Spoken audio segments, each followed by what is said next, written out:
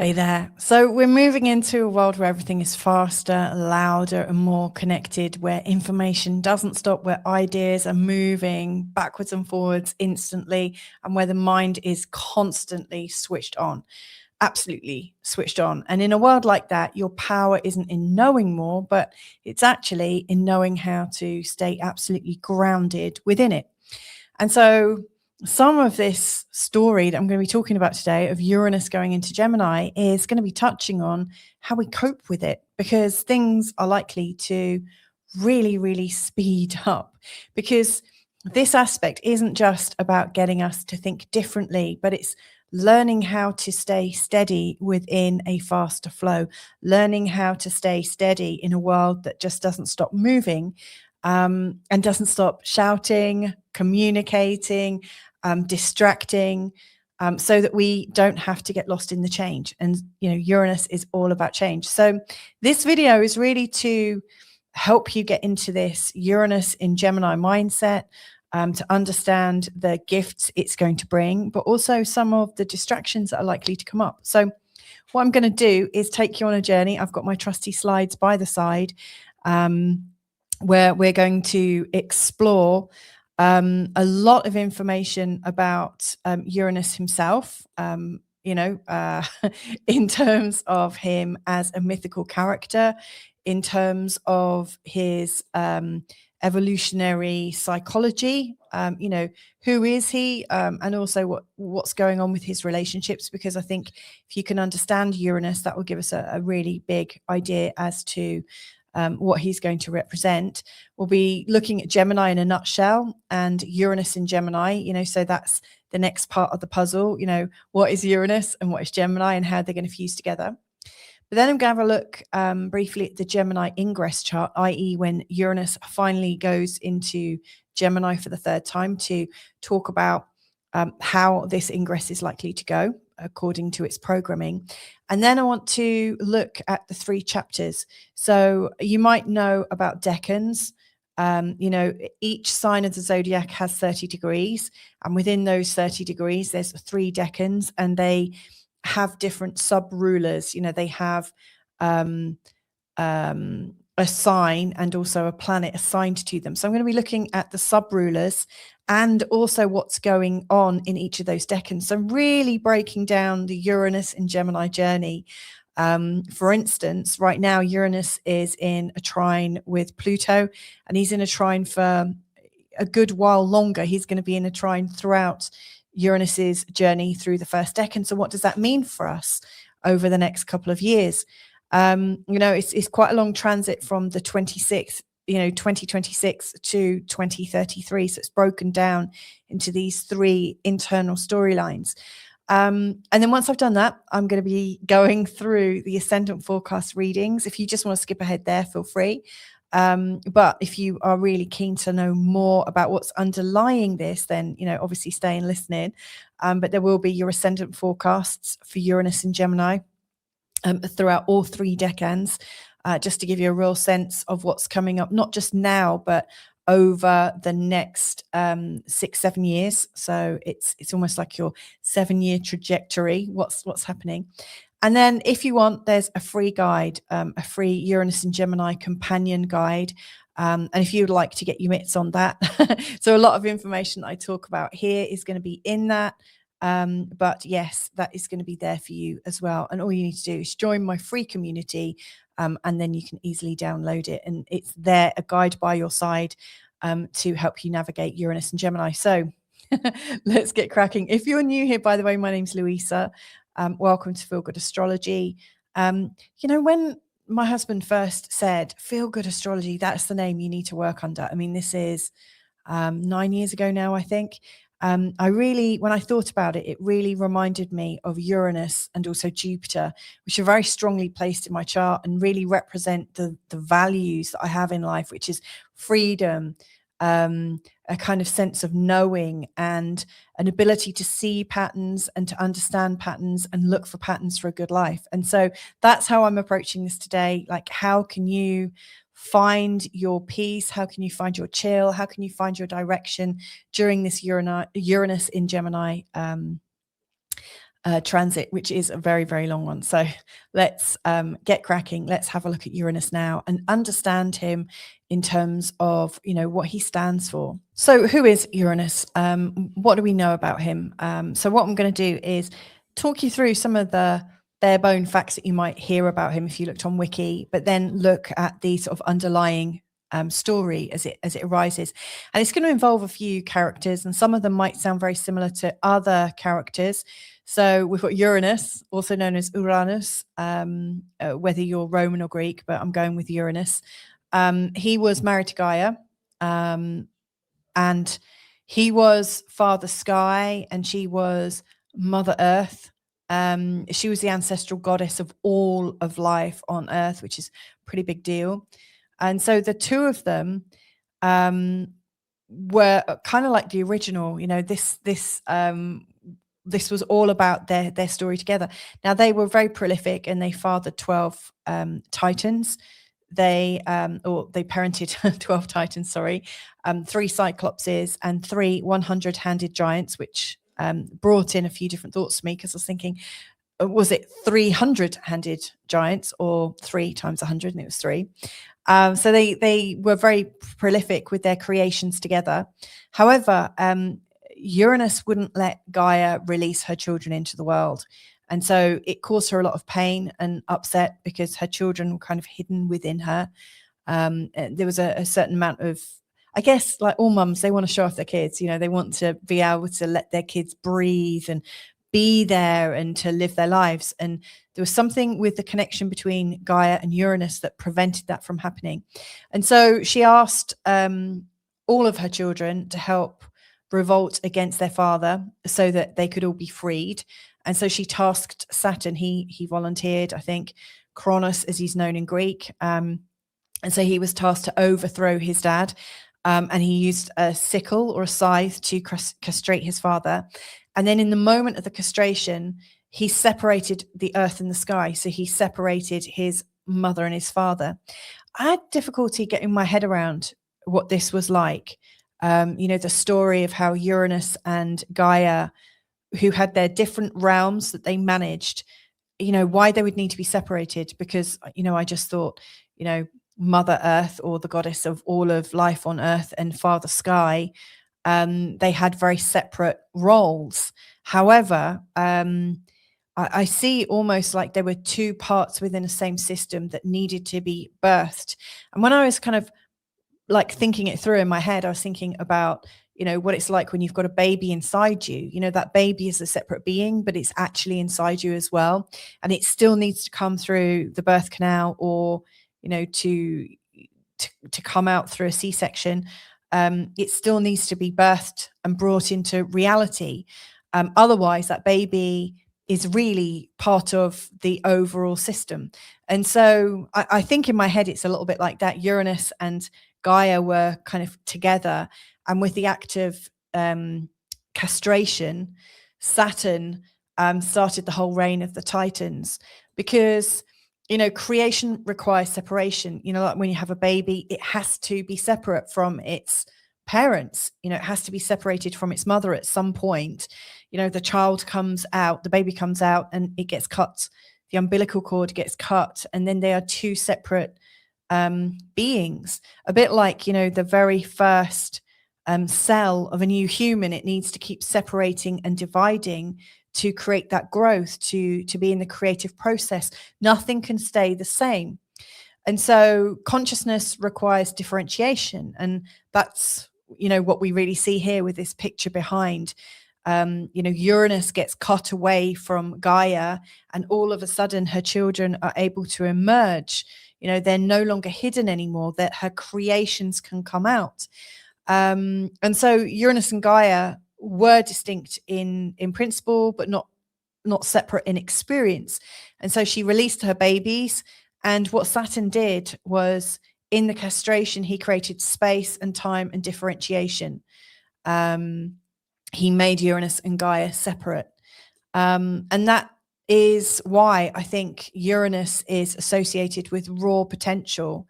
Originally, like before his castration, he was all about the raw potential, the potential to create life, the potential to kind of do what he wants to do and to see all of possibility.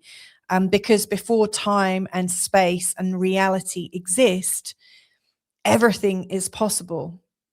And yet to birth something, in our paradigm where we are, we need time and structure and a reality. And that's what Saturn's act gave us. And from then on in, we had the Titans. And then, Saturn, had his own little epic dramas to deal with as he had his children. And he also tried to keep them hidden, only this time he hid them, he ate them all. So that's another story. So, there is a really sort of interesting and rich story of creation here that I think touches on so much.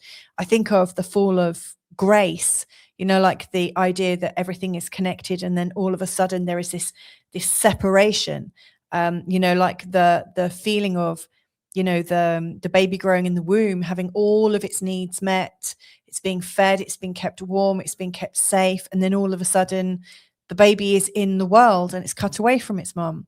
And then it has to make its own relationship. And hopefully it's got good parents and the parents will look after and feed and keep warm.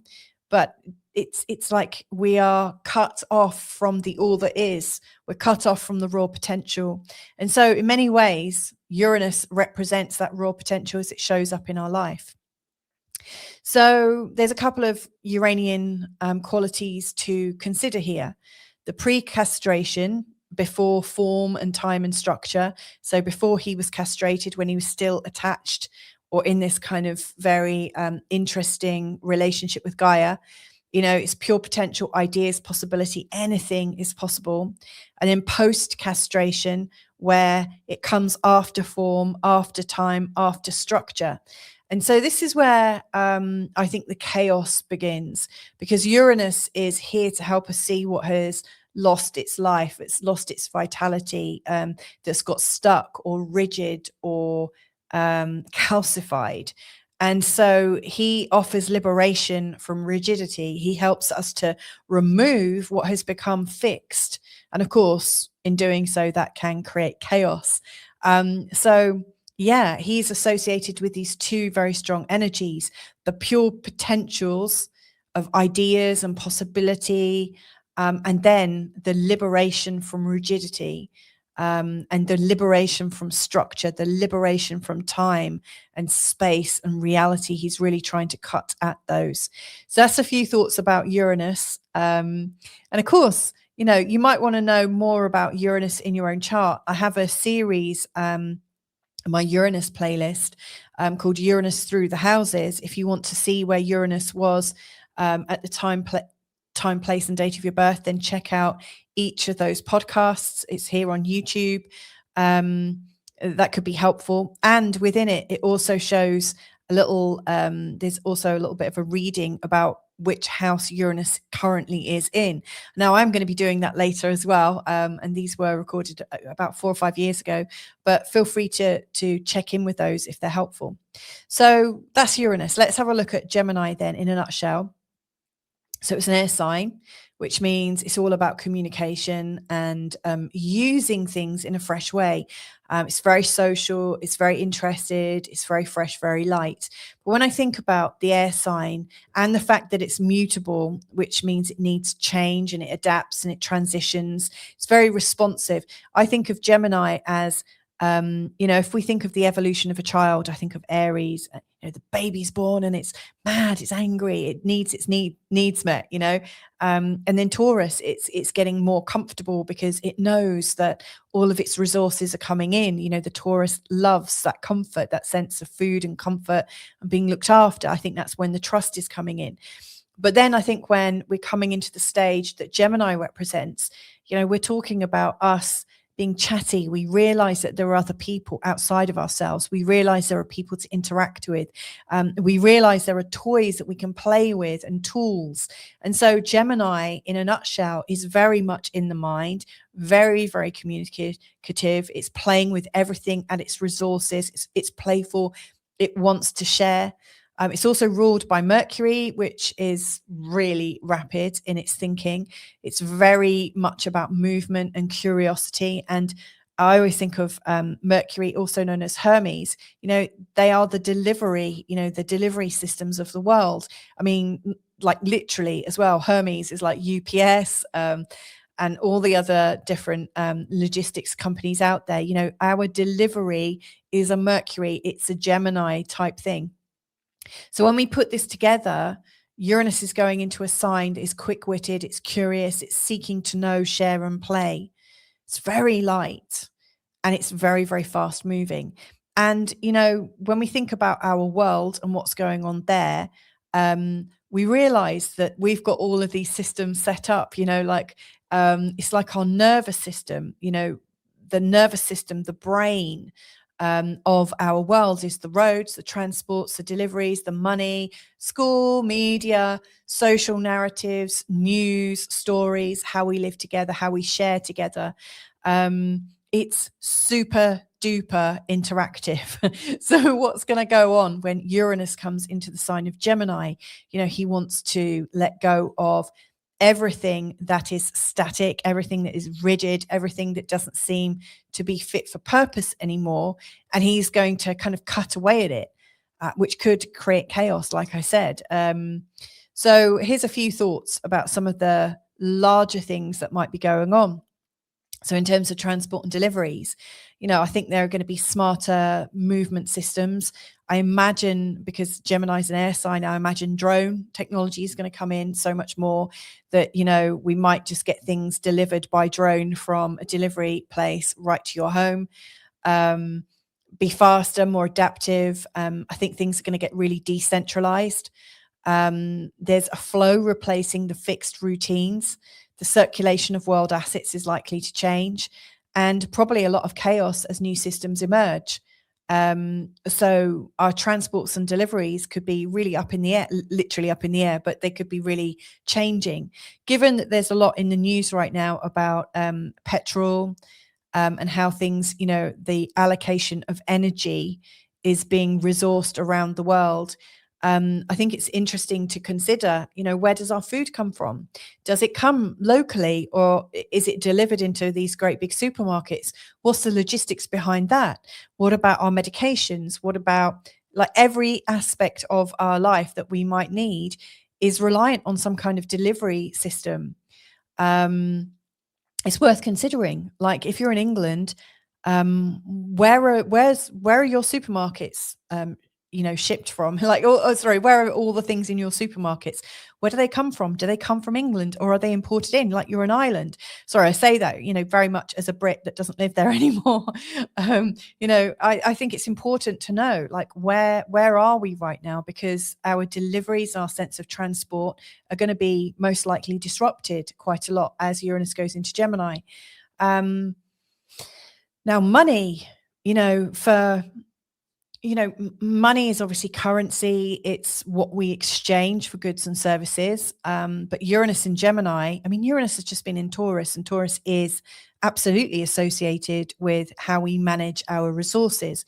But here our ideas become currency. Are we going to see more sharing systems coming up? If digitalization of currency, which a lot of governments have been talking about, comes in, are we also going to create our own humanistic way of working with money? I suspect we will. So I think people are going to be managing with multiple income streams and find lots of different ways to have income coming in, because that's a Gemini thing. And we need to make sure that we have enough, obviously. Our value is going to move through information, and the nature of money is likely to change. There'll be new forms of security, and most likely online. Uranus is god of the sky. He's father sky. And if you think of where a lot of our value is right now, it is up in the air, or wherever the internet actually exists. It is an invisible thing. We can't just see it and touch it and taste it and know it. We just work with it all day long as if it's absolutely real.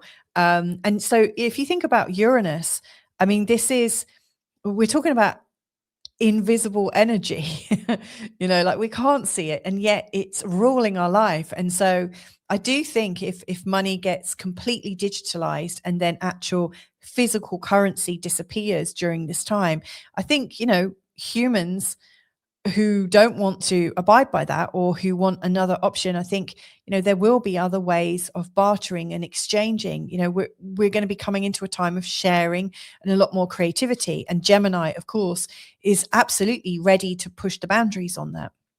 In terms of education, which is an absolutely Gemini subject, Geminis are all about learning about the world. If you think about a new child with lots of little toys and people to play with, they're getting very aware of polarity. If you think of Gemini, if I just go back, you'll see the twins.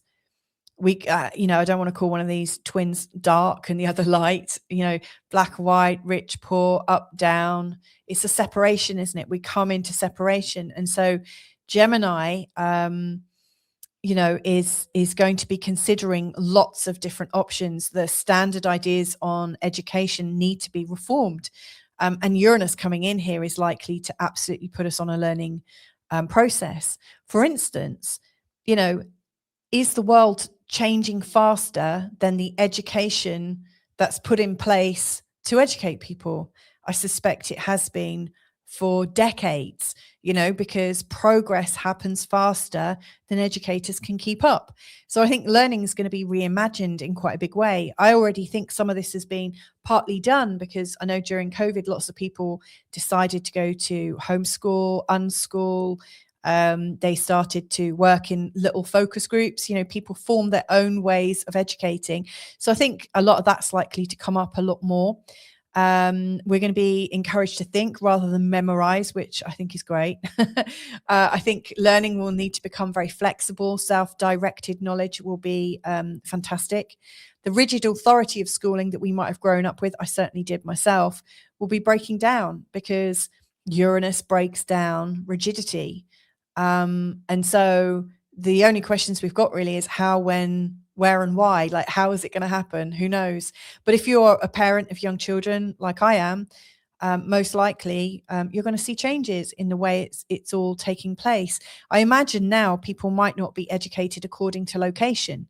If people are opting to educate online or educate in different groups, or according to your children's skill set, for instance, you might find that you can learn more from an online school in China or an online school in America, and so on and so forth. So I even think locality of school is going to be changing. Sure, I'm absolutely sure there will still be schools, but I think the rules guiding them will be breaking down. And it's funny, because coming into this time, I know the EU were talking about banning homeschooling, banning alternative schooling, and trying to really nail it down, which is the Saturn energy coming in, like demanding to make sure that things work the same way. But Uranus coming into Gemini is just going to smash right the way through that, I imagine. Also with news and social media, which I'm now putting in a very, very similar category, because there's an information explosion. We don't really know where our information comes from these days, whether it's valid. I think a lot of what we once considered to be credible news will start to realize it's not so credible. There's many truths. Maybe we'll realize there are multiple realities taking place all the time. I mean, this could get as cosmic as you want it to, but fractured narratives, I think we need to almost expect those. Discernment over consumption is really important. Like, do we need to know everything? I was thinking back to a time, when I was living back at my parents', that's obviously a long time ago, like nobody knew how each other voted. Nobody knew whether people were religious or not. Nobody gave a damn what people did. We just accepted that our neighbors were our neighbors. We didn't have to put them into categories of them and us. It's so funny that we're, considering that we're in an age of greater inclusion, and yet actually we're in a time of greater labeling, where there's labels put over everybody's head, like liberal, conservative, Muslim, Christian, all of these labels they are actually kind of barriers to understanding each other. And sure, there is a context there, and I've really reduced that. It was very reductive of me. However, there was a time when people really just kind of accepted their neighbors and were able to get on irrespective of what was going on in the world. Everything was so much more local. And what I see now with news and social media is things have got less and less local and more international. And of course, you know, I'm learning, like, I could find out about the news going on in Hawaii. In fact, one of my good friends lives in Hawaii. And I saw on a feed that there was some terrible storms. And all of a sudden, the terrible storms of Hawaii were in my consciousness all morning. And then I heard about something that happened over in Thailand. And then I heard about something going on in America and Iran and all these places. Us as human beings, are we actually built with the nervous systems capable of listening and holding the tension of all the news around us simultaneously at the same time? Maybe some are, but I don't think we are. I think we're going to be living with the ramifications of over knowing. I think it's cost us. I think it's cost us big time. So, like, do we need to know? I think is a really big question that's going to be coming up in this time, because Uranus in Gemini is going to speed things up. Now, you know, when you look, I mean, I love the planets. I love talking about the planets. And Mercury is, you know, known for thinking and behaviors, you know, related to what you think in. And he's known for communication. He's known for the written word. He's known for delivering things. And so he is absolutely a delivery channel. He's delivering all day long, like messages, letters, etc., etc. Now, so he is a terrestrial delivery person, a terrestrial thinker mentality. It's all in the mind. Now, Uranus is an outer planet that's a higher harmonic of Mercury.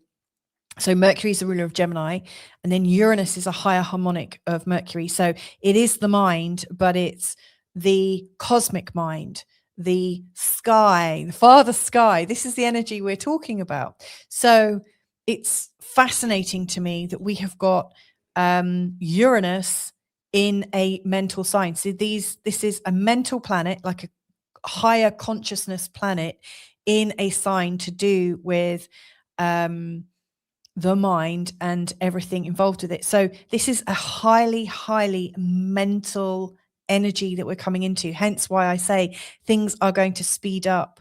They're not going to slow down. And we are going to have to become very, very responsible to ourselves. You know, we'll have to have the discernment. I'm pretty sure a lot of people are actually opting out of news right now and just not following things quite so much anymore, and just really focusing on the things that really matter in the moment. And I think we are the media, but we're not just the media. We get to decide what we're going to watch. And, you know, we might already think that we've already got the decisions of what we watch, and the responsibility for what we watch. But a funny thing has happened.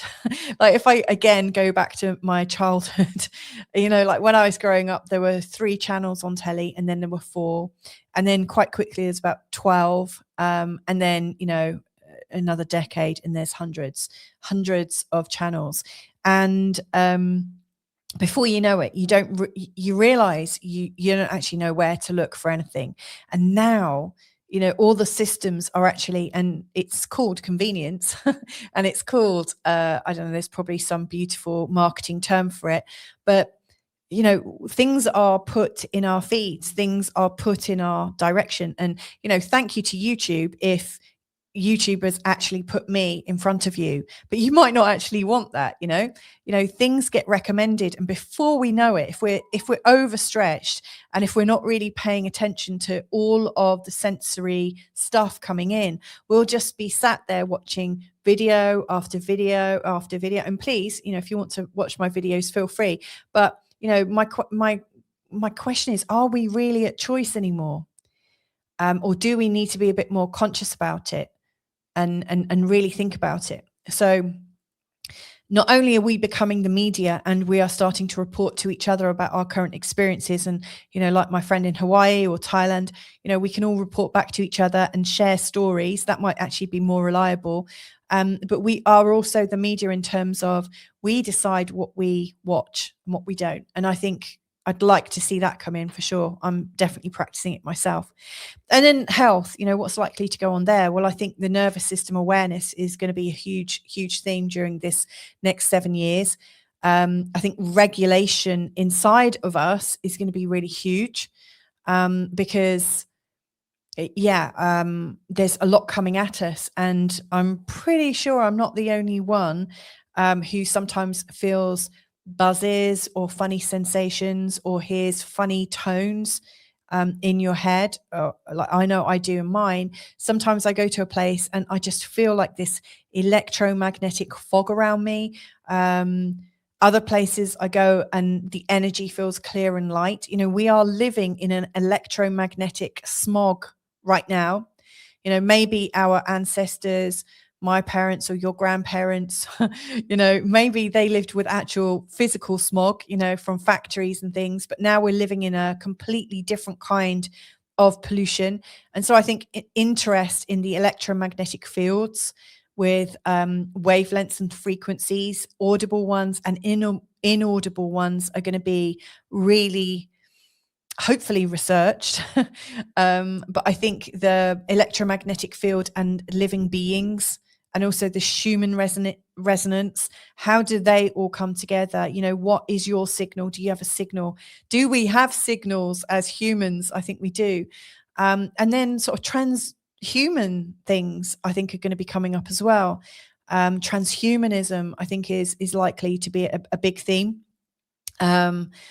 Especially because we've got Pluto in a trine with Uranus for quite some time, and it's already been there for a while. And Pluto also is in Aquarius, which is ruled by Uranus. So there's some kind of shared themes going on there.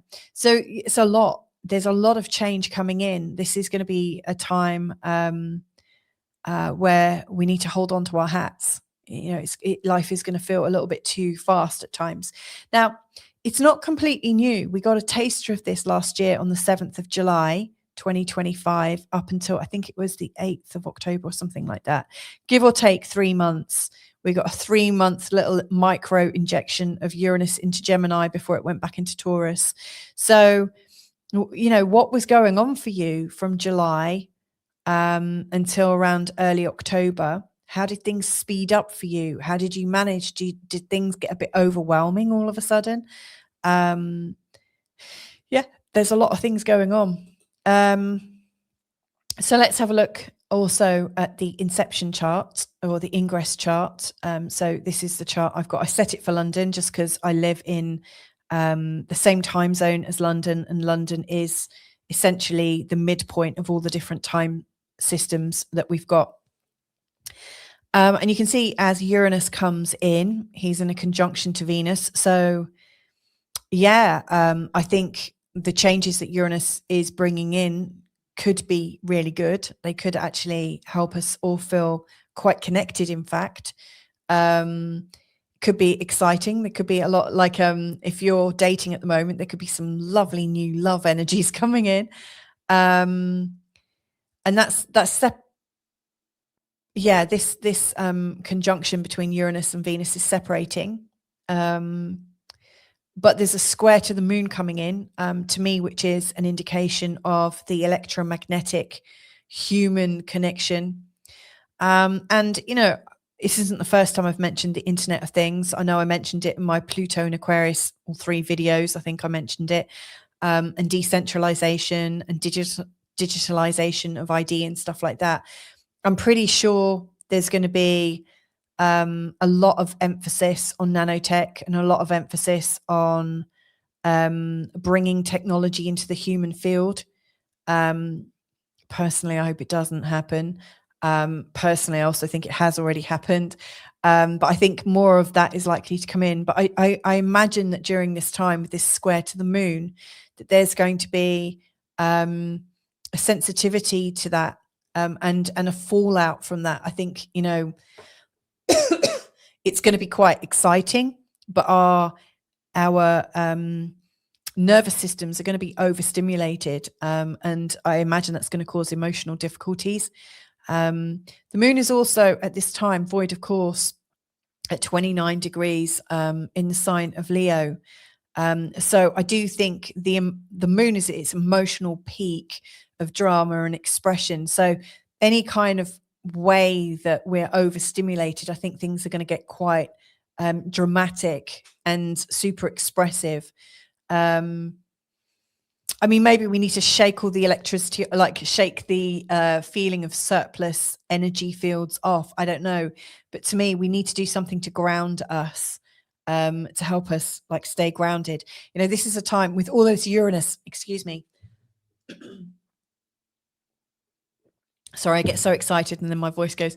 So with all of this heady Uranus activity, if anything, we need to go into Gaia, you know, his wife, because the two of them can create some great stuff, but it's going to be very difficult for us to create if we're just in the head and then we don't have the body and the ground to create with. You know, we need that structure that groundedness gives us. We've also got Uranus and Pluto in their trine. This is actually applying at the moment. Uranus is moving faster than Pluto, so this is going to come in more and more. Uranus is also applying into a sextile with Neptune. So we know right away that we are in epic times. I mean, Neptune and Pluto in our lifetime are working hand in hand in a sextile. They've been in a sextile for decades now. But, you know, Pluto is transforming our sense of control and surrender. And Neptune is, I think, transforming at the same time our sense of connection to each other as actual living beings, our love, our ability to forgive, our compassion, our creativity. And now we've also got Uranus, you know, our ability to be inspired, our ability to bring in change, our ability to keep things fresh. So there is a lot of beautiful, fresh, transforming, compassionate energy that's just really flowing right now. It's kind of electrifying. Uranus is also in a sextile to Saturn, although they're separating, but to me that is suggesting that there is form available, you know, so that we can build our ideas on solid ground. But this is the one that really catches my eye as well. So Mercury and Jupiter are really tight in a square. You know, and Mercury is the ruler of Gemini. It's interesting because all the two signs that Mercury is the ruler of are the opposite signs to the signs that Jupiter is a ruler of. So they, you know, like one of them is about facts and things around, you know, this is the Mercury energy, everything local, factual, you can touch it, you can share it. It's very much A, B, C, 1, 2, 3. And Jupiter is knowledge and expansion that is about context and philosophy and much deeper subjects. So these two are really tight and frustrated together. So, you know, Uranus coming into Gemini, there's lots of ideas, but we're in a sea of contextual ideas versus factual ideas. How are we going to know how to make them work? How can we integrate that? Is it possible that we can learn things at multiple layers and apply multiple layers? I don't know. So anyway, I've summed it up here. You know, Uranus conjunct Venus, trine Pluto, sextile Neptune is poised and ready to transform the systems of humanity with a spiritual, religious zeal. And it's set to zoom off and pick up where it left off from, there we go, November it was, July the 7th till November the 8th, 2025. So if you can remember what you were starting around there, it's time to pick that idea up again. So let's now have a look at Uranus through the decans. So I've actually created a report, which I mentioned right at the start. It's like a companion. It's a companion guide. And I mentioned all of the exact trines, sextiles, and aspects between Uranus and the outer planets. Well, actually, from Jupiter to Pluto. So Jupiter and Saturn, Neptune, Pluto, and also Chiron and the North Node. So all of the major aspects that Uranus is making between April 26th, when he goes into Gemini, and then May 30th, 2033, when he leaves and goes into the sign of Cancer. So if you want all of that information, then just, join my free community and you can download it from there. So I've split this into the decans. And again, the decans, like every sign has 30 degrees. And Gemini has 30 degrees. It goes from 0 degrees to 29:59. And so the first 10 degrees, from 0 to 9:59:59, that's the first decan, that's the first section.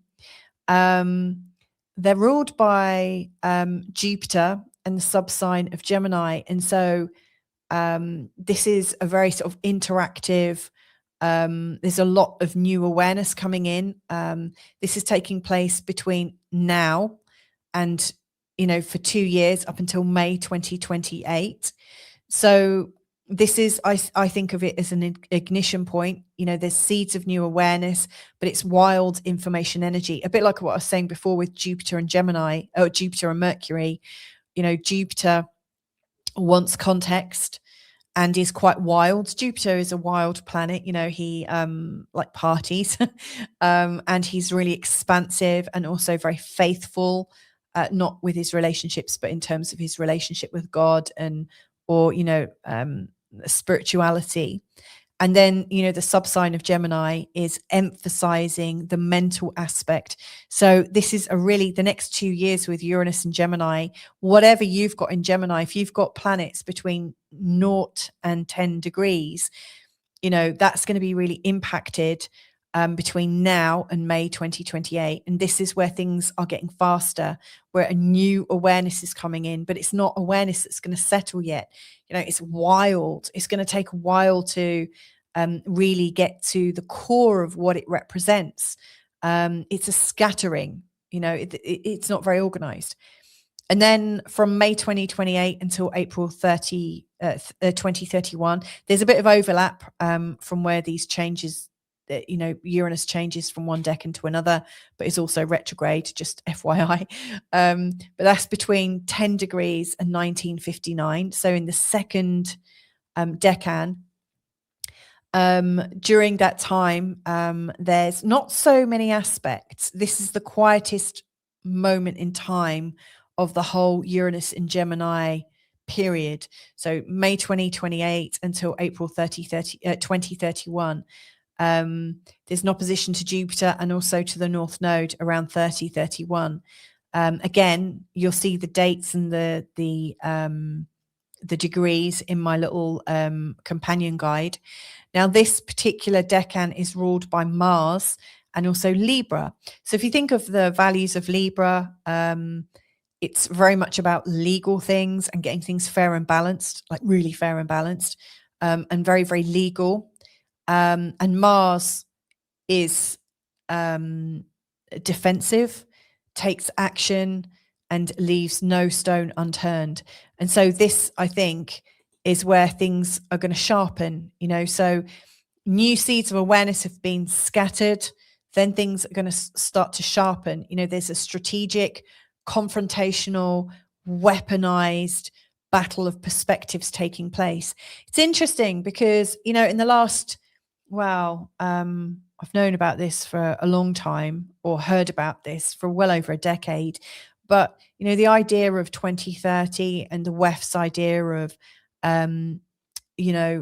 what's going to take place and how the world is all going to link up and the Internet of Things and all that jazz. To me, this is a battlefield of perspectives where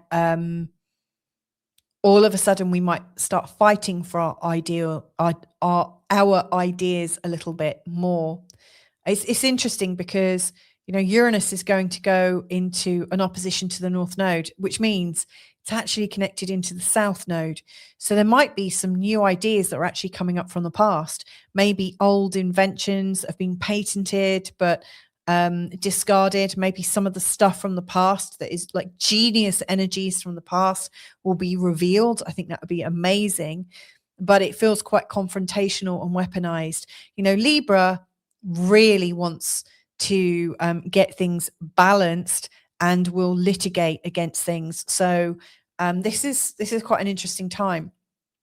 And then the last decan, between July 2030 up until May 2033, when Uranus goes in between 20 degrees and 29, 59, 59,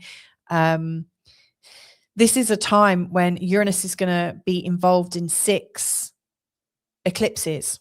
So solar eclipses 3 and 3 lunar eclipses as well. So he's either opposite the moon or in a conjunction to the moon, but he's essentially moving in a wide conjunction with the north node or south node. He's going with the south node, I think. So it's going to be an interesting time because eclipses are changing the way we do things. They're activating things. They're changing our direction. They're helping to move us on our way. And so in this last part of Uranus in Gemini, things are getting activated. Things are getting changed. This is when things actually really reroute. And so I think of this as being the culmination. So I know it feels like things are really changing right now and things might settle and land, but I don't think we'll be really settled in new systems, funnily enough, until that 2030 time, 2030 to 2033. And maybe it's not as simple as saying we're not going to get anything until that time, because sometimes it can take a few years. I've been living in this house with my husband and my family for 4.5 years. And the funny thing is, it's only really now that I feel silly for admitting it, but it's only really in the last 6 months I've got comfortable in it. It's taken a long time to feel like, we're a well-oiled machine in our house, like we know our house properly. Sometimes it takes a long time to build familiarity with your neighborhood and with all the quirks and, like to know where all your furniture needs to be. I mean, the amount of times we've changed things around and, to me, we're in the culmination phase of this home. So, I think changes can be like coming in from right now in 2026. But I suspect that things won't feel like they're settling until we're coming into this time from 2030 to 2033. So I've written here, it's like destiny level change. Uranus is involved in 6 in a really tight way with 6 eclipses. And then as we're coming right to the end of his transit in Gemini, the last aspect he makes is a conjunction with Saturn. And he makes oppositions with Jupiter as well. So this is really big karmic level stuff. Eclipses activate direction, collective awakening, and hopefully by the end of this, intellectual sovereignty. I've got a quick refinement here because there was a pattern that really became obvious to me after I'd recorded and after I'd prepared all these slides. And that is, I was trying to keep a nice, neat little structure to make it easier to understand, first decan, second decan, third decan, each having a distinct purpose. But really, because of the Uranus going retrograde, the second decan here and the third decan here in red, they're really combined. It's really not a clean handover because of Uranus's retrograde pattern.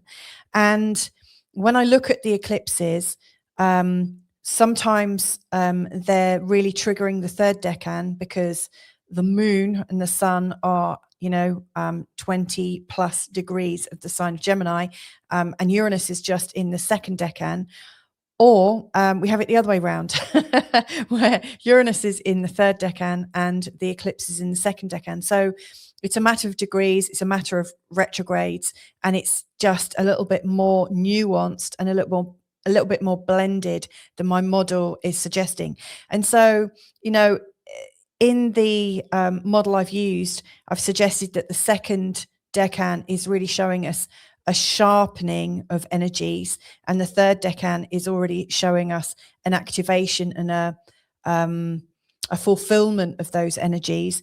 In fact, the story's already started in the second decan. And so the key takeaway is the story is already underway.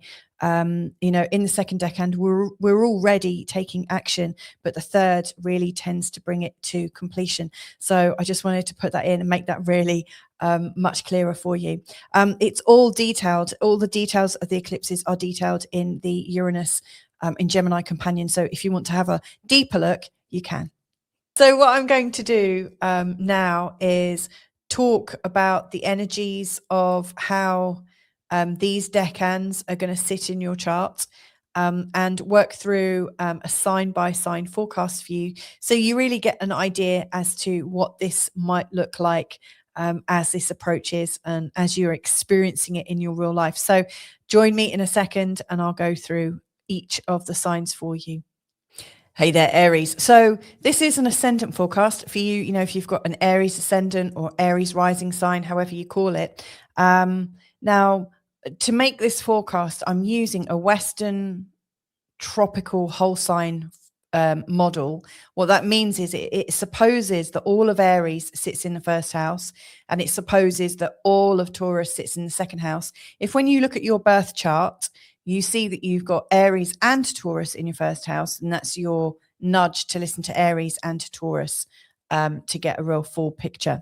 Now, Uranus is going to be in the sign of Gemini from April 2026 right the way through to May 2033. So it's quite a long time.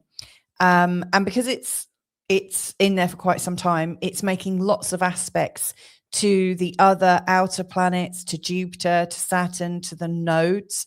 And I've written a report, a short report that you can get access to, detailing all of the times of those exact aspects and how they might affect everybody, in fact. And so what I've done with this forecast is I'm breaking it down into the first part, the second part, and the third part. So you really get a sense of what Uranus in Gemini is offering to you as a person throughout the whole duration, not just for right now in 2026, but how is it evolving through your life until it leaves and goes into Cancer in 2033. So yeah, there's a lot to cover here, and hopefully I'm going to do it in quite a succinct way. So the first part of the Uranus journey in your chart is taking place until roughly May 2028. So approximately 2 years, the first 2 years, Uranus is in this first part of the third house. In fact, I should just say Uranus, while he's in the sign of Gemini, is going to be going through your third house.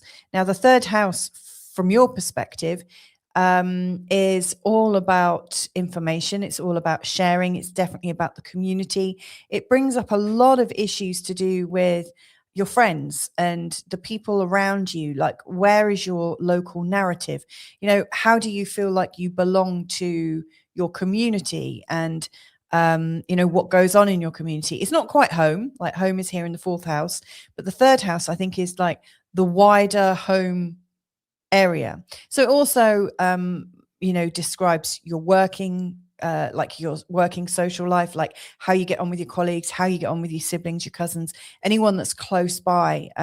It can absolutely remind you of what it was like when you were at school, like your early socialization. So everything here is about how you socialize, how you communicate, and how you're learning about what your community needs. It shows your community involvement, you could say, and your voice can come out quite a bit during this time.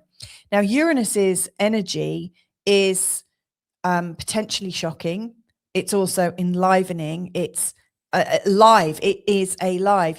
Uranus is here to make things spring back to life. And sometimes, Uranus can be quite shocking. He'll recognize where something is stagnant in your life, where something has kind of ground to a halt and got a little calcified, a little too rigid.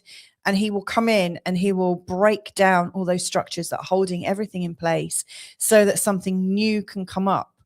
something new and fresh. And so just by understanding that, you know that, you're coming into a time when you are developing a fresh approach to yourself within your community. This is a time when you might have, and I've written it down here, intellectual confidence, because this is a place where you learn and you share what you learn.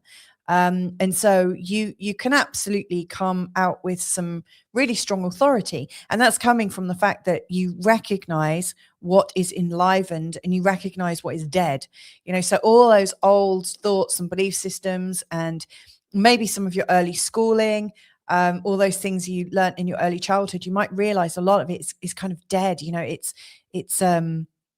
It's stuck, it's rigid, it's not moving, it's not evolving. And so here you're developing your voice in a much stronger way, a much clearer way, and there is the ability to share it. So it's a very, very strong time. This could absolutely transform your life, especially seeing as it's also a place of your friendships and those close friendships, maybe with siblings and cousins, and being part of something and feeling like you belong in your local community.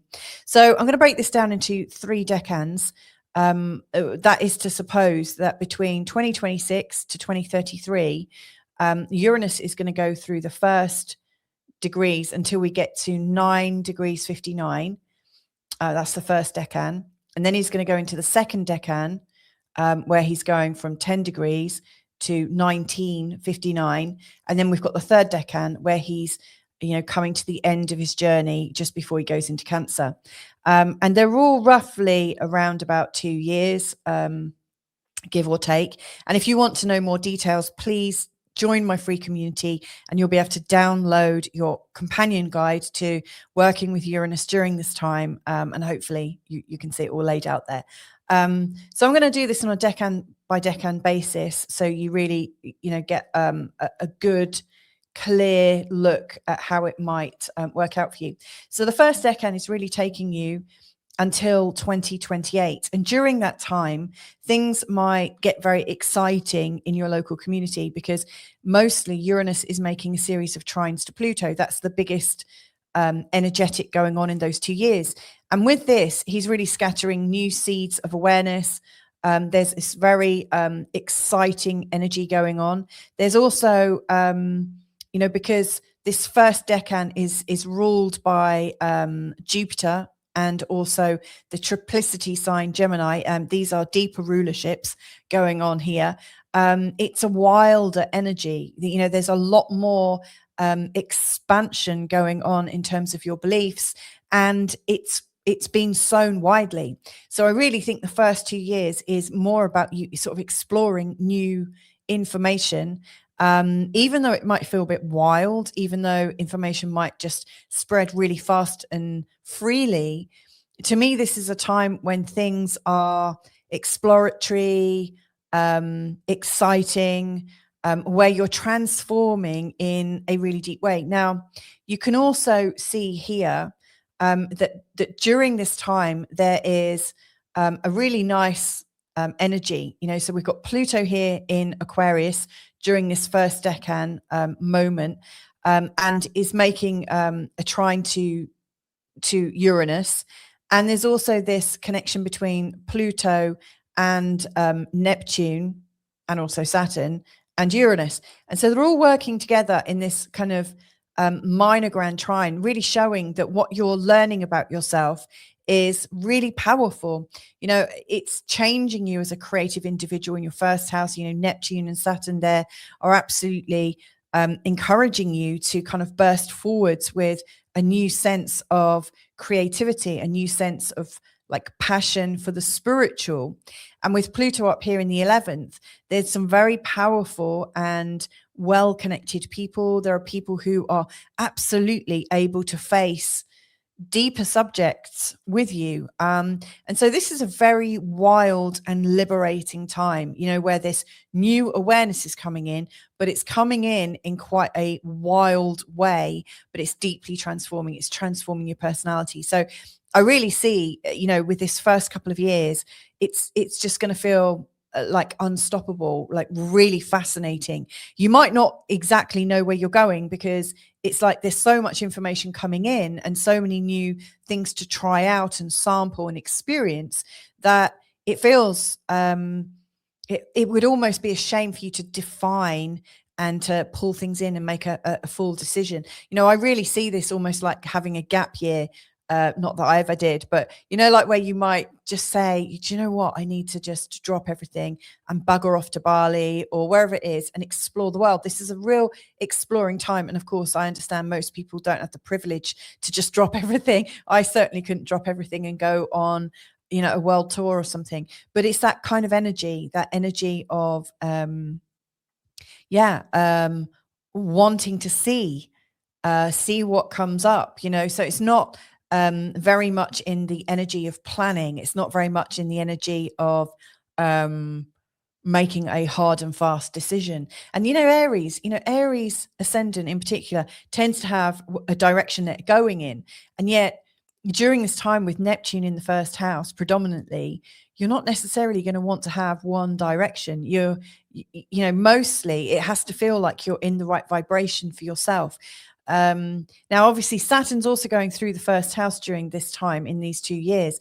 And so you might also feel a little older and creakier in yourself. So I would also recommend that whilst you're feeling exploratory, you might put that energy into sort of exploratory fitness, like how could you study some different kind of wisdom, or like health wisdom from a different kind of culture. Neptune here is kind of oriental and ancestral and far away. It's like, let's follow the spiritual path. So there's a lot of wild stuff coming in, which I think is going to be quite fun. And you're going to have some interesting people to do that with.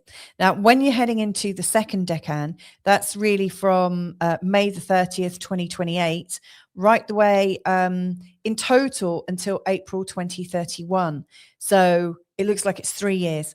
In fact, Uranus is going to jiggle around a little bit between those dates. Again, if you download my free guide, if you join my free community, you'll see the exact dates of when Uranus is in the second decan and then in the third. There's a little bit of overlap between the second and third, but during the second and third, the second, Uranus is getting very serious. There's a lot of serious stuff going on during this time. There's a very strong and I think encouraging trine to Jupiter, which I think is going to be making things feel like you can move forwards with some gusto. It feels like there's not too much resistance for you to go in the direction that you're going in. It feels very much that you're on the right track, and it feels great. At the same time, during this 3-year span, Uranus is really lining up with the South Node. In particular, I can't remember. I've got the dates written down here somewhere. I think it was towards the end of, like 2030. Uranus is really matching up with the South Node down here. And going into opposition with the North Node. To me, this is an indication that you're coming into a sense of freedom that you've already known. Like there's something that you're being reminded of. Maybe it's like your early childhood, maybe it's another life, another world, I don't know. But there's a sense of familiarity that could be really quite striking. And because you feel suddenly familiar with something, again, you might want to change your life a little bit, shake it up. So there's a real strong feeling of shaking. Now, during this decan, the extra rulers of this decan are Mars, and the triplicity sign of this decan is Libra. And so we've got this Mars and Libra energy going on during this time as well. And this is very strategic. It can be very confrontational and weaponized. And I think of it as a battle, like a battlefield of perspectives, because, Mars is absolutely taking that Gemini energy, because it's, Uranus is in the sign of Gemini.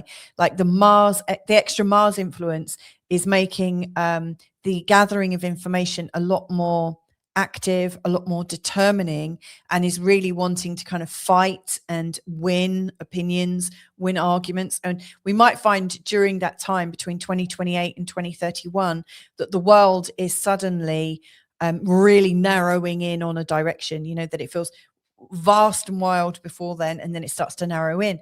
And so in your experience, you might find that you have to work a little bit harder within your community, within your group, that you might start to specialize. Maybe you're hosting a group, maybe you're indulging in a hobby, or I don't know, trust me though, there's a lot of exciting things going on within your community. But I do think, with Jupiter going through your 7th house then, and also Pluto can, seriously still going through your 11th, and Uranus here in your 3rd. This is a time when your friendships and your connections are really, really strong. But I do think there's a very sort of legal and correct and incisive energy underpinning it all. So for instance, whatever you've been doing in the first 2 years, I really see that this second decan between 2028, 2031 is a time to define, but really make sure you're correct, really make sure you've got the right take on things, because if not, this is a time when people are really battling to have themselves be right and to feel right. So it might just be a little bit edgier in the world. Interestingly, when you hear like the WEF talk about 2030, that happens in this time frame. Then when we go into the 3rd decan, the last decan of Uranus in Gemini, the extra rulership is with the sun. So it's very much about the identity, and the triplicity sign that's an additional ruler here is Aquarius. And so there's a much more stable feeling. And I would say there's a much more stable feeling with our identity, and also our ability to see things in a calmer, more abstracted way. So maybe we get a sense of maturity in who we are, and also a sense of liberty, that maybe we've been holding old ideas about ourselves, and all of a sudden we've got a clearer view, and it feels really good. So I do think, by the end of this transit, with all the ups and downs that Uranus can bring, because it's bringing in fresh thinking, it's bringing in a lot of interesting developments within your local community. I do think towards the end of this is bringing in a feeling of relatedness and trust. And it's also destiny level, because in this third time, there's a lot of oppositions coming in. And these oppositions to Uranus are mainly coming in through the eclipses. I've got a quick refinement here, because there was a pattern that really became obvious to me after I'd recorded and after I'd prepared all these slides. And that is, I was trying to keep a nice, neat little structure to make it easier to understand, first decan, second decan, third decan, each having a distinct purpose. But really, because of the Uranus going retrograde, the second decan here and the third decan here in red, they're really combined. It's really not a clean handover because of Uranus's retrograde pattern. And when I look at the eclipses, sometimes they're really triggering the third decan, because the moon and the sun are 20 plus degrees of the sign of Gemini, and Uranus is just in the second decan. Or we have it the other way around, where Uranus is in the third decan and the eclipse is in the second decan. So it's a matter of degrees, it's a matter of retrogrades, and it's just a little bit more nuanced and a little bit more blended than my model is suggesting. And so, in the model I've used, I've suggested that the second decan is really showing us a sharpening of energies, and the third decan is already showing us an activation and a fulfillment of those energies. In fact, the story's already started in the second decan, and so the key takeaway is the story is already underway. In the second decan, we're already taking action, but the third really tends to bring it to completion. So I just wanted to put that in and make that really much clearer for you. It's all detailed. All the details of the eclipses are detailed in the Uranus in Gemini companion. So if you want to have a deeper look, you can. So there's actually going to be 6 eclipses that take place. And this timing is going from July 2030 to May 2033. And during that time, Uranus is involved in 6 eclipses, like 3 lunar and 3 solar eclipses. So, he's either opposite the moon in an eclipse or in a conjunction with the moon in eclipse. So this is very sort of like destiny based. To me, this is where you might make a final decision about something or really submit to some kind of big change. Now, given that these eclipses are occurring in the 3rd and your 9th house, to me, this is talking about your local environment versus your far away environment. So I do think there's a real kind of awakening energy, which funnily enough is really matched through the collective during this time. This 3rd decan is absolutely about some kind of collective awakening. It's working on humanity in a really, really strong way.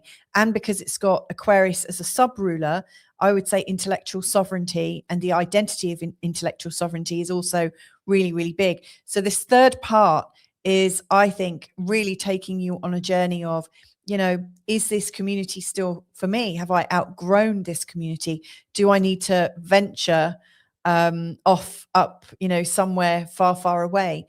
During this time that Uranus is in the 3rd house, Pluto is continuously in the 11th house, really showing powerful connections, powerful tribe connections, like you feel that you're creating something with people who have a similar mindset to you.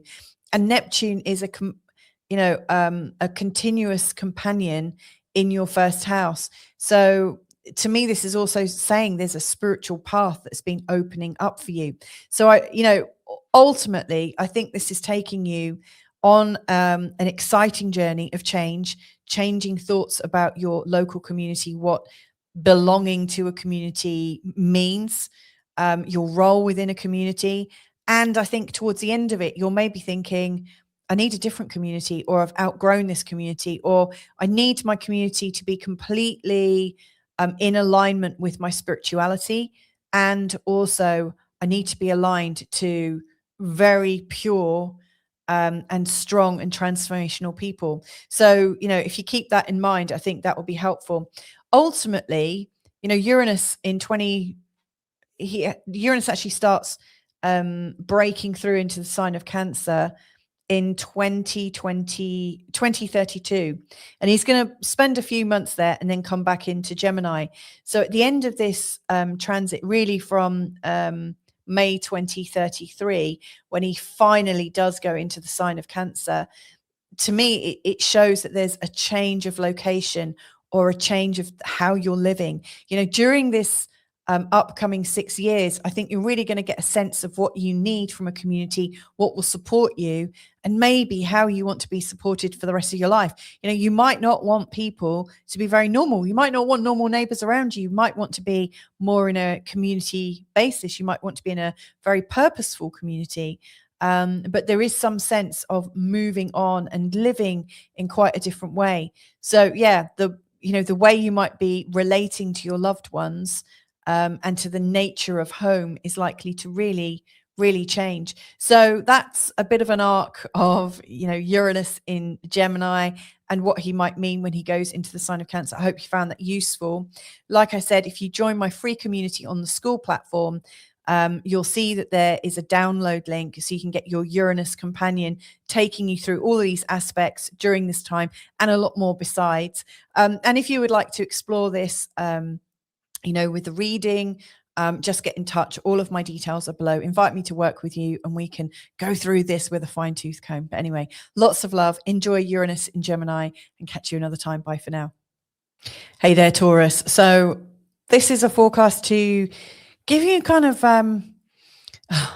it's almost like an impossible task. But what I'm planning on doing here is giving you an overview for the whole of the Uranus and Gemini transit, which is going from now right the way through to May 2033, whilst giving you an understanding of the key aspects that Uranus is making during this time to, say, Pluto and Neptune, or later on to Jupiter during the second decan, and to the North Node during the second decan, and also to all the eclipses that are coming up in the third decan. Now, to be able to understand this, I'm going to give you a little a little description of what the decans are, just to put it into context. But if you want to get the full scoop, then I've got a free companion guide to Uranus in Gemini that you can download. All you need to do is join my free community on the school platform. Really, really simple. You can scan the QR code, which I think I need to put my hands up here for that, or you can, just click on the link below in the description notes. It'll take you there. You can download it. You'll have all the dates with an explanation. So I'm trying to do a lot in this to give you a really good sense of what's what. Now, I did break this information down in the first part of the video, and it's not too long, and you can maybe skip to the bits that you want. It's all chaptered. So again, there's that could also be helpful. But when I'm doing this, I'm using a whole sign Western tropical model. What that means is I've made the assumption that Taurus takes up the whole of your first house, and that Gemini takes up the whole of your second house, and so on and so forth. If when you look at your birth chart, you notice that you've got Taurus and Gemini in your first house, then that's a little prompt to you to also listen to the Gemini forecast, because it'll also be really helpful. Now, with this, you'll see there's a lot going on here, and I've color coded this to try and make this easy.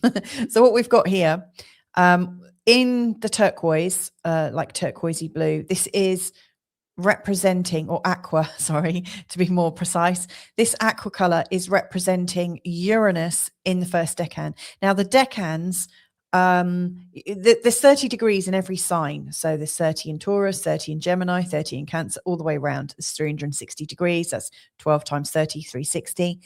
And those 30 degrees are split into 3 sets of 10 called decans.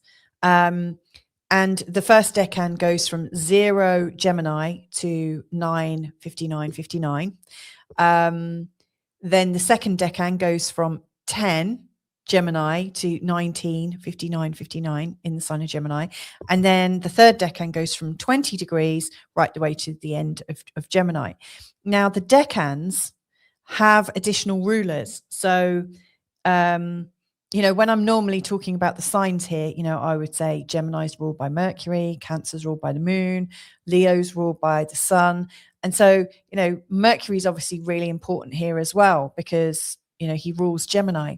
But in the first decan, it's got an additional rulership of Jupiter, and it's got a sign association, like a triplicity sign association with Gemini as well. So it's more Geminian and more Jupiterian. So I'll explain that.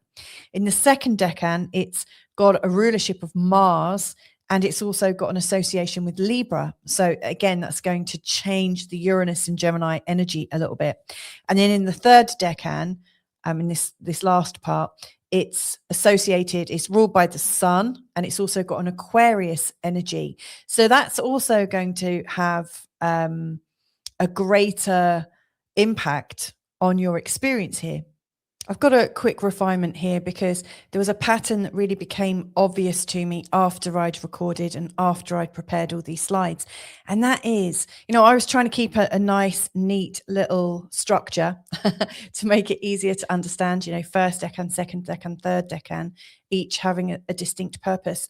But really, because of the Uranus going retrograde, the second decan here and the third decan here in red, they're really combined. It's really not a clean handover because of Uranus's retrograde pattern.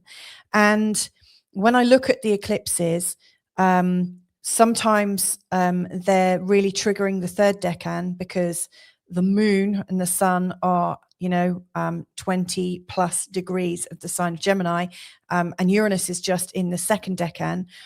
Or we have it the other way around, where Uranus is in the third decan and the eclipse is in the second decan. So it's a matter of degrees, it's a matter of retrogrades, and it's just a little bit more nuanced and a little bit more blended than my model is suggesting.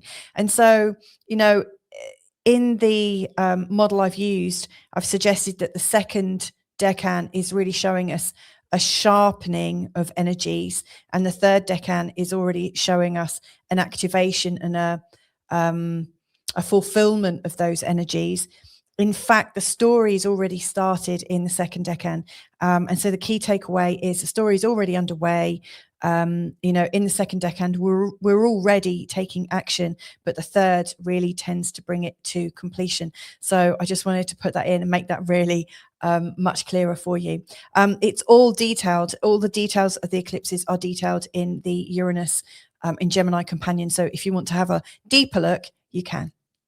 So what I'm going to do is do a couple of levels. In the first bit, I'm going to give you what Uranus in your second house is really impacting. And then I'm going to break it down. And like I say, if you want even more detail, sign up for my free school community, and you'll be able to download your free Uranus companion guide from there. So can't say better than that, right? So very recently, Uranus has been in the sign of Taurus, which has been going through your first house. And I'm sure you'll agree that since 2018, you've probably gone through some really massive shifts in your life, surprising things happening, some good, some bad, but they, because new things coming into your life have kind of been a bit of a shock. It's created, a very different response in you. The more reliable, soft, comfortable Taurus from years ago has kind of changed. Very recently, you've become a bit edgier. You were craving a lot more freedom and a lot more space to be yourself. And so it's with that space that Uranus comes into your second house. The second house is a place of your earnings and what you feel your value is. Like, do you feel like you earn enough? Do you feel like an imposter, like you don't deserve everything that you earn?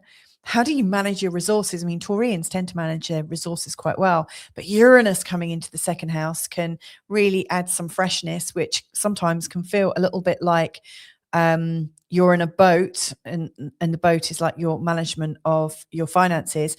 And sometimes you might like wobble over to the side and almost capsize. Uranus can bring in some really great big moments of money coming in, but it can also show some instability where it feels like you're about to capsize. But then sort of bounce back. So Uranus can really show a change in your fortunes where things get more exciting, but also a little bit, a bit scarier, but like exciting as well. But it's not just about the money you're bringing in. I think of it more as the value you associate with yourself. Like, do you have self-worth? Are you developing your self-worth? What's your self-esteem like? Do you hold yourself in esteem? Do you have self-respect? So like how you're managing yourself and raising yourself, I think is going to be a really big Uranus theme. And Uranus, like I've said, lots of times before, Uranus is here to enliven us. He's there to create multiple possibilities. It's a field of pure potential. And anywhere where things are stagnant and you've got old belief systems that are really letting you down, actually, he's there to shake them up and possibly crumble those structures so that something new and fresh comes up that's a lot more in alignment with who you are. So this is really like building on where it's just been, where you've gone through some shocks and some exciting things and some exciting changes.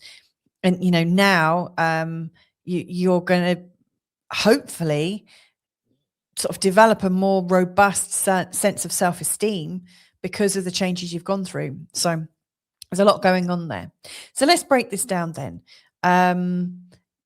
Uranus is going through the first decan between kind of now, from the 26th of April, 2026, until May 2028. So give or take 2 years. And he's going to be in this position. Now, mostly during that time, he's in a series of trines to Pluto. These trines are coming in. In fact, we've been experiencing these trines for quite some time. And, they are here to really show you where you're ready for transformation, where things are transforming in such an exciting way that you couldn't possibly have anticipated it. It's really showing you that, all of your efforts are coming in, but it's going to need some change and transformation. The reason I say that is Uranus is up here in your 10th house. Pluto's up here in your 10th house. He's going to be up here for another 17 years. Now, Pluto in the 10th is asking you to surrender to, what you think your purpose is. And probably from that surrender, from maybe letting go of some things, and not trying to control your future, all of a sudden something new comes up. And at the same time, Uranus is saying, if you're holding on to your money in a very, very rigid way, it's going to stop your money coming in. Like, to reestablish a flow, you've got surrendering in your career and also letting go of your money a little bit. And then all of a sudden something transforms. To me, this is an indication of faith. It's bringing in something much deeper, like a real true faith in yourself and a real true faith in your value, which you really couldn't get any other way, So to me, there's lots of pressures for you to not try and control the outcomes of your career and not try to manage your money in a very tight way, but be open to new solutions. Because when you're focused on there's only one way it can work, then you're not able to see all the other multiples of ways, myriads of ways that you could do things. There could be a miracle just over here, but you can't see it because you've got blinkers on. And so to me, this is really indicating that there are some miracles out there, and you have to take the blinkers off to be able to see them. And the more you try and hold your path, and this is the irony of it, and it can be very frustrating. I've had both Uranus and Pluto going through my second house, by the way. So I'm really well aware of these energies and how they play out. But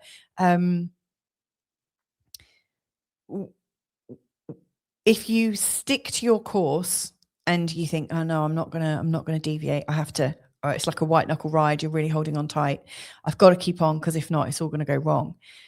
Sometimes stuff happens from the outside, stuff that you can't predict, so you might find, I don't know, that your industry collapses, or, something else happens. And it just feels like it's difficult to move forwards, because you take a step forwards and you have to take 2 steps back, and then it's like, or hopefully 2 steps forwards and 1 step back, 2 steps forwards and 1 step back. So you are moving forwards, but it just feels like, oh God, it's another setback. And actually, with Uranus and Pluto working together in this tandem team, what I notice the most is when you surrender and go with the flow and are much less rigid, all of a sudden, as something is coming in, something fresh and new is already on the horizon, and you see it, but you can't see it when you're only seeing one solution.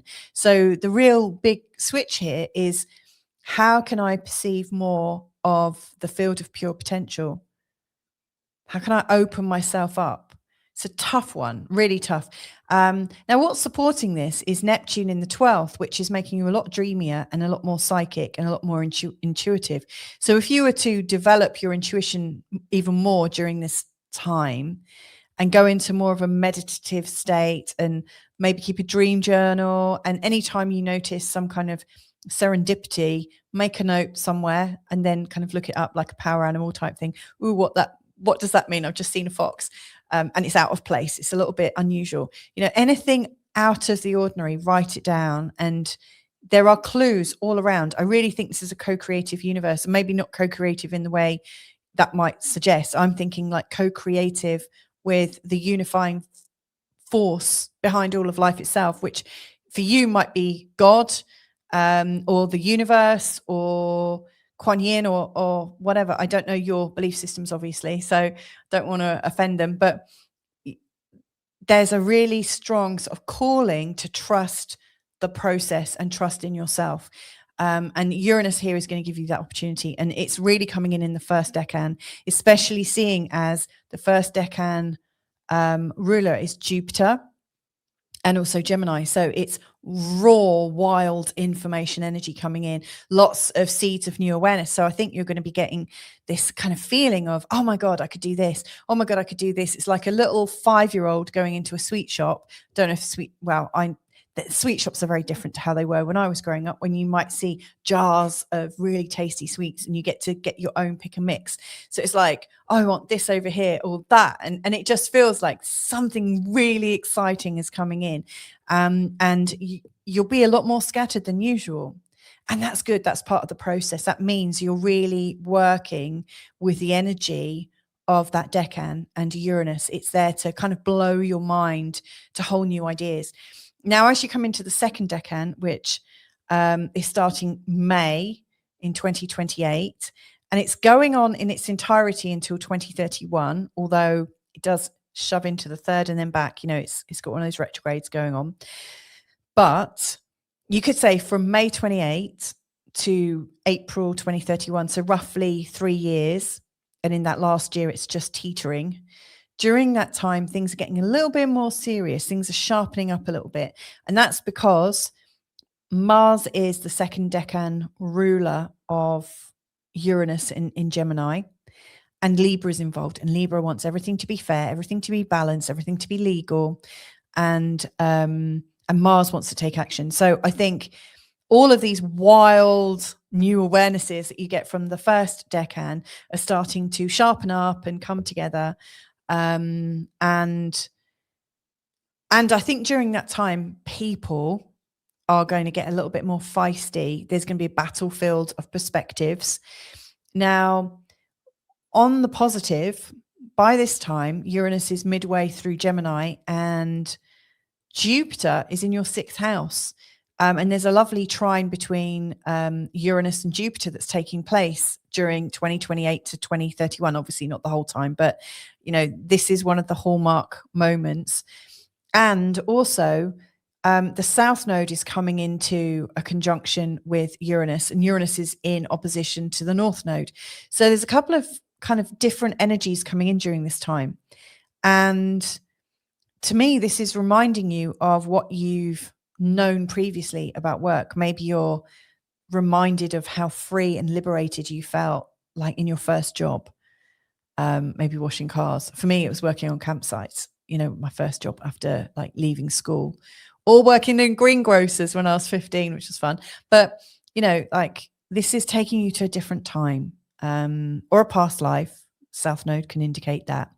It's that feeling of something you've already known, something you're already ready for, maybe an early experience that was so destabilizing that you actually learn, actually, I thrive with a little bit of wobbliness. I'm okay with it. You know, maybe the situation that's coming up, you've actually got the right self-esteem for it in a way that other people don't. It feels like in a moment of unsteadiness, you remember a part of yourself where actually you're very strong. And so, yes, things might be a bit wilder in the world at that time, and people might be battling for their perspectives and to feel right, and this is how it is, and really laying down the law and stuff.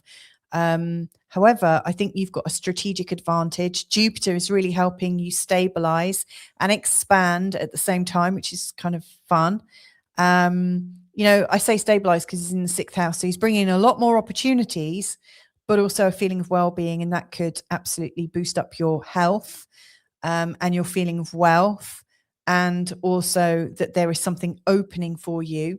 And the North Node is kind of, and Uranus is working in opposition to it. The North Node is suggesting that during this time, you might be working through financial options with other family members or family money, or with banks and building societies and things like that. Like there are support systems out there for you.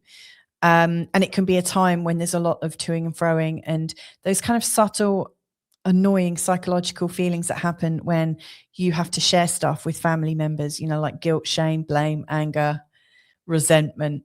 You know, this is not necessarily an easy house to navigate, the 8th house. You know, it can bring up a bit of ancestral heaviness, like baggage, let's say. And I suspect during this time you'll feel a lot freer and would prefer to earn your own money. And so it's almost like during this second decan between 2028 and 2031, you're saying, do you know what? Hold that help, park that just there. Don't need it right now.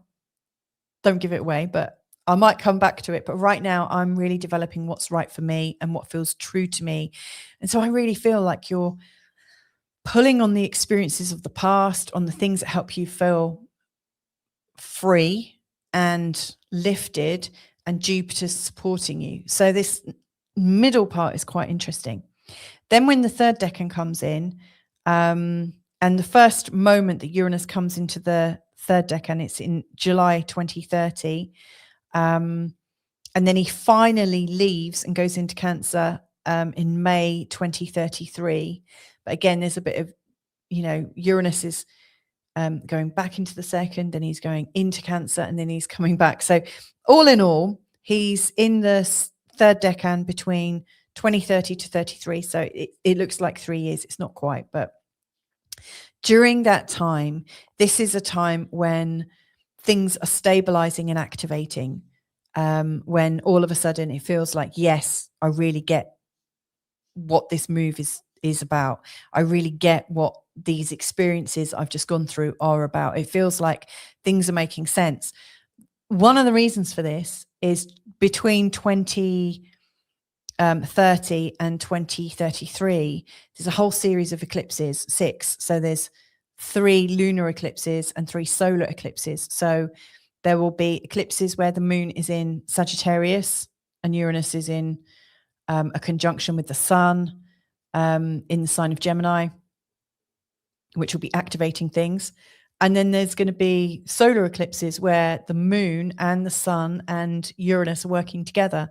And so these eclipses are taking place between the 2nd and 8th house. So during this time, it's all about the 2nd house is your wealth, your self-value. The 8th house is the wealth of everyone else in your family and banks and anyone that might have stuff that they could share with you, but also how they value you and how you value them. It's a bit of a judgment fest in the 8th house often. And so I do think there's some movement that's really coming in between 2030 and 2033, where things are going to get more exciting, and where you might just commit to something and say, okay, this is absolutely the path I'm taking. And so if I was to kind of go back to the start of this, I would say it feels like in this next 6-7 years, you're experimenting, you're trying things out, you're apprenticing yourself, doing like a self-apprenticeship, like you're trying things out. You're giving things a go, trying ideas on for size, which might not feel very Taurian, like ascendant Taurian, but it feels like you can't waste any of these opportunities. And so you've just got to try all of them, have a little bite of each sweet, and by the end of this, it feels like where you want to put your energy. That's not to say you can't confirm or commit to anything before that, but I still think you need a lot of stuff on the side fresh just to keep things lively. Enlivening is really key here. You're enlivening your whole self-concept during Uranus and Gemini. Towards the end of this, and this transition starts August 32, and then fully from May 33, Uranus is going into Cancer and will be in your 3rd house. And then there's a new experience of your life within the community that you belong to. So if you already know, I want to be out of that community by 2030 or by 2033, and you're still like, you can see this community that you're part of and you feel really like, oh, I don't need to be here. You might start to get that feeling that you're in the wrong place before that happens. These Uranus transits take so long that we often start to see what's coming up and we start to react to it. So I guess what I'm saying is around 2032, 2033, you might start to either really love the community that you're in, or actually start to think, I'm in the wrong community, I need to move, I'm in the wrong location, something's got to shift and change. So yeah, there's absolutely this evolution for you from where you've been, which is you've discovered a new side of yourself, to now where you're coming into a new sense of value. And so I try to put it into a few words. That's a lot to sort of encapsulate, but this is a new relationship with your worth, income and values and self-esteem. And it's aligning to your truth. Uranus really seeks to be the word of truth. He really sees that. and it's not your conditioning. Unusual ways of earning money are going to come forwards, and then you're ready to embrace something fresh. So this is really to transform you into a place of freshness, but also to know your value really completely. So I hope that's helpful to you. Like I said, that's a lot of detail in quite a short space of time. If you want the companion guide that you'll see the dates and the aspects and you'll be able to read something, it'd be good to refresh your mind, then just come onto my free community on the school platform. That's www.school.com/feelgoodastrology. And then, you know, when you've joined, you'll see that there is a download button for the Uranus in Gemini companion guide. But if you want me to help you, like if you've got some ideas, you want me to have a look at your actual birth chart, then just invite me to work with you. There's links below, so you can book directly into my diary, and we can take it from there. So lots of love and catch up with you soon. Bye for now. Hey there, Gemini Ascendant. This is your Ascendant forecast for the Uranus and Gemini transit that's starting on the 26th of April, 2026 and taking you right the way through to May 2033, when it finally goes into the sign of Cancer. Now, this is a really important one for you because Uranus is coming into your first house. And so this is really big because the first house is all about you. It's all about your body, your image, how you come across. This is very much about your identity.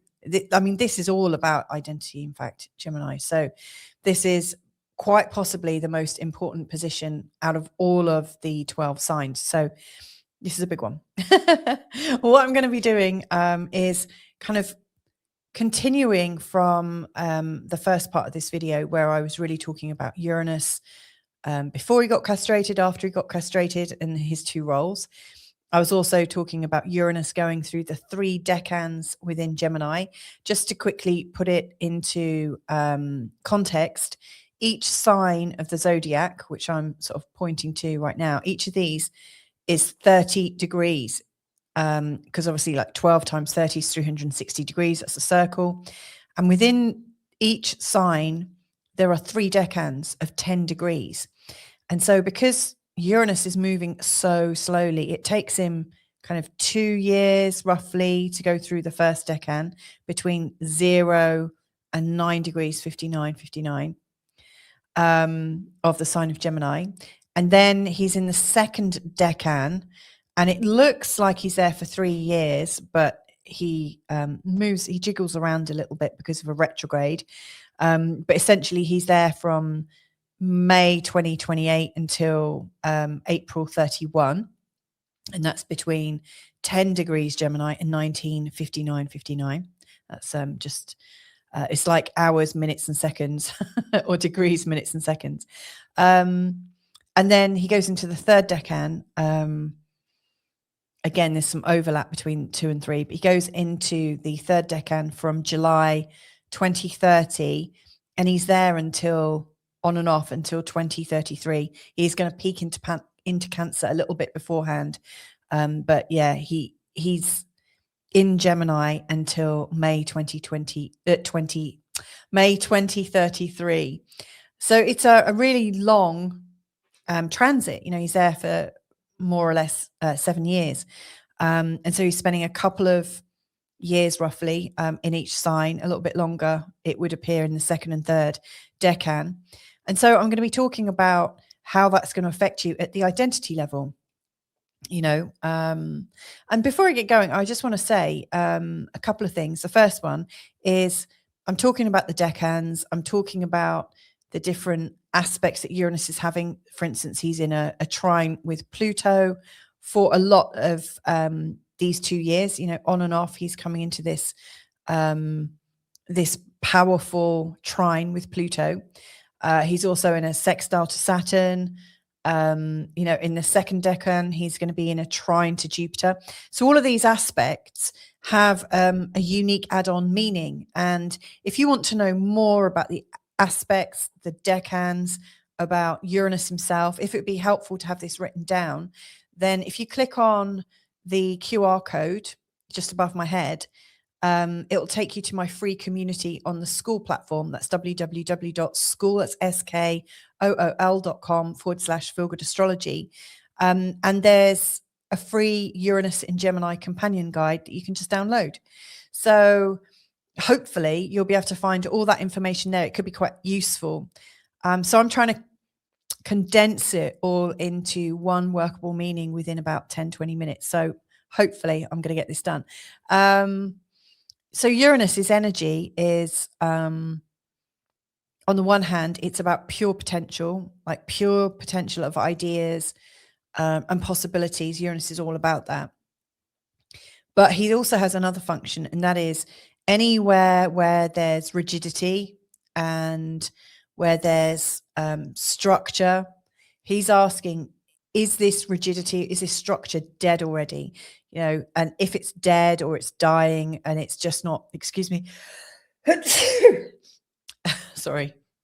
If it's dead, if it's dying, if it's not really alive anymore, then Uranus goes and breaks things down. You know, he's the planet that breaks it all down and kind of rips things apart and allows old things to pass away so that new things can come up. So, you know, Uranus is all about pure potential and possibilities, but also the recycling and the tearing apart of things so that new, fresh things can come up. Now, obviously, that's happening in your first house, which is huge.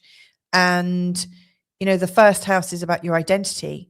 So as Uranus comes into your first house, the big question is, where are you dead? And I don't mean it to sound quite as fearsome as that, but like, where are parts of your personality just feeling a bit dead and a bit stuck and a little bit like you might have parts of your personality that are slowly eroding your confidence or slowly eroding your sense of youthfulness. And so Uranus is going to look for those parts of you, and opportunities will come in. That's how it's experienced. You know, opportunities, thoughts, you know, a whole new way of being comes in to surprise you so that you get a view of what else is possible. I mean, that's the big question for Uranus and Gemini as somebody with Gemini ascendant, is what else is possible? And if that could be your mantra for the next 7 years, that would be perfect, utterly perfect. What else is possible? What else is possible? Because that would already be taking you out of any stuckness. But anywhere where you're not consciously working on where you're stuck, where you feel there's nothing else you can do, that you've got no other choices, Uranus may very well come in and give it a good shake. I've had Uranus go over my ascendant and in my first house. During teenage years, my poor parents, you know, and of course, you know, as a teen, I was really wanting to sort of liberate my personal identity. You know, this is a time when, you know, you may well do some things that shock you and maybe shock other people, but this is Uranus working through you. So what I'm going to do is talk about the 3 stages of Uranus and Gemini in Decan 1, 2, and 3. Each of these decans has got like a sub-ruler, you know, so if you look at any of these signs of the zodiac, they've got a ruler. So, you know, Uranus is currently or about to go into Gemini. He's going to be there for 7 years, but Gemini is ruled by Mercury. And, you know, we can understand that Uranus is having a bit of a Mercury experience in Gemini. But with these sub-rulers, there's an extra flavor. And again, it's detailed in my free companion guide to Uranus and Gemini. But the sub-ruler of the first house is Jupiter. And it's expressed, you know, in an expansive way. You know, so you've got Uranus with a Jupiter twist in the sign of Gemini in your first house. This is going to be a time when there's a lot of new awareness and when there's a wild information of energy. You know, things are going to get out of control. And it feels good. Uranus and Jupiter together, they are like real feel-good planets. In fact, it's funny because they're my favorite planets, and I'm called Feel Good Astrology. Jupiter's the feel good, and Uranus really represents astrology. So, you know, these two working together, or, you know, the energy of Jupiter working through the first decan with Uranus in your first house is going to be like awakening you to how you could feel good. And there's going to be lots of wild information coming your way. Now, Uranus during this time is, he's making a lot of exact trines to Pluto. And Pluto is currently in your 9th house. Actually, I should just say as well, this is using a whole sign Western tropical model of astrology. When you look at your birth chart, I'm assuming with this model that you've got all of Gemini in your 1st house, all of Cancer in your 2nd house, all of Leo in your 3rd house, and so on and so forth. But if when you look at your chart, you see that you've got Gemini and Cancer in your 1st house, then that's also a little nudge to listen to the Cancer forecast, because it will really be helpful. But with my assumption that if you've got Uranus in your 1st house, that Pluto is most likely, going through your 9th house, giving you a 9th house experience. Between the two of these, there's this waking up energy. Pluto in this part of your chart is waking you up to really a dramatic surrendering of what you believed was right in the world. It's like lots of things are coming, fresh into your awareness and helping you to see that there were some beliefs that were really stuck. There were some beliefs that were just completely outdated. And you can also see where religion and spirituality has been used to control people, where law has been used to control people, where schooling and lots of other institutions and things like that is, you're in a moment in time where you're recognizing that the way you have seen the world is really different. And so with Pluto in the 9th house, it feels like there's so much that you can't actually guarantee anymore. It's like, where are the guarantees? Well, there aren't any. And it can be quite scary. It could even give you a fear of what's out in the world, but it could also give you this feeling of, I have to live for today, because who knows what's coming? There's no guarantees. But one thing I can do is develop for myself a mindset that is really going to transform things. Excuse me. And obviously, if your mindset has already been changing, and Uranus has been here Pluto has been here for a couple of years now. A year. Yeah, he's been here a while. Pluto's already been working on your internal frame of reference for quite a while. And of course, once your frame of reference changes, you're more likely to sort of change your identity. As you shift, your identity shifts. And so these are going to be going hand in hand. You'll be really living your truth over the next couple of years. You're going to be really excitedly, I think, living your truth. So to summarize, like, there's loads of seeds of new awareness, and I think the world's going to go a little bit bonkers. There's going to be a lot of new awareness energy in our world, and some of it will seem exciting. Some of it might seem a little bit threatening. Uranus trine Pluto is also really wanting to set up systems, but radically new systems. It may seem like the old world is crumbling before our very eyes. So there's a whole kind of changing zeitgeist going on, and it's wild energy and information is going here, there, and everywhere.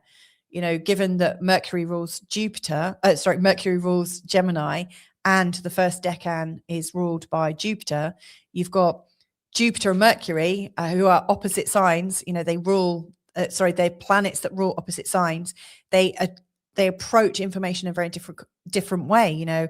On the one hand, Mercury's factual. On the other hand, Jupiter's contextual. So we're going to get a lot of information from all different directions. Some true, some false, some elaborated on, some that really give us spiritual context.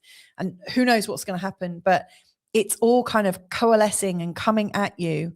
And from that, your identity is shifting. I've called it the ignition. This is an ignition point. It's going to get really fast and quite exciting. Now, Neptune is also in the 11th house, showing that you could have some very intuitive, switched on, compassionate friends coming in. There could be people in high places, and friends of friends and friends, like networks that you're connecting up with, more spiritual networks. Neptune can be very spiritual, very high-minded. And so, yeah, things could be very exciting. You know, so from the people that you're associating with and your new, very new and dynamic mindset, of course you're going to shift. And so this is Uranus is catching up, and you're going to start reflecting your new belief systems. It might mean that you are living in a different way, or dressing in a different way, or going to different places, watching different things. Your whole expression and vibration is going to change. So yeah, the first 2 years could feel destabilizing because it just feels so wild. Now, the second decan, which starts May the 30th, 2028, and it doesn't really have an official end date because there's a bit of overlap, but you could say it's going roughly until April 2031. So it appears to be like 3 years. This is where things are going to sharpen up. So, Uranus is still in Gemini. He's now midway through Gemini. And during this time, he's going to make a really awesome trine with Jupiter. He's also going to make a conjunction with the South Node, meaning he's in opposition to the North Node. And so you're going to get an experience of the first house, which is about you, versus the 7th house, which is about your partners, the people who are in your life, the people you surround yourself mostly with. And it's the kind of me versus you. And so the 7th house often shows where we're projecting onto other people. Often the 7th house shows what we don't see about ourselves, but we can see it in everyone else. We can't see where we're doing it, like a huge projection. And so you're going to come to know yourself and your identity from a whole new point of view, because you're going to be seeing what everyone else is. And in your reactions to what everyone else is, you'll learn more about yourself. And I hope that, you're like, with Uranus, there's always a ton of projection, especially, across the 1st and the 7th house. So I really do think whatever you're realizing about other people, it really does link into what you're projecting onto them. It could be helpful to recognize that. But during this time in the second decan, it's got a sub-ruler of Mars, and also an association with the sign of Libra. And so this Mars Libra energy seeks to be right, it's like I put here, a battlefield of perspectives, because it just feels like there's a correctness about it. And it could be a little bit confrontational. It might be a time when people get very strategic, and it could be weaponized. I recognize that the WEF had this 2030 plan. And of course, that's coming in during this time when people are really battling over their perspectives and talking about this is right, that's wrong, and really, really clear about it. And so I do think the energies are sharpening, so what you've already learned about yourself is sharpening and coming deeper into focus. Like, what's the cost of all the changes that you've been making about yourself? How will you feel? Uranus can be a bit destabilizing, but I mean, the good thing with Gemini is, with Gemini as your rising sign, it's social, it's changeable, like you are a chameleon. And so Uranus here is encouraging you to be a chameleon of your identity. But during, May 2028 to April 2031, you're going to try and sharpen it down and really try to, I think, hone in what you think you already are. I think you'll get a lot more strong in yourself and your identity, and clearly say, this is what I stand for now. So the first 2 years, wild. And then the next 3 is you really saying, this is how I seem to be. And that means this, and this. I've got a quick refinement here, because there was a pattern that really became obvious to me after I'd recorded and after I'd prepared all these slides. And that is, I was trying to keep a nice, neat little structure to make it easier to understand, first decan, second decan, third decan, each having a distinct purpose. But really, because of the Uranus going retrograde, the second decan here and the third decan here in red, they're really combined. It's really not a clean handover because of Uranus's retrograde pattern. And when I look at the eclipses, sometimes they're really triggering the third decan because the moon and the sun are 20 plus degrees of the sign of Gemini, and Uranus is just in the second decan. Or we have it the other way around, where Uranus is in the third decan and the eclipse is in the second decan. So it's a matter of degrees, it's a matter of retrogrades, and it's just a little bit more nuanced and a little bit more blended than my model is suggesting. And so, in the model I've used, I've suggested that the second decan is really showing us a sharpening of energies, and the third decan is already showing us an activation and a fulfillment of those energies. In fact, the story's already started in the second decan, and so the key takeaway is the story is already underway. In the second decan, we're already taking action, but the third really tends to bring it to completion. So I just wanted to put that in and make that really much clearer for you. It's all detailed. All the details of the eclipses are detailed in the Uranus in Gemini companion. So if you want to have a deeper look, you can. Really interesting. Now, during this time when Uranus comes into a lovely trine with Jupiter in your fifth house, this is a time when you're gaining creativity and a sense of passion and purpose from your new identity. So for instance, if you've learned so much about yourself that new ideas have come forwards, that are more aligned with you, you're going to want to express them a lot more. And Jupiter going through the fifth, if you're somebody who wants to have a child, for instance, become a parent, this could be a time when you're naturally conceiving. Jupiter in the fifth absolutely can bring on a child or two.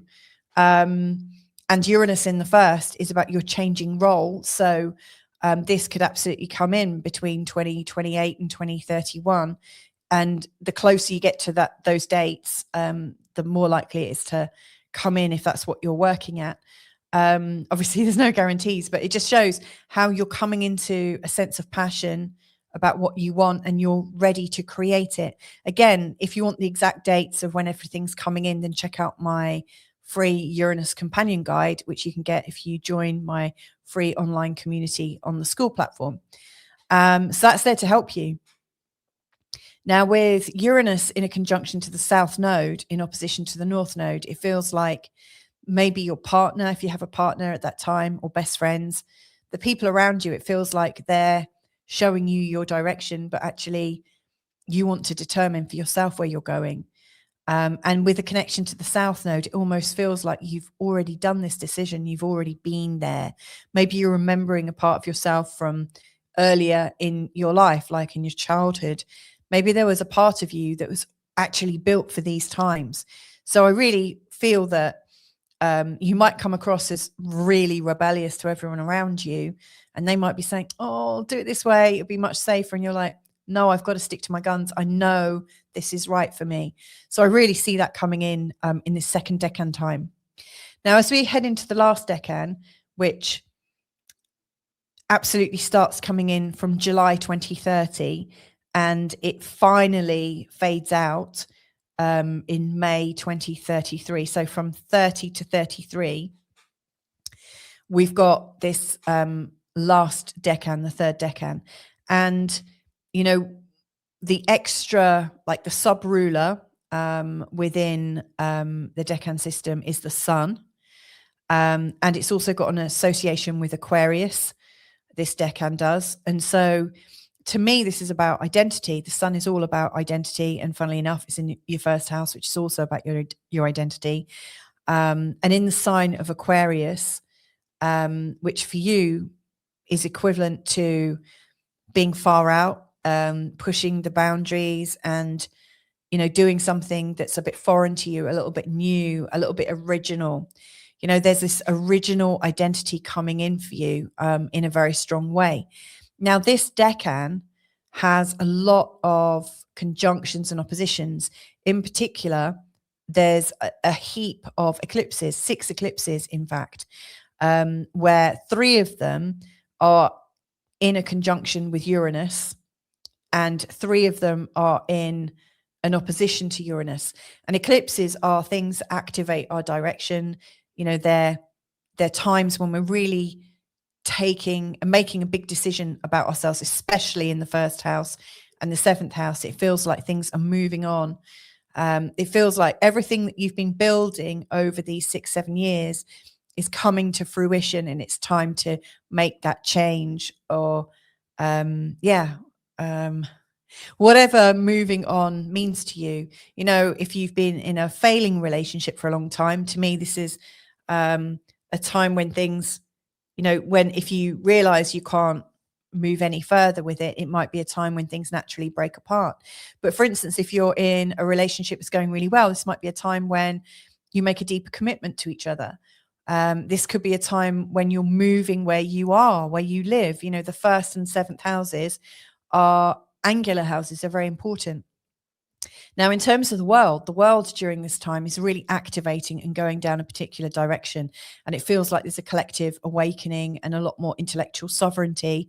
And sovereignty is obviously an Aquarius thing, and also a sun thing in this decan. So I really feel that you're making decisions for yourself, but the whole world is also deciding as well, which could be quite exciting, quite fun.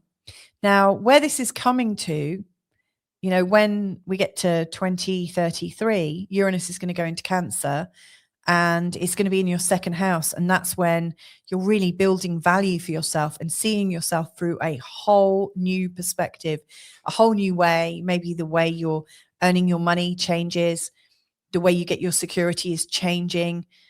Your whole response to resources is shifting as well. And you come to have a journey of valuing yourself in a different way. So it's, you know, what's going on right now is going to lead you to an even deeper awakening. So to sum it up, I guess, Gemini, for you, I'd say this is about liberating your identity.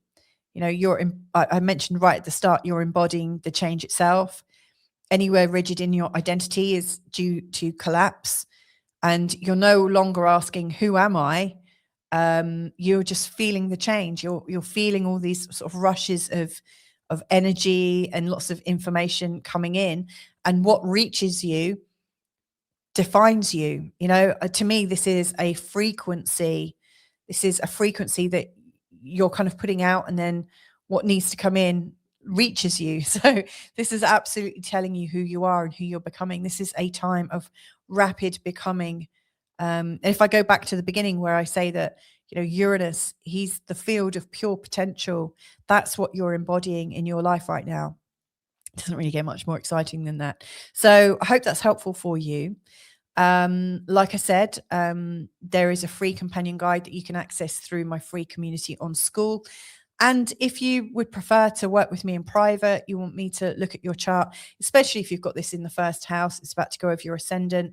If you would like me to work with you, then just invite me. You know, my details are below. You can book directly into my diary and we can just take it from there. So anyway, wishing you a really great transit of Uranus and Gemini in your 1st house.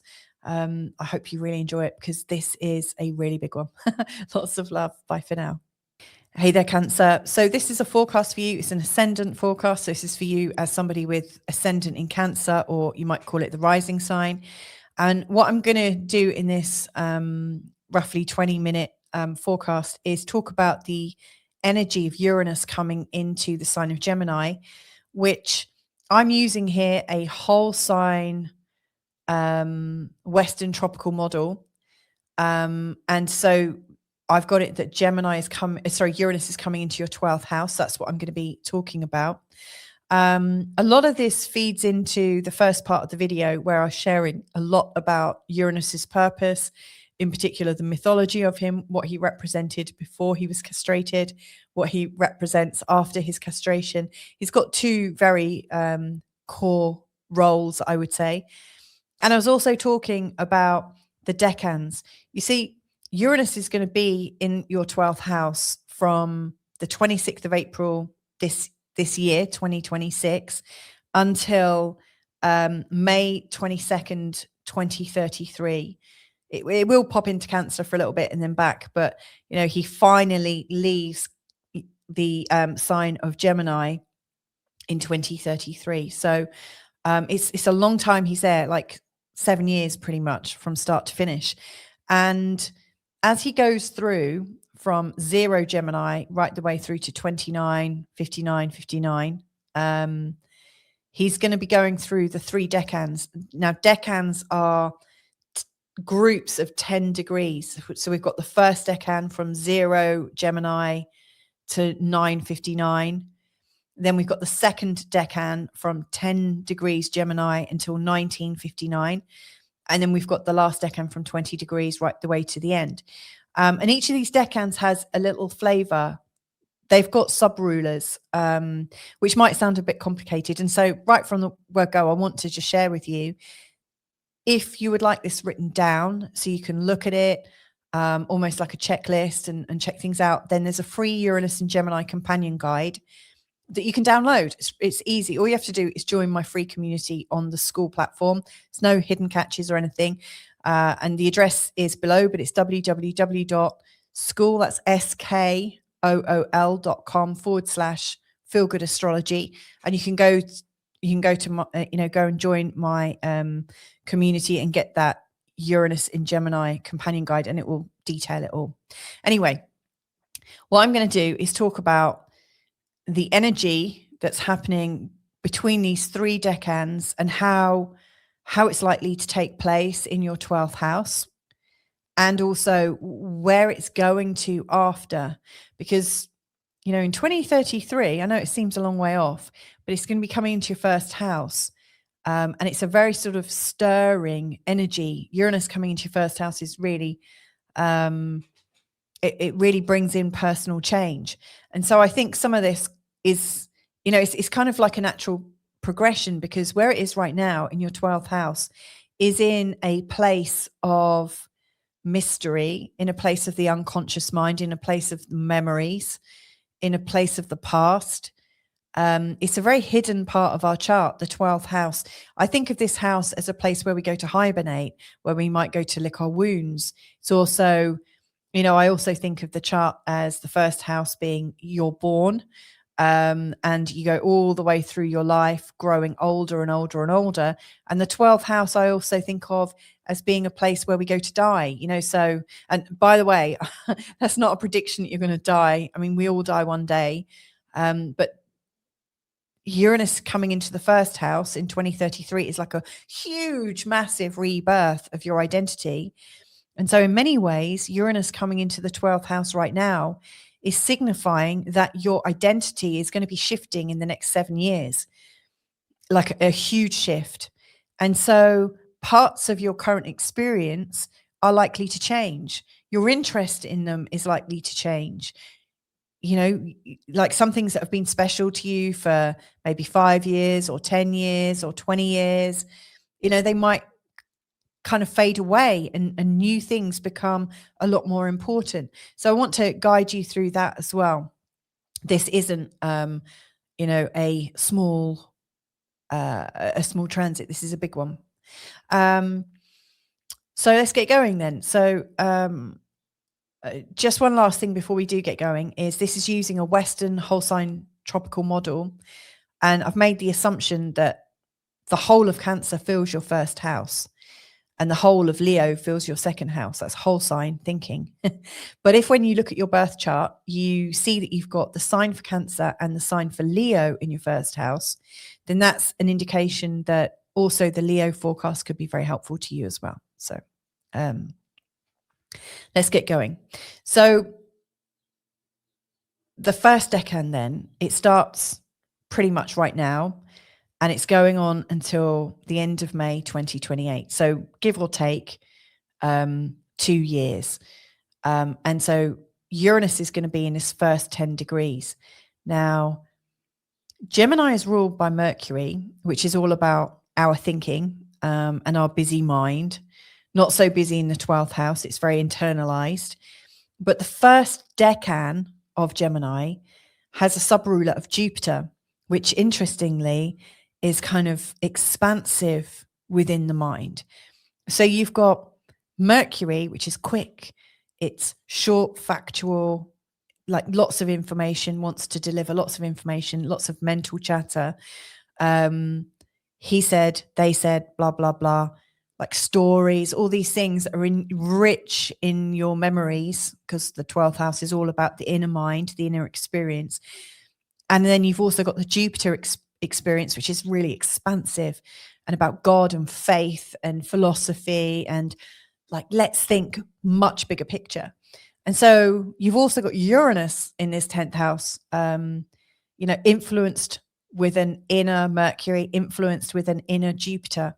So what does this all mean? Well, first of all, it means we're in for one hell of a ride, because with the Jupiter energy, it's going to spread information far and wide. With the Mercury information, lots of little facts and details are going to come up. And so I actually think as Uranus comes into your 12th house, your memories are going to come back online in a big way. Maybe your dreams will be more active, or maybe you'll suddenly have an awakening. I remember when I'm actually born with Uranus in my 12th house, so I'm used to that energy. But I remember when I had my Uranus opposition, really bringing my Uranus in my 12th house alive. And suddenly I remembered parts of my childhood that I'd completely recoded in my brain and forgotten about. But all of a sudden I had this massive, like, awakening sense of knowledge where I thought, did that really happen? And it was really shocking. Uranus in the 12th house can bring in a sense of shock when you realize, like, what really happened. All of a sudden this new information just seems to drop right in. So it could be full of awakening information. It could be awakening your memories and giving you a completely different perspective on your past. And of course that can create inner chaos, but it's wild. But there's new seeds of awareness. A lot of people with a Uranus in their 12th house are natural channels. Like they channel information, it comes straight in. I mean, if you think of the sign for Uranus, it looks like an aerial or a Pac-Man. It looks like it's from outer space. And so you are like a channel of hidden information. It can come in. And so it really wouldn't surprise me during the stage, which I've called like the ignition, because it is this ignition point for Uranus in Gemini in your 12th house. I would not be surprised to hear that you're reading books on inner peace and enlightenment and the inner workings of the mind, and using your mind, the law of attraction and how that works, hypnosis, subliminals, NLP, anything to recode the mind. If you think of Uranus and how it is kind of almost like instantaneous information, it reminds me a little bit of the internet, or the World Wide Web, but it's internalized, it's within you. So I see this as a time of download after download after download. You could really come online, literally. So this is a really vast moment in time. And you might even think, am I mad? Like, all of a sudden there's these very strong feelings coming in, quite surprising. And it's changing your perception of everything else in your life. So, to me, this is the beginning of where you start to break up with those parts of your life that you thought were going to be forever. Like, it might be a job that you've worked at for years and years and years. And all of a sudden you get these little whispers in your head, these sudden knowings. And all of a sudden you realize, oh, that job just doesn't float my boat anymore. It's really not me. This is not my life that I'm meant to be living. It's this kind of awareness that there's something stirring inside you. So it's big. It's a sharp new energy. And during this time, Uranus is making quite a few trines to Pluto, exact trines. And Pluto at this time is in your 8th house, which is another very hidden and very private and very psychological part of your sign and of your chart. And it can show the ancestral history of what's going on in your family. It can also show up as things like blame, shame, guilt, and anger, and all of those emotions that have maybe held you in place, but now under the scrutiny of Pluto and under the scrutiny of your inner mind with Uranus coming in to kind of shake things up, to me, it feels like a lot of your past is getting processed in a completely new way and you can't ignore it anymore. And, I mentioned maybe your job is not quite the right vibration for you anymore. Well, Neptune's right at the top of your chart in Aries, in your 10th house, really bringing in this sense of my career or what I do has to be aligned with my spiritual purpose. And it could feel a little bit like you lose your direction for a while, but this is a moment in time, and it says like 2 years that it's going through the decan. This is a time where you might not be confused for 2 years. So don't worry, but it's a time when it's like you're trying on different thoughts and different ideas for size to see how it fits. As we come into the second decan, which is really starting around May the 30th, 2028, and taking us in its entirety to April 2031, though there is a little bit of, he's going to go into the third and then come back in. Again, the dates are in the Uranus companion guide. But in the second decan, this is where the world is getting a lot more serious and a lot more jumpy, and where things are sharpening. Everyone's perceptions sharpening. It almost feels like we've had a bit of a heyday. We've thought of lots of different perspectives and lots of opportunities and possibilities. And now we're wanting to sharpen it down. Now, this decan is sub-ruled by Mars, and it's got an association with Libra now. Mars and Libra together is, I really want to get this balance right, and I'm going to take action. Mars is quite defensive. So I think it could be quite confrontational and weaponized. I've called it a battlefield of perspectives. Things are, people have very, very strong opinions at this time. Now, what this means for you is you might start to get more disciplined with your inner mind and the workings of your inner mind. So this might be a time when you're really training in some form of meditation, to absolutely find a level of competency or discernment within your inner mind. This is a time when it's really important to use your inner space to reflect more in a way that's going to help you kind of quieten out the noise. So it's a lot more focused. Now, during this time, there's also a lovely trine to Jupiter in your 4th house.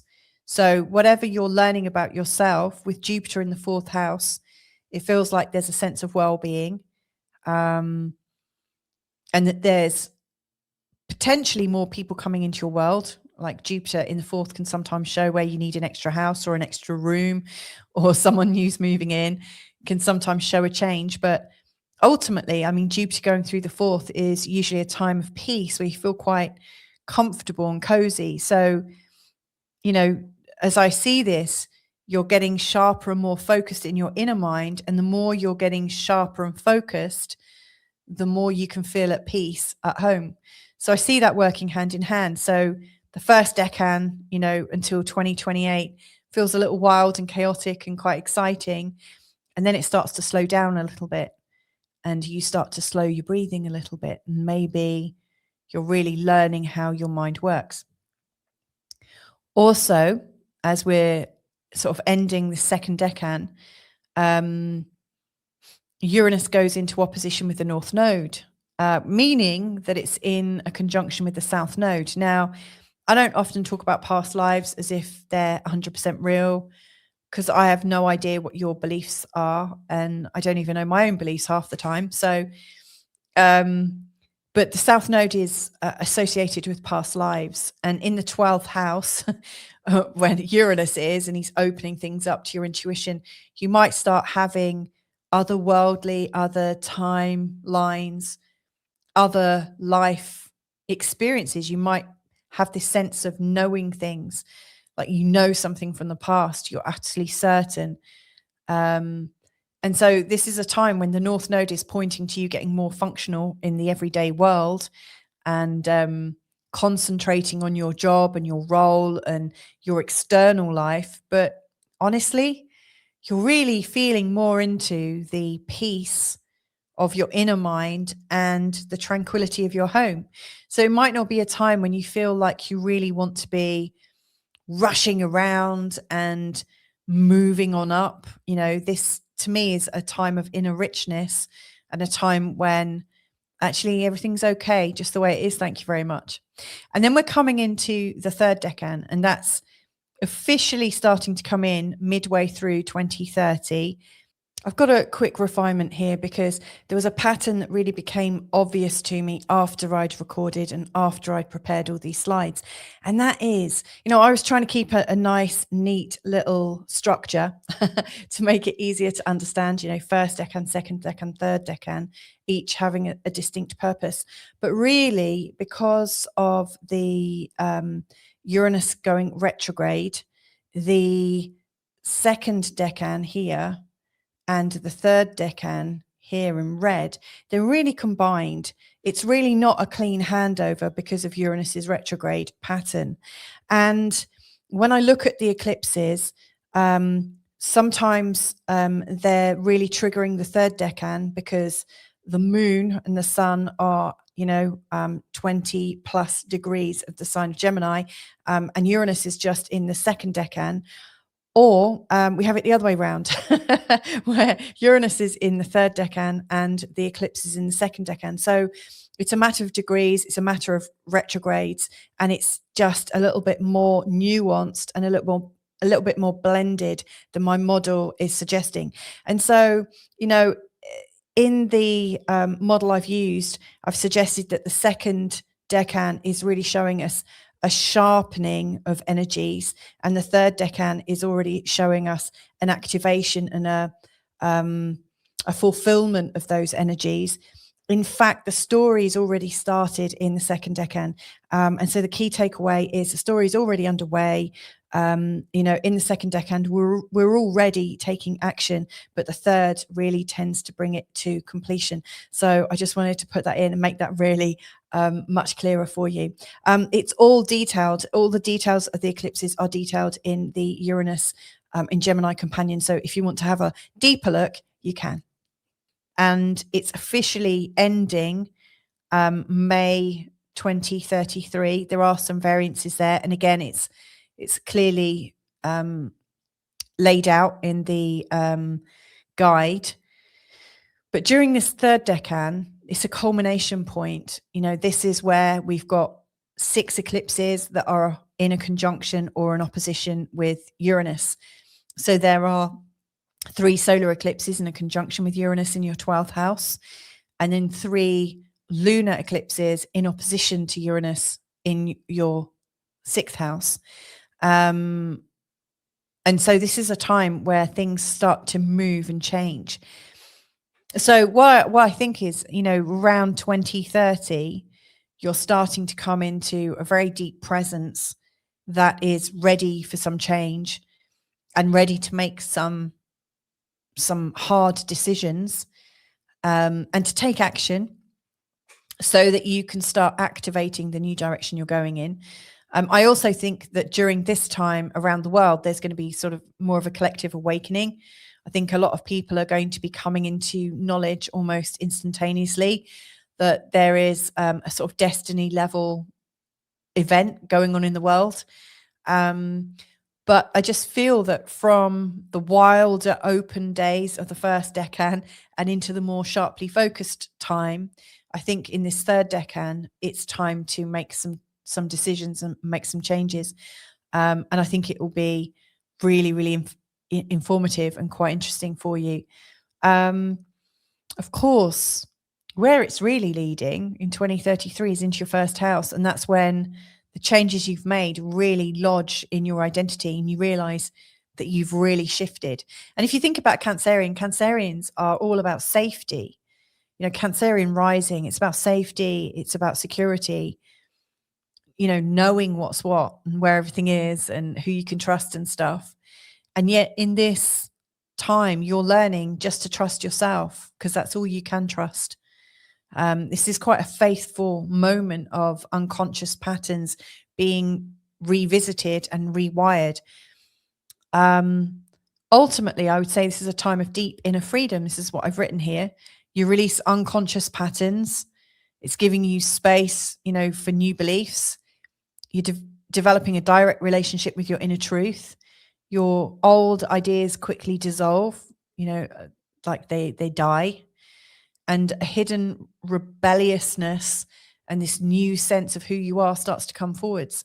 So this is a very transformational point for you.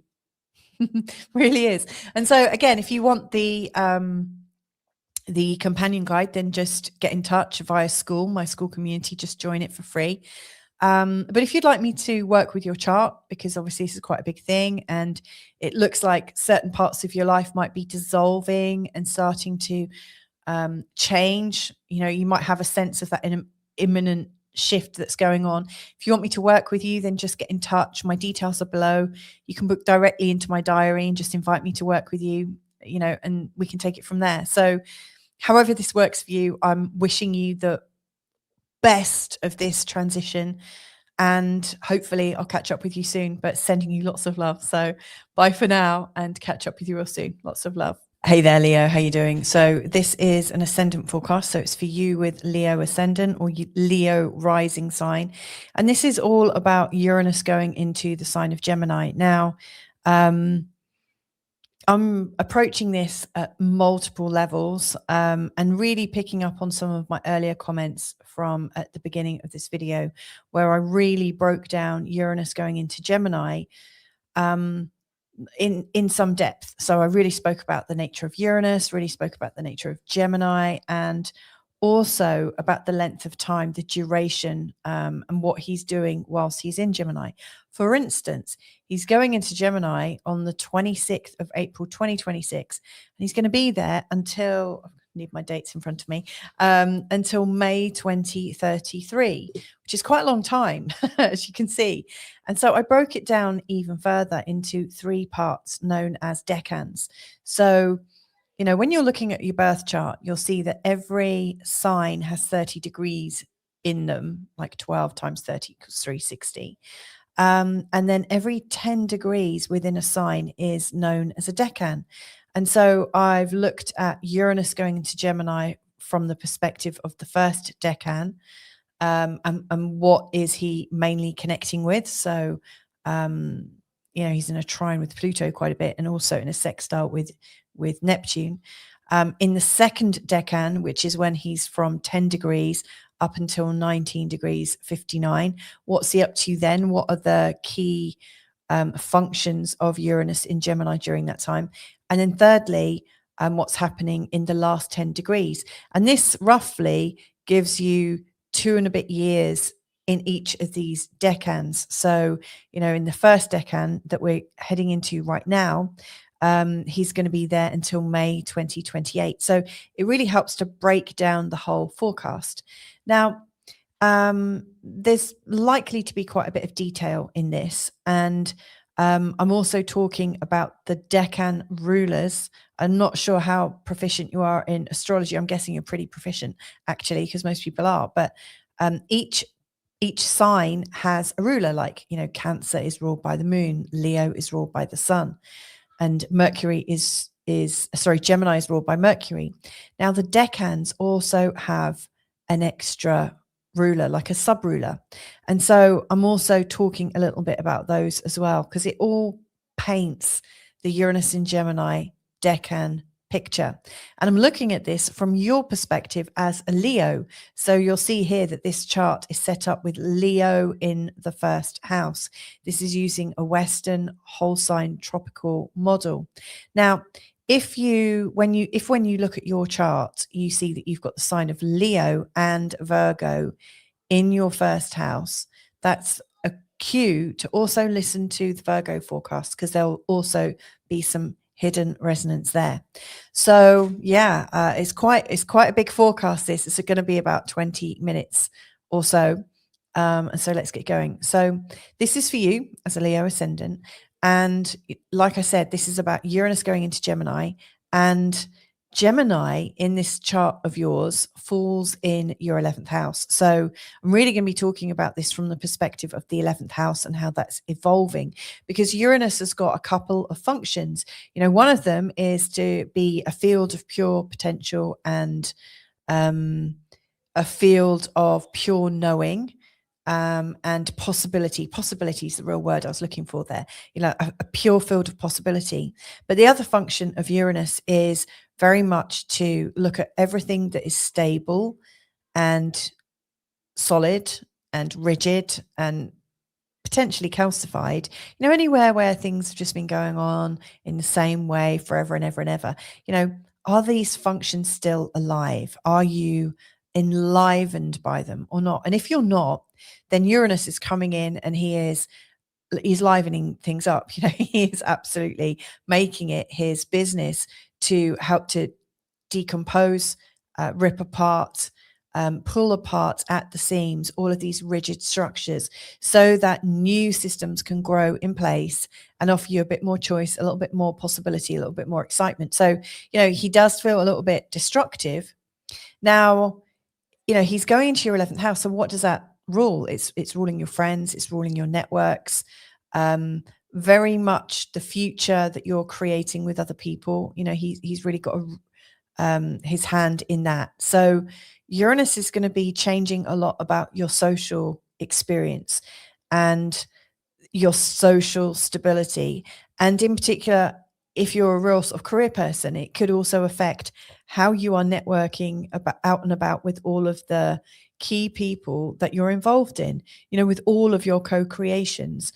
How are your co-creations becoming less rigid and more exciting? And he's not just here for a year, he's going to be here for a good 7 years. So it's a hell of a lot of transformation. Now, I should premise it that in this last ingress into the sign of Taurus, he's been going through your 10th house, and he would have been disrupting your career and making you think about your career from completely different perspectives. So, most people, when they're looking at their career or their purpose, their legacy, they're thinking in terms of longevity and how they can create stability for themselves and often wealth and status.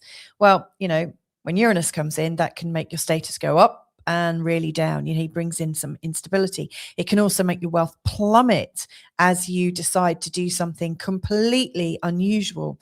So he brings a sense of the unknown possibility, the something that happens by chance kind of energy. And so you're really bringing Uranus into your chart of friendships and networks from the fact that you've really already transformed your career. Most likely your career has gone up and down, but you found a way to be a lot more authentic to your core message, your core ethos. And so it's interesting. You found yourself a new vibe. You found yourself a new way of being in the world and being seen in the world. And now it's stretching just that bit further and further still. And now it's into your 11th house. It's into this part of your chart where friends and networks are joining in. So in many ways, how can you engage with the people around you in a new way to help your vibe spread even further? I heard a saying last night in one of my hangouts, and it was, your vibe attracts your tribe. Thank you, Hazel, for that. But your vibe attracts your tribe is absolutely written for these times for you, for your chart, because your career vibe is absolutely attracting your tribe in this transit. So let's break it down a little bit more into the decans. And, if you're a little bit overwhelmed because there's a lot of information and, wouldn't it be handy to have it kind of written down so you can refer to it? Look no further, because I do also have a Uranus and Gemini companion guide. So all you need to do is to join my free membership, which you can access at www.school, that's SKOOL.com/feelgoodastrology. So yeah, you can go to school.com, feelgoodastrology, and join my community there, and then just download it. It's completely free, and it's a helpful guide that will keep you going for 7 years. So that could be of good use. However, if you don't want to do that, then listen up, because I'm going to absolutely go deeper into these. So the first decan then, and you'll see all of these aqua positions here. This is where Uranus is in the first decan, from 0 degrees to 9 degrees 59. And when he comes into Gemini, he is in an ongoing trine with Pluto in Aquarius, and also a sextile with Neptune in Aries. Now, this decan is from April 2026 to May 2028. And during that time, one of the biggest aspects that is going on is this Uranus trine Pluto. It's going to take quite a while for it to fully ease off. And so there's something very, very transformational, very quick working, quick acting that is transforming your life and your world in a super fast way. They're both in air signs, both in social signs. The 7th house is about partners, and the 11th is friends and contacts and communities and tribes. So it's definitely about people. It's definitely sexual, social is what I meant to say. And it's fast hitting. It's in the sign of air. So things can really change just like that. It could be an invitation. It could be an opportunity. And all of a sudden stuff happens.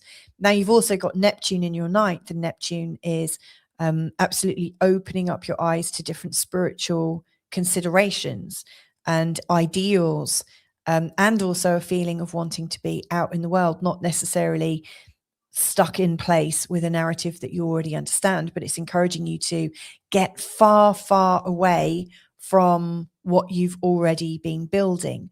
And so, yeah, there's a sort of experimental energy as well. So as I'm reading this, I think this first decan until May 2028 is fun and experimental, involves friends and connections. And it's asking you, like, what are you really spiritual about right now? What new belief systems are you surrendering to with a sense of forgiveness and compassion? Really big stuff. Now, let's also add in an extra definition here, because the first decan is also ruled by Jupiter as, as a sub-ruler, and also has an extra special allocation of Gemini in with that. And so you've got the Gemini and Jupiter energy, which is interesting because Gemini is very much focused on facts and short spaces of time and exciting events and seeing lots of things and sort of buzzing around, a bit like a bee buzzing around all these bright flowers. Whereas Jupiter is taking in the senses and really looking at the spiritual content and the context of everything, the meaning of everything. Jupiter is searching for meaning. And so there is this very strong energy of scattering seeds of new awareness, and it's wild information energy.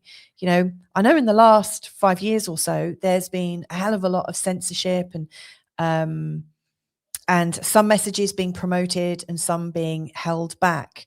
Well, we're coming into a time now where, especially over the next couple of years, it's going to be really hard to do that, even with the threat of police violence, or actually not, that's not fair. So excuse that, take that back for a minute. But like police intimidation, like in the UK, if people have said something about the genuine feelings, because of the UK's laws on things, people are being arrested and spoken to, and fingers have been wagged. Now, that's not so bad if it's across the board and everyone is playing by the same rules, but it would appear that there's a certain amount of censorship going on. Well, it doesn't look like that kind of censorship is going to continue, no matter how hard anyone tries to censor a message one way or the other. This energy is going to be really wild in the first decan. So I think you're going to be having experiences with your friends and your networks where there's a whole heap of new awareness and opportunities and information, in particular of a spiritual nature and of a foreign nature and of a well-traveled religious and philosophical nature. And it's going to be sending you into a whole heap of new ideas and opportunities. So I think this is quite an exciting time. You're likely to bring in weirder friends, like your tribe will have a possible rebelliousness, a possible eagerness to share information. It's I think really quite exciting. Now, as we're coming into the second decan, things get a little bit more real. This particular decan here is sub-ruled by Mars, and it's also got an association with Libra. And so when you think of Mars and Libra, I mean, Mars is really unhappy in the sign of Libra, but Mars, puts on a good defense about things and is really creating boundaries and taking action about things. And Libra, even though it's an air sign, it packs quite a lot of clout in terms of legal things, balancing things, democratic decision making. Libra is all about getting that balance right, and with Mars, I think one person's rightness is going to be really held in a very strong way. So I do think this second decan, which starts May 2028 and goes on in its entirety until April 2031, so it appears like it's 3 years, although it does shift into the third decan and then back again. I really think 28 to 31 is a time when things are heating up even more in the world. I know that seems impossible, but to me, it just feels like there's much more of a battlefield perspective from the energy of Uranus. Also, Uranus is going to be in an opposition to the North Node around 2030 to 2031. I mean, if you're really interested in all the dates and all the aspects as they take place, I really recommend that you download my free Uranus companion guide, because it's all there. So I don't have to remember it whilst I'm recording. It's all there to help you. But he is coming into an opposition with the North Node. And that means, he's going to be coming into a conjunction with the South Node in your 11th house. I think no matter what you're being encouraged to focus on and to create for yourself, in actual fact, I think you're going to remember the power of what it's like when you're working with other people. And I think that's going to really inform you. And during that time as well, there's going to be a trine with Jupiter in the sign of Libra. And this is going to be really great, like where Libra is in your chart is your third house, which is all about social things, community things, potential activism, sharing, a lot of meetings. It's a very, very busy time. And so the second decan, I really think, can be quite strategic and confrontational. And yes, there's some ideas out in the world of how things absolutely should be. And you may well also be feeling, as you get to that stage, no, I know exactly how things should be. And I know that because I was really testing it in the first 2 years. I was seeing what was going on. I was sort of bedazzled with all these different viewpoints. And so, yeah, the second decan from 2028 to 2031 is a time when maybe your ideas about what you're creating with others are going to solidify a little bit. And maybe you're going to take some really big action and create some beautiful things with other people. And Jupiter is absolutely there to support you in working within the community and with working with other people in a huge way. So I really see this Uranus in Gemini for you is a very social thing. This is giving you a much stronger social awareness. And it's really sharpening up your tools there as well. Now, as we head into the third decan, which I think is really about the culmination of Uranus and Gemini, again, there's a change of energy. And this is sub-ruled by the sun. And so when we're talking about the sun, you might want to think identity level change. And there's also an association with Aquarius as well, which I think of Aquarians as seeing the higher patterns of things, really thinking of the good of humanity all in all. And so I think there is an identity shift coming for all of us. And given that Aquarius also really has a resonance with Uranus, Uranus is one of the rulers of Aquarius, this is a very high-minded, high ideal time to do with Uranus and Gemini.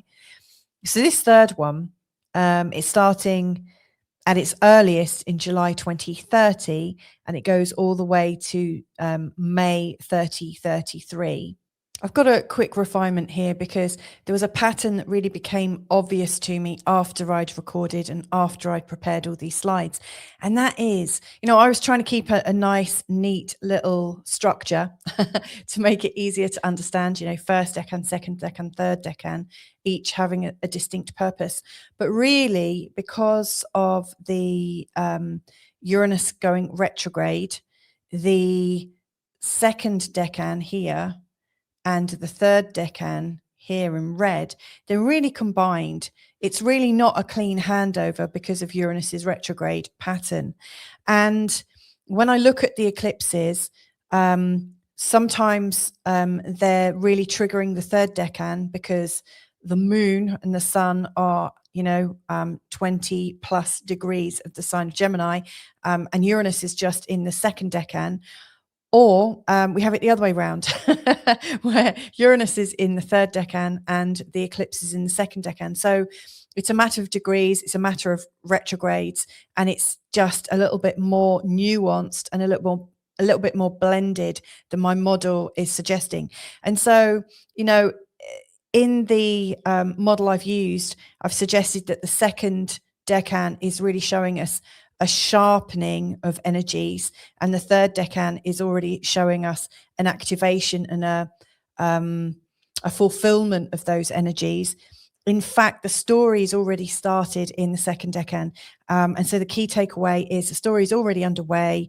In the second decan, we're already taking action, but the third really tends to bring it to completion. So I just wanted to put that in and make that really much clearer for you.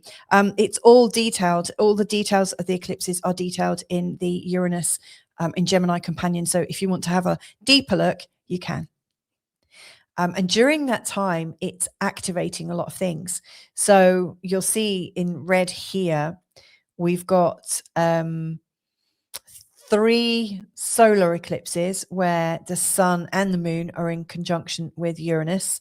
And then we've got 3 lunar eclipses where the moon, or the eclipsed moon, is in opposition to Uranus. And so the eclipses are, I think, they're like planetary mechanisms that help us to make a decision, create an ending, and move on.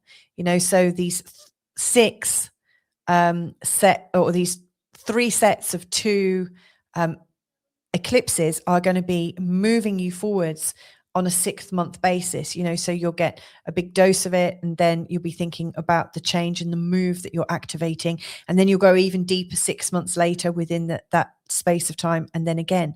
And so anything that you're wanting to create with other people, and providing all of your networks and collaborations are working really well, I see you going deeper about it and taking much greater, maybe not risks, but putting a bit more on the line. I guess that is a risk, isn't it? You might be going all in with your collaborations, but if by this time you've realized that actually collaborations don't feel quite so good, and actually my energy's shifting right now, then this will be a time when you actually start coming out of them, because these eclipses are activating your direction. Now, at the same time as this is happening, there's going to be an opposition between Jupiter, which it will be here by this point, and Uranus. And this is going to create, I would say, a time where things are really quite excitable, and where it feels like to expand, there's almost a rush. It happens very fast. And so I also think this is coming into a collective awakening and also intellectual sovereignty. It's happening across the signs of Gemini and Sagittarius, which are notoriously associated with what we know and what we learn. So there's a lot about our knowledge and how we work with that. Now, as 2033 is coming in, it's all going to start shifting into the sign of Cancer in your 12th house. And this is where things are going to start to calm down a little bit. And you're going to take all of your insight from those very socially active years. And then you're going to start saying, okay, well, I don't want to be creating out there with other people. Now I'm really wanting to create with the peace of my own mind. And so, it's also, because it's in the sign of Cancer, it's also rewiring how we relate and trust with our loved ones. And so I really see that you're coming into a time in about 7 years' time of coming into peace with the people that you love, and creating new family structures and really rewriting your own history and reprogramming your mind. So, from start to finish, if you think about it, just before this kicks in, you've been going through a change of your career and a resetting of your objectives. Then you're coming into this time of really intense collaboration, and how the openness to work with other people is expanding your mind exponentially. And that's going to lead into a time of renewed peace and deeper understanding of yourself, but also your family. So to summarize, I kind of put it in, you're finding your people, and you're also creating your own space. That sort of comes a little bit later. Your future becomes something you actively participate in sharing. The 11th house often has things to do with social awareness and social actions. Eccentric, unscripted, exciting. This is one of the most exciting places actually to have Uranus in. So yeah, it's quite a rush. So I hope that was helpful to understand some of these energies.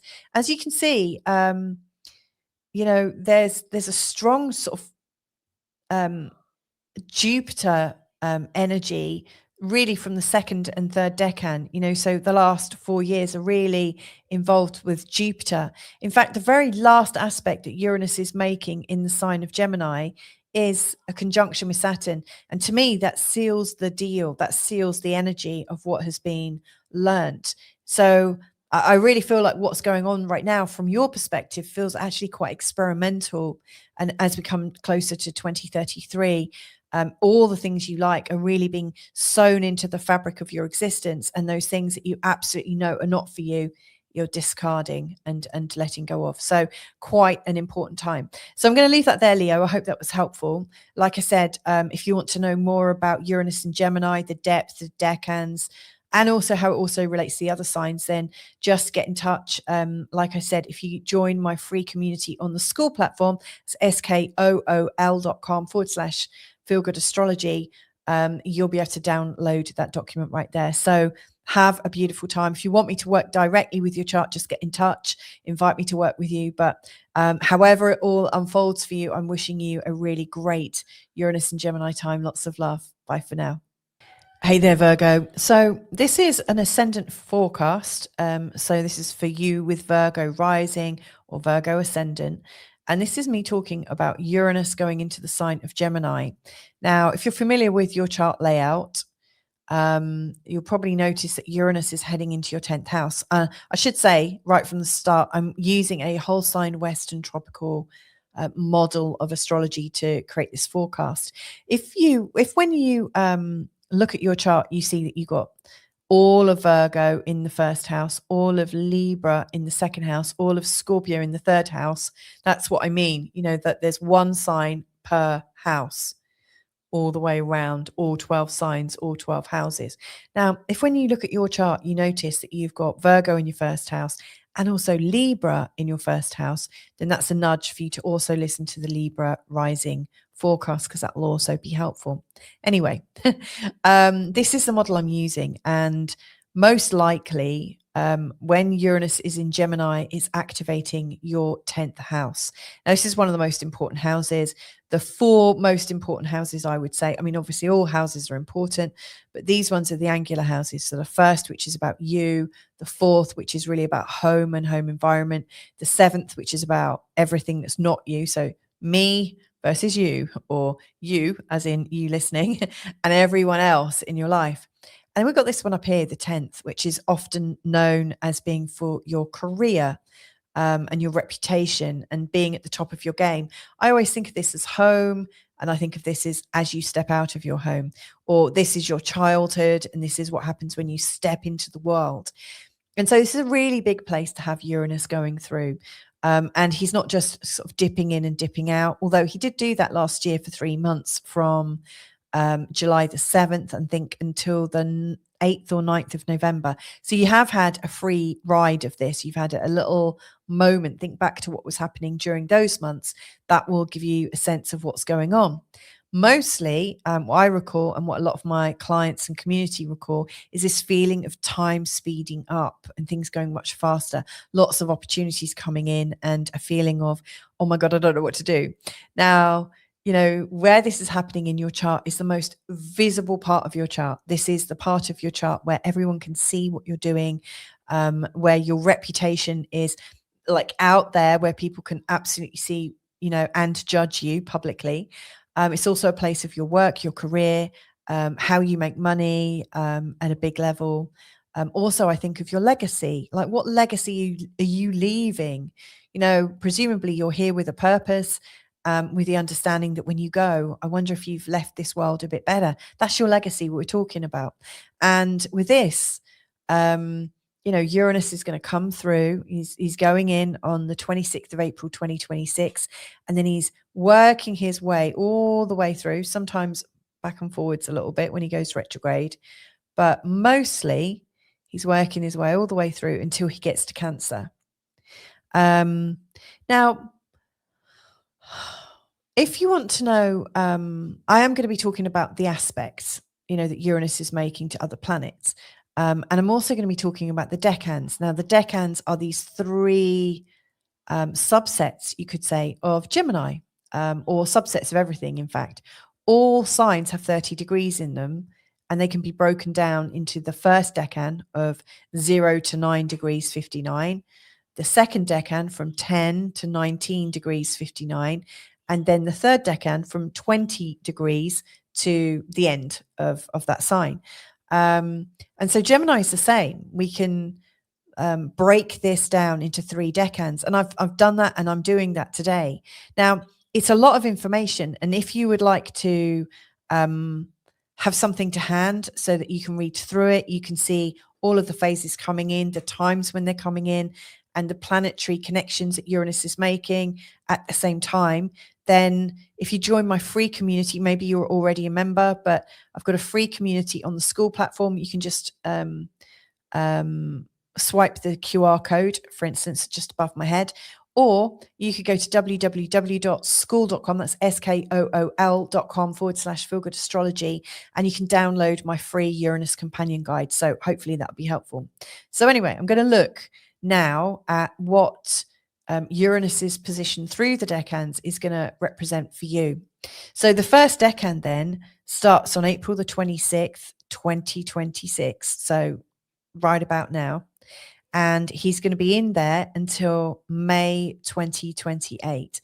So just over 2 years, Uranus is going to be in this first 10-degree space of Gemini. Now, you might know each sign of the zodiac has its own planetary ruler, and Gemini's is Mercury. So Mercury is the ruler of Gemini. But in this first decan, and the second decan, and the third decan, at the decan level, there are also additional rulers. And so this first decan is very much about Jupiter and the Gemini experience. And so when we think of Jupiter, and then also think about Uranus, Uranus is a planet of change and possibility, bringing in a field of consciousness into your life and into your career, because it's at the top of your chart. And then Jupiter is emphasized because it's in the first decan. You've got a feeling of hope and well-being and expansion mixed with change, high intensity questioning in terms of this doesn't feel very free. Okay, let's change it. Uranus is there as a model of pure potential, like I mentioned, but he's also there to destroy anywhere where it feels too rigid, too calcified, too broken, and yet held in that broken pattern. Uranus is a great reformer. So there is this feeling of reformation and expansion at the same time in your career. This is likely to be a very disruptive time because there's going to be lots of new ideas that are coming in and delighting you. Now, the 10th house, this part of your chart here, can also reflect parents. I've worked with several people with Uranus going through their 10th house, and sometimes parents pass away, or there's something unusual happening with parents, and they might become a concern because it is one of these parental houses. So it's not just work, it can also affect your standing and status, because obviously anything going on with parents, you might be raised up, you might become the new head of the family. You might need to step above your parents. You might need to care for them. You might need to care for all the people in your remit in a different way. So your status can rise and change during this time quite considerably. So this is a very wild time, the first 2 years. And so what I really anticipate is happening is that there's lots of ideas coming in, lots of excitement, a feeling of actually not really being entirely certain what you're doing, because it's scattering seeds of new awareness. And if you have planets in this part of your chart, that energy is going to be really doubled. You're going to really feel that energy so much more. So this is big. As we head into the second decan, things are going to get a bit sharper. And there's a few reasons for that. First of all, Actually, I just want to add something in. During this wild time as well, Uranus is mostly in trines with Pluto and also in sextile to Neptune. This is creating even more opportunities coming in. Hence why I think, this could be quite an overwhelming time. There's so many patterns and new awarenesses coming in, so many opportunities for your work. It could really kind of blow your mind. Now, as we come into the second decan, things are sharpening. And one of the reasons for them sharpening is there's a strong opposition coming in. Uranus is going to be in opposition to the North Node towards the end of this decan, but you start to see it coming in. And this decan is running from May 2028 in its entirety, I would say, till April 2031. And so there is an opposition here with the North Node. In many respects, the North Node is pointing you home and saying, you know what, you can't just have fun recreating yourself and your career. You actually do need to focus on the home and put a lot of effort into your home and family. And so you could really feel very sort of pointed in that direction. But Uranus is going to be creating a conjunction to your South Node up here. And also he's going to be in a trine with Jupiter in your second house. Now, sorry. When Jupiter comes into your second house and activates Uranus in the 10th house, this is really giving you a forward momentum of opportunity that feels exciting and also feels like it could raise your money situations. I mean, Jupiter going through the second house is often seen as a time when your career comes on in leaps and bounds. And Uranus up here is creating opportunities and space for you to try something new. But the deeper look at this decan, this decan is also sub-ruled by Mars, and it's also got a triplicity sign of Libra. It's associated with Libra too. And so when you think of Mars and Libra, they're not very comfortable bedfellows, but Libra is all about getting things right and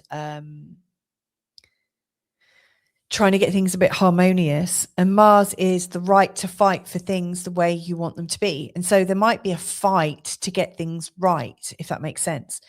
I see this as a battlefield of perspectives. Libra is trying to balance it all, hold it in place, but people are really fighting hard to be right rather than happy. And that's a really good question to ask yourself. Between 2028 and 3031, if there was a question you could hold on to during that time, I would say, do I want to be right or do I want to be happy?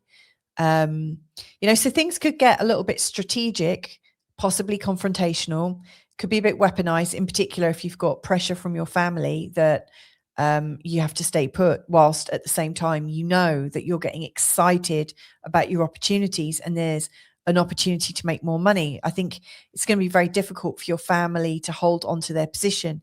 And so there are some tensions during this time to be aware of, but it's a really exciting time all the same. And then the last decan, which is a culmination of Uranus in the sign of Gemini. In this last decan, it's ruled by the sun, and it's also associated with Aquarius. Now, the sun is very much about your identity and the future and the narrative that you're identifying with. It really speaks a lot about you and the changes that you've been through. And also in the sign of, with the energy of Aquarius in this decan, in this last decan here, it's also bringing in a feeling of intellectual superiority, but also sovereignty. This is a time when what becomes very, very valuable to you, and you might identify with that. I've got a quick refinement here because there was a pattern that really became obvious to me after I'd recorded and after I'd prepared all these slides. And that is, I was trying to keep a nice, neat little structure to make it easier to understand, first decan, second decan, third decan, each having a distinct purpose. But really, because of the Uranus going retrograde, the second decan here and the third decan here in red, they're really combined. It's really not a clean handover because of Uranus's retrograde pattern. And when I look at the eclipses, sometimes they're really triggering the third decan because the moon and the sun are 20 plus degrees of the sign of Gemini, and Uranus is just in the second decan. Or we have it the other way around, where Uranus is in the third decan and the eclipse is in the second decan. So it's a matter of degrees, it's a matter of retrogrades, and it's just a little bit more nuanced and a little bit more blended than my model is suggesting. And so, in the model I've used, I've suggested that the second decan is really showing us a sharpening of energies, and the third decan is already showing us an activation and a fulfillment of those energies. In fact, the story's already started in the second decan, and so the key takeaway is the story is already underway. In the second decan, we're already taking action, but the third really tends to bring it to completion. So I just wanted to put that in and make that really much clearer for you. It's all detailed. All the details of the eclipses are detailed in the Uranus in Gemini companion. So if you want to have a deeper look, you can. Now, when we also look at the energies of the planets, like what are they doing during this time? There's a lot of eclipses that are involving Uranus. So we've got 3 sets of 2 eclipses. So there's a solar eclipse in a conjunction with Uranus, and then there's a lunar eclipse in opposition to to Uranus. And these 6 eclipses are going to be activating the direction and really energizing everything that you've learned since 2026. So I really think that things are coming together and kind of coalescing in this brand new pattern. And of course, that's ultimately what Uranus does is, he brings in life into your chart.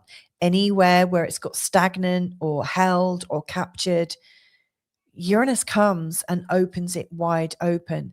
So I think this particular decan from July, it starts officially in July 2030. There's a bit of overlap between these 2 decans. Again, if you're interested in the specifics, then download my free Uranus and Gemini guide. So yeah, there's a lot of activations going on. And, this to me is synonymous with collective awakening, this sense that a lot of people are coming into a realization at the same time, and destiny is really coming into view. There's a real big destiny level change. So this is a very sort of exciting moment in time. So I do think there's going to be a lot of change. Now, this is happening in your 10th house. This is all about your structure, your reputation, your status, and how well you step into that. So I'm really sure you're going to be moved by this in the same way as all the other people that I've worked with. And this is a very sensitive time to have Uranus up here. So to summarize this, I would say you're heading into a new public role. Things are going to be a lot more public. This is a very visible part of your chart. You're stepping into visibility and aligned with who you have become. So again, this is about your identity. What do you identify with, and how is that reflected in your career? It's not because you're becoming what you're expected to be. During this time, Uranus is throwing off all the weight of guilt and shame and anger and expectation that other people have put on you. So if you've had a role for many years and you just feel really stuck in it, this is the time when you're likely to do something completely different and, recognize that, people might have preferences for you, but you're responsible for your life and they're responsible for theirs, and there's nothing they can really do about it. So in many ways, you're rewriting your history about yourself. You're really making a big change. Now, this can absolutely create some tension and frustration from your partner. It's not necessarily going to be plain sailing if you've got a partner. I mean, they're probably expecting you to carry on working and earning the same amount of money as you've always done. And so, if you're shaking things up, Uranus is going in your 10th house, you might suddenly think, no, I want a change of pace. I'm not going to put myself in this position anymore. So this is likely to, create some chaos along the way. However, you are really liberating yourself and getting a whole new sense of destiny. So it's a very, very big energy indeed. Now, once again, if you want the handout the companion guide, then just get in touch, join my free community, and you've got access to it there. Or if, because it's such a big deal, you would like me to have a look at this in your birth chart personally, so no one else can beak in, then just get in touch. All of my details are below. Just invite me to work with you and we can take it from there. So anyway, have a really safe, exciting, life-changing, destiny level change. And yeah, hopefully we'll catch up with you soon. I hope you found this helpful. Lots of love. Bye for now. Hey there, Libra rising or Libra ascendant. This is a forecast for you to talk through the changes that are likely to come in when Uranus goes into Gemini. Now, Uranus is going into Gemini for 6-7 years. And obviously it's a long, long time that he's going to be in Gemini. From your perspective with Libra rising, he's going to be activating your 9th house. And so what I'm going to be talking about, I'm breaking this down across the 7 years into little mini micro epochs, and talking about the decans. Now, before we get going, I just want to explain that this forecast is created using a whole sign Western tropical model. What that means is I've assumed that you've got all of Libra in your first house, all of Scorpio in your second house, and so on and so forth through the zodiac. If when you look at your birth chart, you notice that you've got Libra and Scorpio in your first house, then that's a polite little nudge to listen also to the Scorpio forecast too. There'll be some relevance in there, I'm sure. Now, in terms of the decans, if you have a look, this is a circle divided into 12 equal parts. So each of these sun signs or zodiac signs, they've got 30 degrees in them, 30 times 12, 360. Now, these have also been broken down into sections of three lots of 10 degrees within each sign. They're known as the first decan, the second decan, and the third decan. So the first decan goes from 0 degrees Gemini to 9 degrees 59 in Gemini. Then the second decan from 10 degrees Gemini to 1995 Gemini.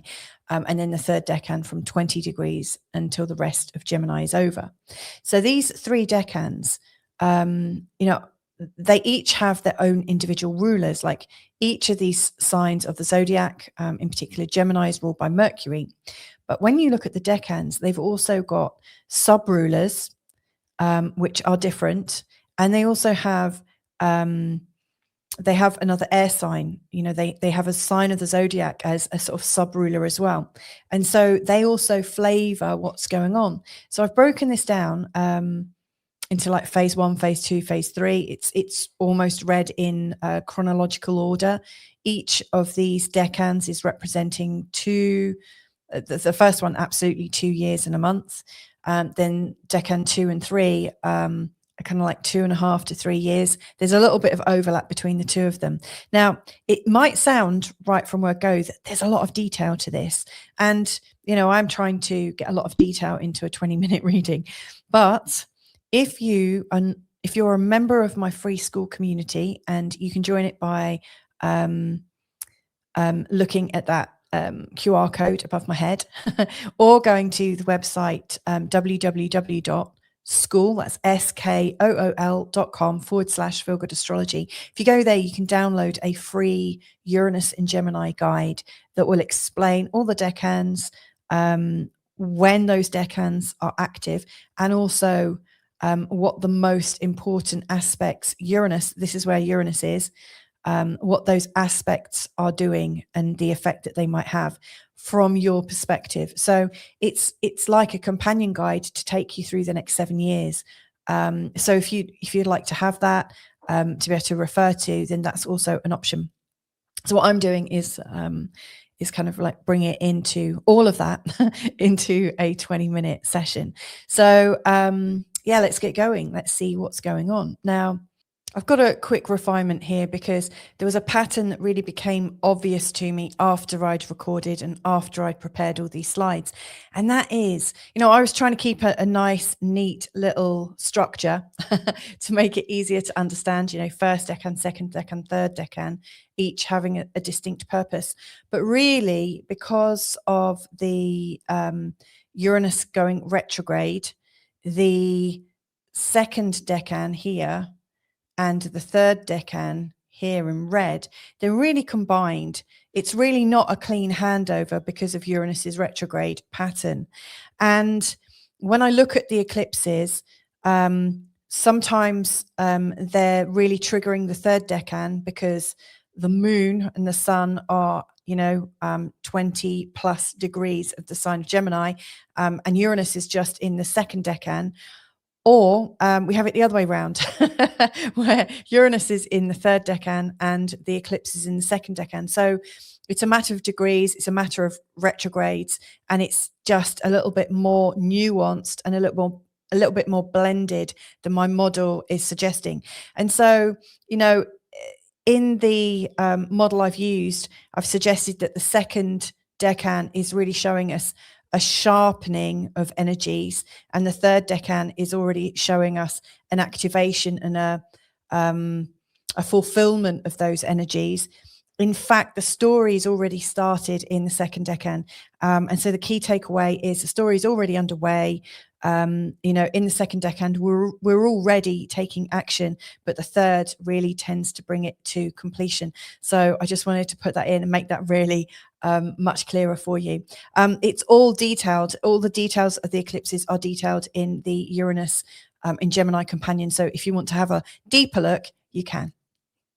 Earlier in this video, I spoke at length about Uranus and his role. I see that he's got two main roles. The first is to be a pure field of potential, and a pure field of potential is basically any possibility. He is an open field of creative manifestative energy. He is there to come up with these amazing ideas that can create ripples and reverberations. It's like a frequency. It's like a beautiful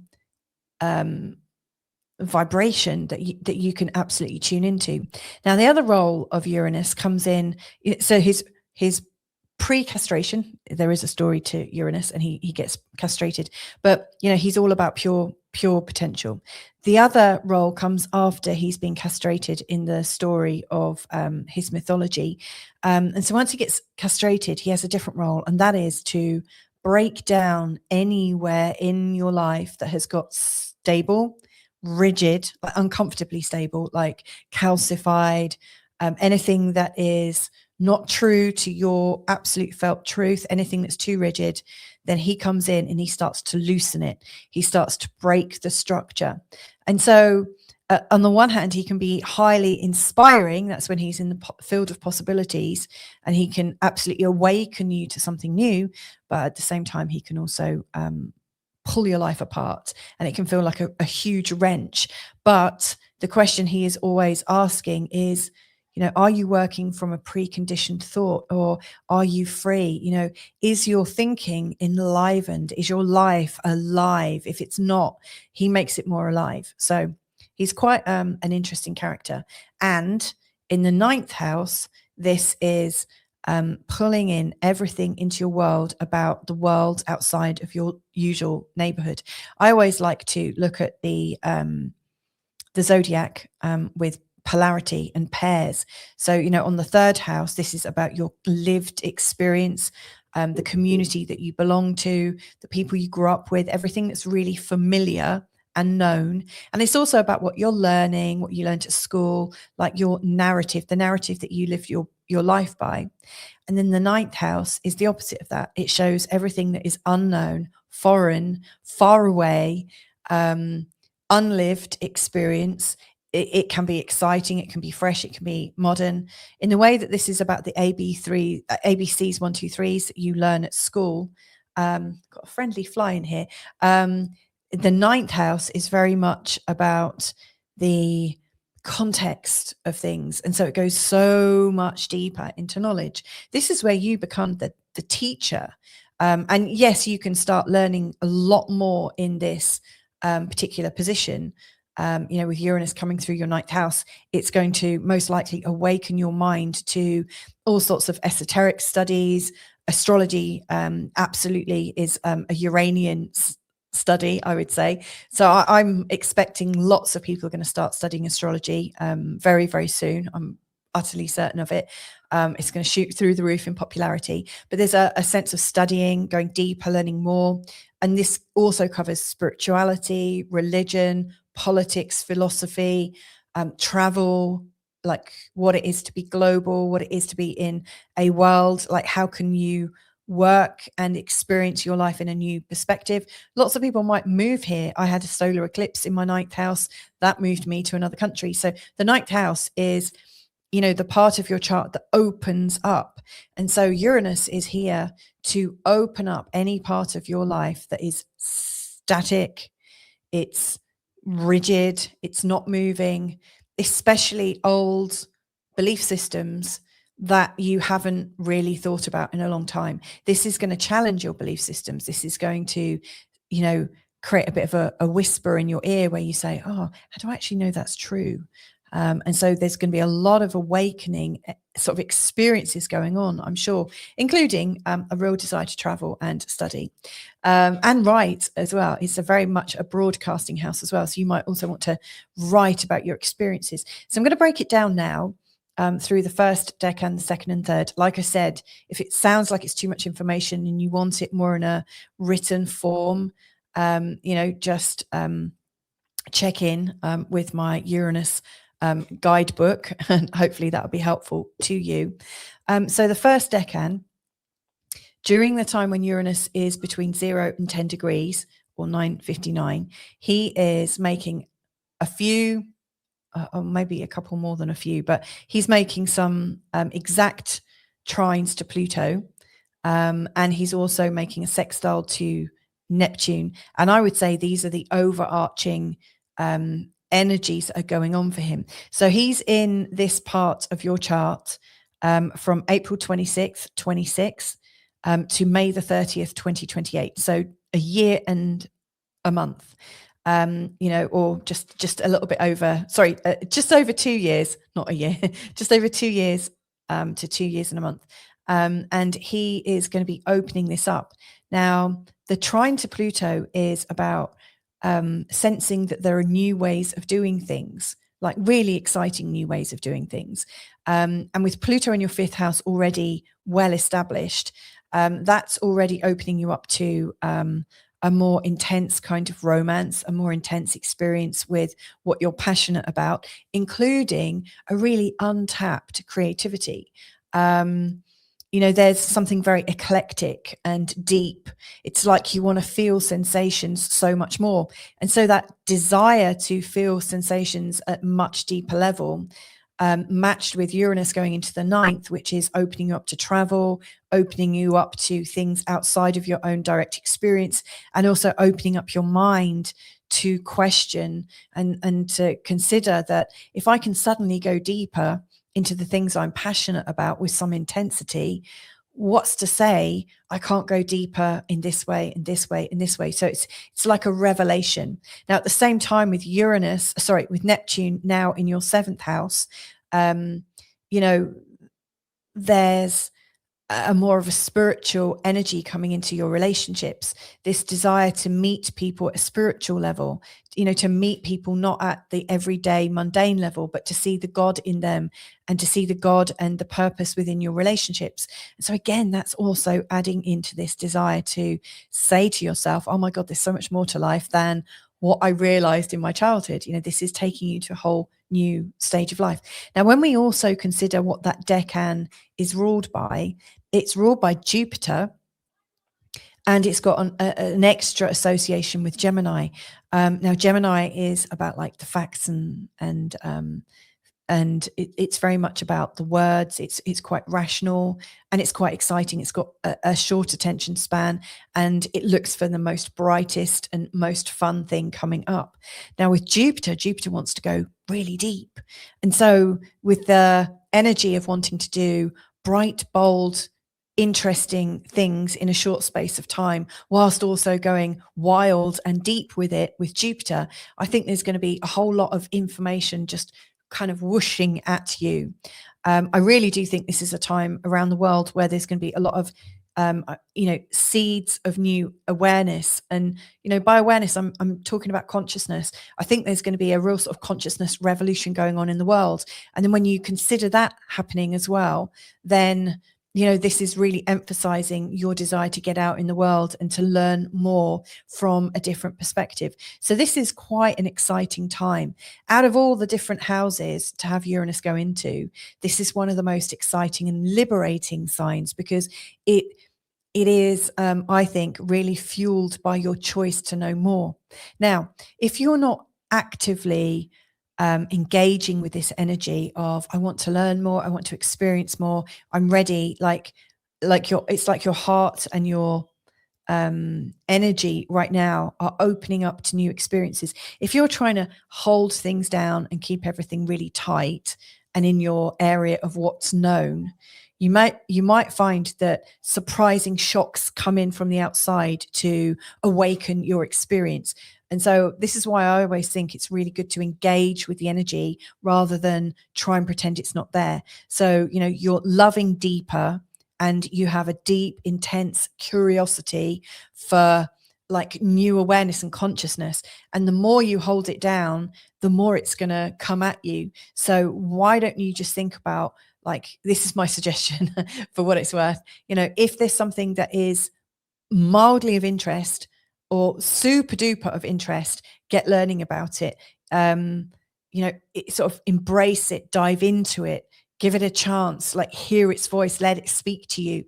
Because when you're using this information, it doesn't use you, and I think it's going to be super exciting. So after May 2028, we're coming into the next decan, which I think is where things and experiences are sharpening. And it's not quite so carefree. It's not quite so wild. It's, there's not so much conflicting information that's coming in. But during the second decan, this is from 10 to 19 degrees. And so Uranus is right in the middle here. He's making quite a few different aspects, but one of the most key ones, I would say, he's going to come into an opposition with the North Node. So the North Node will be in Sagittarius. This is going from May 2028 in its entirety until April 2031. And so it seems a little bit longer than the first decan. Now, first of all, with Uranus being in opposition to the North Node, there's a feeling that the narrative of life that a lot of people are following and that you might feel pressured to follow, suddenly you have this awareness, actually, that's not for me. And I know why. The South Node and Uranus are going to be working together. And so there's going to be this sense of you already knowing what's right for you, already sensing the vibration for you, and probably a kind of stubbornness. I know what's right for me. I know my truth. I don't need to follow this. And so it feels a little bit more rebellious, like there's a rebellious side of you coming out, and possibly a side of you that wants to escape even more, to kind of let go of all that seems really false, even if lots of other people are following what you think feels false. It really feels like there's a strong drive for you to kind of back off a little bit and to follow your own direction. Now, during this time as well, there's this gorgeous trine to Jupiter, and Jupiter's going to be in your first house, which is a great experience because that really awakens your personality and your identity. And so, yes, you'll be feeling a little bit more resistant and less moldable, and at the same time you're really getting a stronger sense of yourself and your well-being, and your personality and stature seems to be growing. So it's a time when you're really finding and defining yourself through liberation and consciousness. Now, worldwide, when we think of this decan is sub-ruled by Mars, and it's got an association with Libra. Now, Mars obviously puts up a defense and wants to take action and wants to see something through. It's very direct. And Libra is all about balance, in particular about what is right by the law, and what is accepted, and how can everything work for everybody. So Libra is absolutely wanting to be right. And with that combination of Libra and Mars, it's a funny old mix. I would say this is strategic, confrontational, potentially weaponized. And I do think there's going to be a bit of a battlefield of perspectives coming up around this time, between May 2028 right the way through to April 18th, 2031. In between the end, like the summer of 2030, there is a bit of an overlap where Uranus heads forwards into the third decan and then comes back. Now, this is interesting because around 2030, that's when I believe, the WEF and other organizations have got plans for humanity. So it's very interesting that during this time, there's a highly rebellious energy and people are coming into their own sense of consciousness. So I'm not surprised by this at all.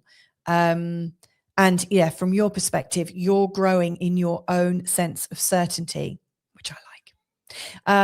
Then when we're coming into the third decan, that is really going from, at its earliest, July 2030, and right the way to the end, May 2033.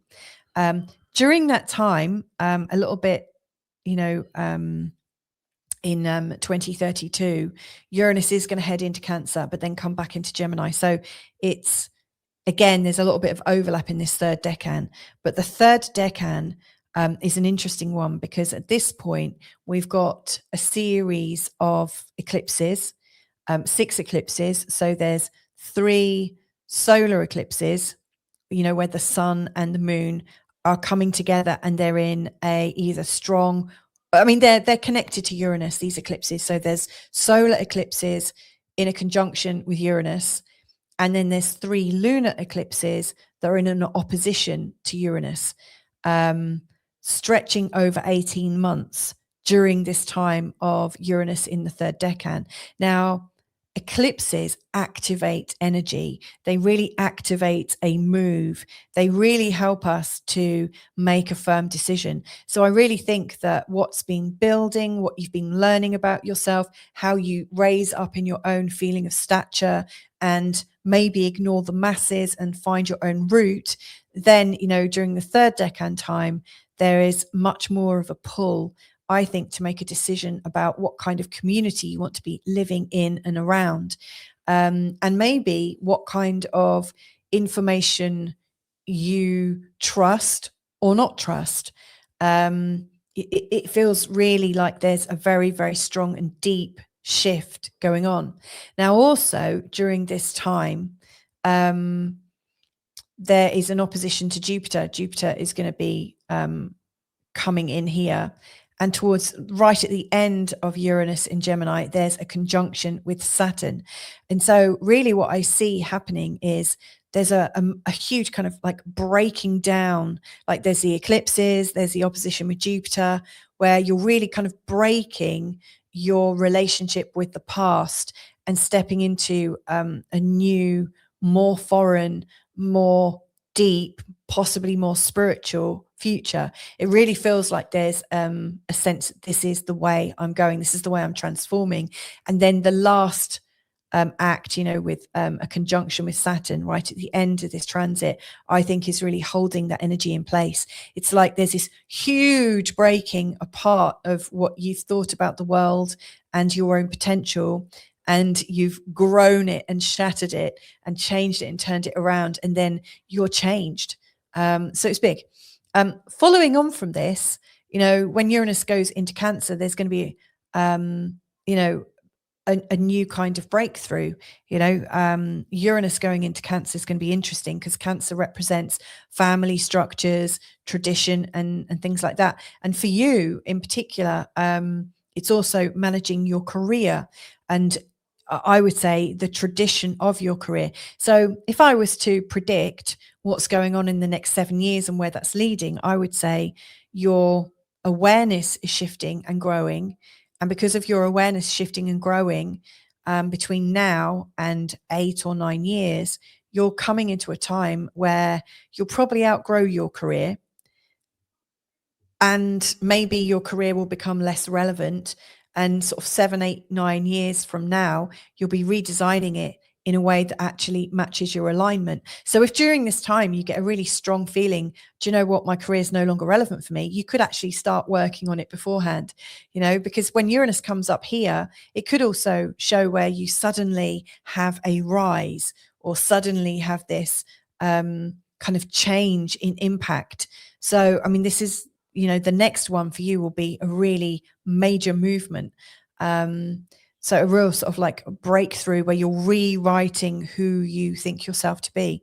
So to summarize it, this is really a lived philosophy. This is helping you to live a completely different philosophy and make it your own. So you don't have to just believe what's going on and believe things that other people are telling you, but you start to embody it because you start to experience and also share the new learning and philosophies and the new context that you're coming to terms with. So the context that you have for the world is shifting dramatically. And I can't put it any more succinctly than that. So it's a big deal. And I think this could be really, really fun for you. And yes, it's moving everything forwards. Your relationships will shift because of this. But you are coming into a time of much greater alignment to who you are. And I think that's probably at the core of what you really, really want. So I hope that's helpful. Like I said, if you want to know more, please just join my community. It's a free community on the school platform. And if you go there, you can download my free Uranus and Gemini companion guide. But if you want me to check this out in your chart, so you understand it absolutely to your flavor, then just get in touch. All of my details are below. Just invite me to work with you and we can take it from there. So sending you lots of love, Libra. Have a wonderful Uranus and Gemini transit and catch you another time. Lots of love. Bye for now. Hey there, Scorpio rising or ascendant. This is your Uranus and Gemini forecast, taking you through a whole 7-year period of time. This is a really slow moving planet. Uranus is going to be going through your 8th house, or wherever Gemini is, and most likely it's in your 8th house. He's going to be going through that from April 2026 right the way through to, I believe, May 2033. So it's a long time, just over 7 years. Now, it's a lot to track how the planet in Gemini is going to evolve and work in your life. And so in this forecast, and it's going to be around about 20 minutes, I'm going to cover quite a lot. It's a lot of detail, in fact. And if you're a little bit worried or, want notes, then why not scan my QR code just above my head. Join my free community on the school platform. That's www.school.com/feelgoodastrology. And you can download a complimentary Uranus in Gemini companion guide that will help you through it. So it's all there. Everything I'm talking about here is there and a whole heap more. So earlier in this video, I spoke about the nature of Uranus, how he changed. He went through quite a transformation when he was castrated by his son.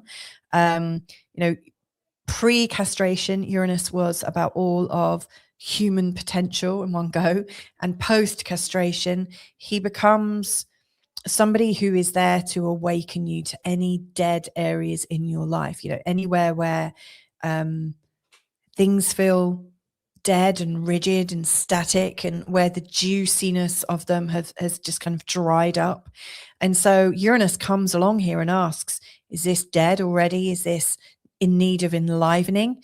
And so Uranus brings in a sense of life. And with that comes change and innovation, and often a little bit of chaos as well, because he's encouraging us to break apart the jail that we find ourselves in. So anytime we get stuck in something, Uranus is there to break us free. So he is a planet of possibilities on the one hand, but also our liberation. And I like to think of him as a planet of consciousness as well. So, he is about liberating our consciousness in a huge way. And what's wrong with that? I mean, that's really great.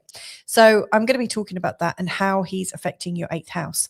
Now, to do that, I'm breaking down his transit into 3 phases, because, we've got 30 degrees in each sign.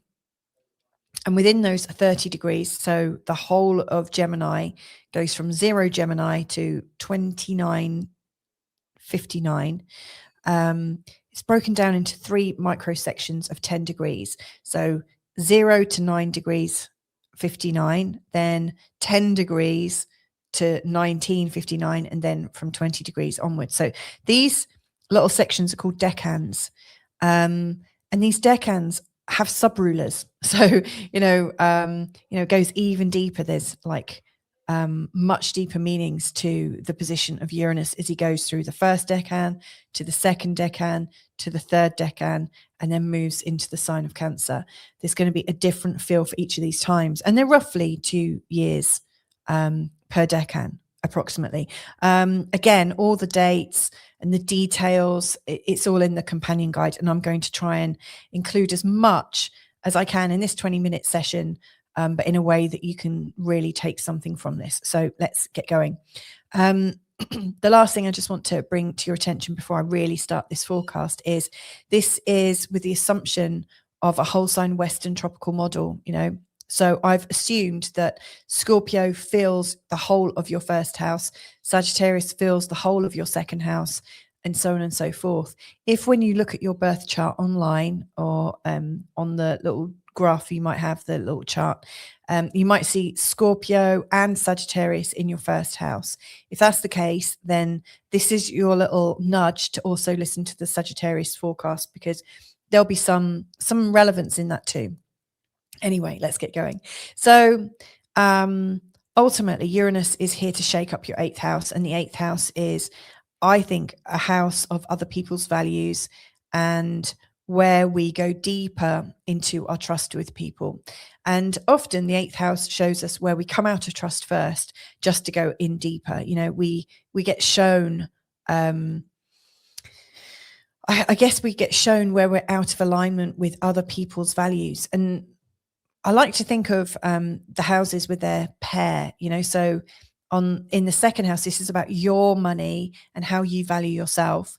And the 8th house is about their money. And by they or their, I'm talking about your family, your siblings, your grandparents, like your ancestry, and also your partner or your ex-partner even. Anyone that has become close and intimate with you, all of their things could be part of your 8th house. The 8th house shows their resources. The 2nd house shows your resources.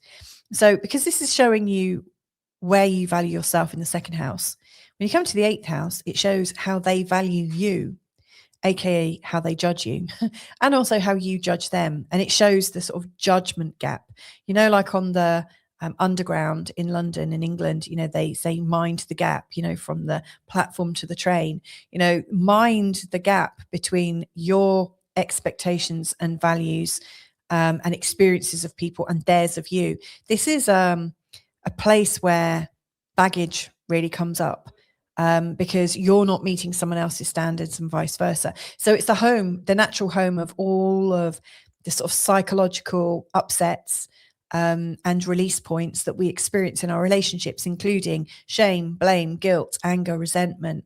But it's also transformative. If you were to look in, an old-fashioned astrology book, the 8th house would say it's a place of death and taxes, and also sex. It's a place where anything that's taboo or too secretive, like too exposing, this is a place where you might hide your business. And so, yes, it does involve your quality of lovemaking with a partner.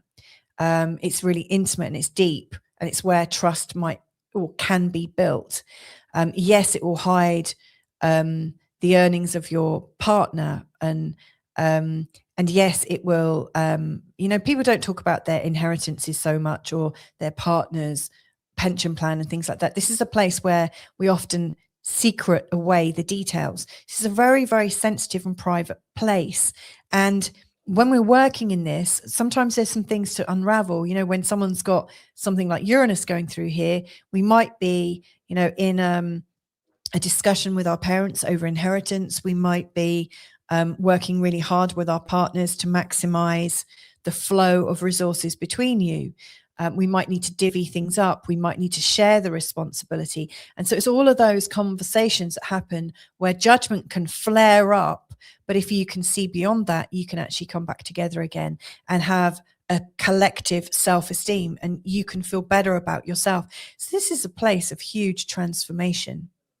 Really, truly. So I also see this as a rite of passage. You come so far in your life and then you feel a little bit stuck, like you can't move beyond that. This is obviously, I think in terms of rites of passage, this is a place where lots of people come up to it and they think the next step feels a little bit difficult. I might have to face my inner psychology here. I might have to face my fears. I might have to address the guilt complex that I've grown up with and carried into my relationships here. It's hard to face yourself and face the deeper, potentially darker aspects of our personality. And so again, the 8th house can seem a little bit laborious sometimes and a little bit scary. However, this is where Uranus is right now. And so, get ready to have all of those stuck emotions and stuck feelings about money, stuck feelings about family, stuck feelings about partners or ex-partners that you might be separating from. There's a lot of stuff that's going to come up and you're going to go deep in it. This is the composting, like all the stuff that's wriggling around and kind of just, it's like a flea in your ear, that you just can't get over something. This is where you're digging down and everything is breaking down. Uranus is breaking these feelings down, breaking these attitudes down, the beliefs and behaviors of you and your family, so that something rich and fertile can come from this, so that you can start again and go even deeper. So it is challenging. However, it can be really, really rewarding too. So there is a bit of a death of an ego here, but it's not the death of your obvious ego, but it's the death of a part of you that actually is not helping, a part of you that has come out of most likely feeling guilty or feeling ashamed or feeling embarrassed. And so it's great that Uranus is coming here, but can be uncomfortable. And I say that knowing that this is coming up for me and I've yet to really fully experience it yet. So if I sound a little bit too, oh yeah, it's fine, then please bear that in mind. I can talk very firmly about where he's already been in my chart and I've experienced it. But I see this happening in the charts of people who have been going through litigation and like deep change, in responsibilities between them and their partners and them and their family. So this is a strong theme. Anyway, in the first decan, it's going on from April 26th, 2026 to May 2028. Now this decan, Uranus is making some exact trines to Pluto in the 4th house. The 4th house is about the home, and Pluto here is really showing that the home is transforming anyway. There is a huge shift in terms of how you're living, in terms of who's living there, in terms of like how you can surrender to the home and the family. Like, what do you need to surrender to? To me, it feels like something had to change or soften. It's showing you where you've needed to come into an allowance of something. And so with Pluto and Uranus in this trine, it's allowing you to move the next step, so that you're not just in allowance, you're not just feeling like you've had to surrender to something. Now there's more of a transforming movement happening from that. At the same time, you've got Neptune working with Uranus and Pluto, and Neptune's in Aries, really showing that you're wanting to do this as spiritually and as calmly as possible. You're wanting to make sure it doesn't feel too bad on your nervous system. You're wanting to unpick and unravel these patterns in such a way that everyone's going to come out feeling good from the situation. So it's really working deeply with you. Now, in this first decan, it's also got this wildness to it, because the sub-ruler of this first decan is Jupiter. And also there's a kind of sub-Gemini pattern. To me, Gemini is about lots of details, facts and figures. And it's about moving things through quite fast and quickly, and being quite distracted, and also trying to create social diversions and things. Gemini is very interactive and seeing lots of different patterns and moving very fluidly between them. But Jupiter, by contrast, wants to go much deeper and wants to expand on things. So you've got really competing energy going on right now. So when I add that in, to the fact that it feels like there's a sort of transformation occurring at home, within your family, which means how you're functioning on a day-to-day basis is also changing. And now you're kind of coming into a deeper trust, and you're getting a chance to really sort out the finances, sort out the responsibilities, and really like work out, is there a part of you that has attributed more difficulty? Is there something that you need to learn? Is there something that someone else is doing? How can you come into a deeper allowance of it all? I mean, this is all really big stuff. But when you add in the Jupiter and the Mercury energy, it also is suggesting that there's lots of changes of opinion, lots of exciting things, new information. There's a lot of stuff that's adding to it. So for instance, there might not be an existing situation going on with your family or with your partner, but as Uranus comes in here, you might find your inner psychology stirring. You might find that stuff from the past comes up, and all of a sudden it feels like there's something much deeper going on, and you're trying to get beneath it. And in terms of this new awareness, you might get little memes and sort of more Gemini focused things, people giving you resources and giving you tidbits of information, and then you might just happen to find a mentor or a teacher, and then all of a sudden this deeper unraveling comes out. Can you see what I mean? It just feels like there's a lot of information coming at you from all angles to help you manage your situation. And so I see this as being kind of exciting. It feels like there are lots of new situations to be able to get back into a flow with the people who you are linked with, and to negotiate a better way of being, and to come to terms with maybe how you show up for them. Like if you're a scapegoat and you've always known you were the odd one out, or the black sheep, or the scapegoat, there could be a lot of tough stuff to face as well. But you could also get that feeling of liberty, because remember, Uranus is here to break you free, and to get you out of these situations that are kind of deathly and unalive. They're really unalive. Then there's nothing living and breathing about them. So it's kind of exciting. Around the world during this time, I think there's just so much information coming out about everything, and it's going to be a little bit difficult to know what you can trust and what you can't. So yeah, you might find that it's best to sort of focus on your own deeper quest for knowing, rather than being distracted by the outer world. By the time the second decan comes along, that's May 2028, going until in its entirety until April 2031. I couldn't read my notes there. So 2028 to 31. Now this is a decan where things are sharpening, and that's partly because the sub-ruler of that decan is Mars, and Mars takes action and he's quite defensive, but also because it's associated with Libra, and Libra is a sign that wants to balance everything and get everything fair and get everything right. And so it can involve legal action, and it can involve there's a question that my husband told me ages ago, like, do you want to be right or do you want to be happy? And during the second decan, I think a lot of people want to be right, and they're not worried about being happy. So, I think there's going to be a lot of conflict and confrontational energies coming in, where things could be weaponized. I really do think it's a battlefield of perspectives. And also the North Node is going to come into an opposition with Uranus as we're getting closer to 2031.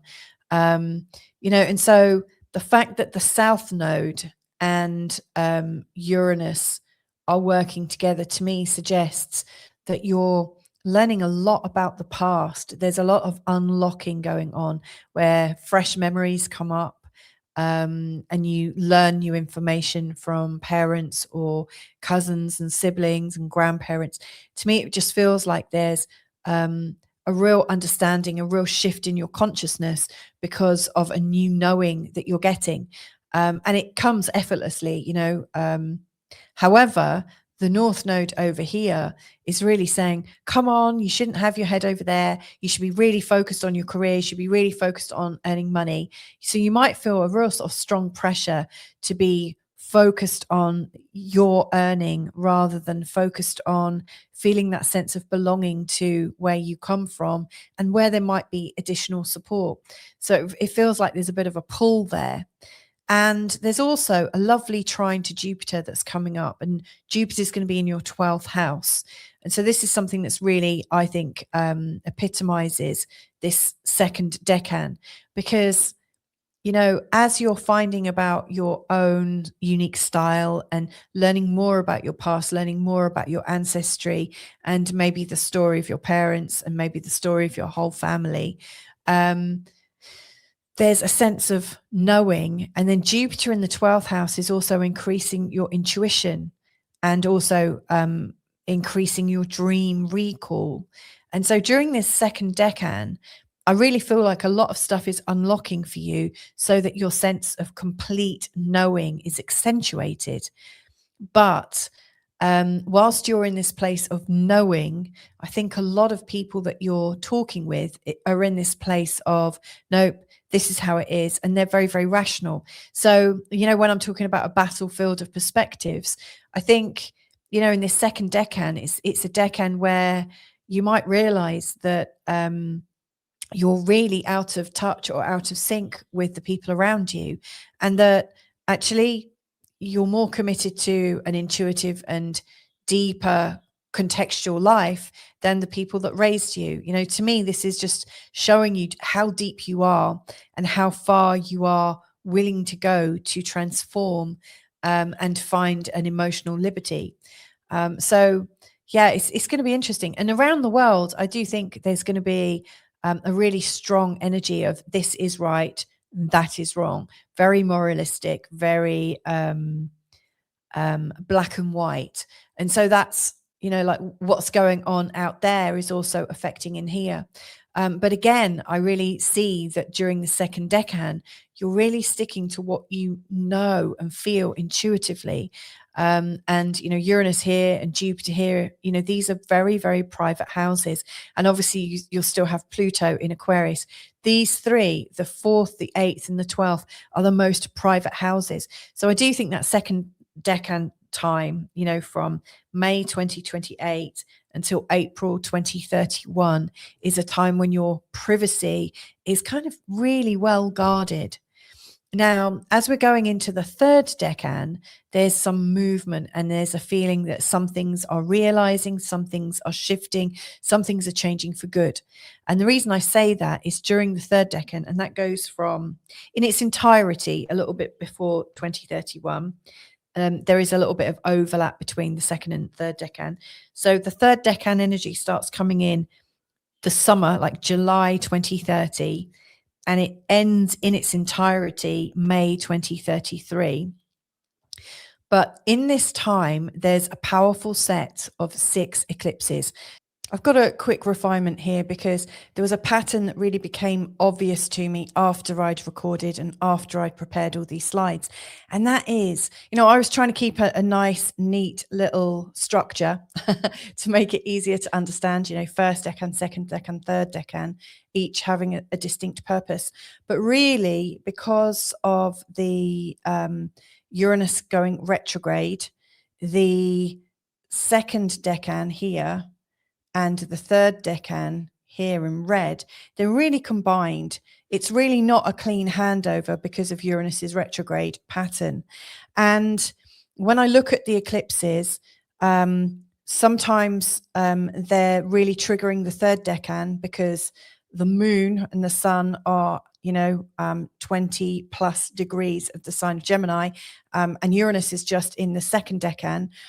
Or we have it the other way around, where Uranus is in the third decan and the eclipse is in the second decan. So it's a matter of degrees, it's a matter of retrogrades, and it's just a little bit more nuanced and a little bit more blended than my model is suggesting. And so, in the model I've used, I've suggested that the second decan is really showing us a sharpening of energies, and the third decan is already showing us an activation and a fulfillment of those energies. In fact, the story's already started in the second decan, and so the key takeaway is the story is already underway. In the second decan, we're already taking action, but the third really tends to bring it to completion. So I just wanted to put that in and make that really much clearer for you. It's all detailed. All the details of the eclipses are detailed in the Uranus in Gemini companion. So if you want to have a deeper look, you can. So there will be 3 solar eclipses that are involving Uranus, and then there's 3 lunar eclipses involving Uranus over a space of about 18 months. And so there's these like moon eclipsed moons, eclipsed moons, that's the word I was looking for, eclipsed moons in opposition to Uranus, and then also like new moon eclipses in a conjunction with Uranus. Now, anytime a planet is involved in an eclipse or a series of eclipses, then you're getting a real kind of pattern, and I've called it like a destiny level change. There is this series of activations that are going on kind of every 6 months for 18 months. And it's really creating this shift from what you earn to what they earn, and how actually you're not fully on your own. There are other assets, there's other levels of support, and it might not be physical support, it might not be financial support, it might be spiritual support, but there's more. You don't have to go it alone. And so to me, this is a journey of where independence can go wrong. And I've got Scorpio rising too, and I know that people with Scorpio rising can be independent to a fault sometimes, not fully independent, but emotionally independent. Like, you don't want to give your power away. And so in many respects, this is coming to terms with being powerful because you can work with other people and accept some of their power. This is a really transforming time for you. Now, right at the end of this as well, there is an opposition to Jupiter. Jupiter is going to be in the second house, and most likely at that point you'll be bringing in a lot more money, because Jupiter in the second house is actually quite beneficial. And then Saturn is coming into a conjunction with Uranus. So as you come to the end of Uranus in Gemini, it really feels like your financial opportunities have expanded. However, you're still open to the connection, the deeper levels of trust, and the vulnerability that comes when you trust people. And so it's the tension of holding both of these and making both of these patterns okay. This is a huge time. I would say the biggest freedom that you're going to get in this whole period of time is trusting others, and allowing yourself to be vulnerable for a minute, like being vulnerable and trusting that it's okay, it's safe to do so, that you don't always have to be this force of power, that you can accept some kindness from others. And it's having the courage to face those conversations that might make it happen. So it's really deep. And then after that, the Uranus is going to go into the 9th house, and then there's a huge shift. So all the heaviness of the transformation that you've been going through is going to lighten up. You're going to get a sense of relief from this. This is a time when all of a sudden you feel so much lighter that you just want to sort of travel and learn and relax a lot more. And interestingly, Uranus in the sign of Cancer is also heralding that our ideas on what traditional family values looks like. It's all going to be really, really reconstructed. And so that really might fit the pattern that you go through these deep changes with family and then you're experiencing them in a completely different way. So I guess if I was to summarize this, this is about empowered intimacy. This is a journey of empowered intimacy over 7 years. You can relate from truth, not fear. You're facing your fear. Transformation becomes something you own. It's your gift, and cracking open old wounds and guilt games. And once you do that, there's an ancestral clearing. So this is deep. And this is the work that Uranus is coming in to do. So I hope that's helpful. Like I said, if you want the Uranus companion guide, just go onto my free school community and you can download it from there. It's www.school.com/feelgoodastrology. But if you would like me to pay this much attention to your actual personal chart or meet me to talk about your chart, then just invite me to work with you. My links are below. I love being invited to work with people. Just book into my diary and we can take it from there. So wishing you a beautiful transit of Uranus in Gemini, and catch up with you all soon. Lots of love. Bye for now. Hey there, Sagittarius. This is your ascendant forecast for Uranus going into Gemini. He's going to be there for 7 years, from the 26th of April 2026 right the way through to May of 2033. A long time.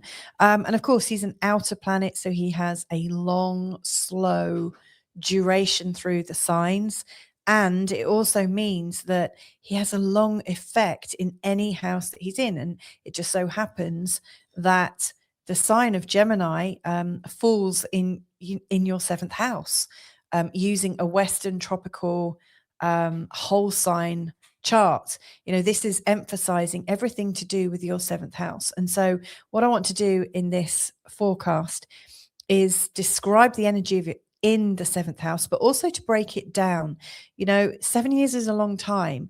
And so I'm breaking it down from Uranus in the first decan, the first 10 degrees of Gemini, then Uranus in the second decan, i.e.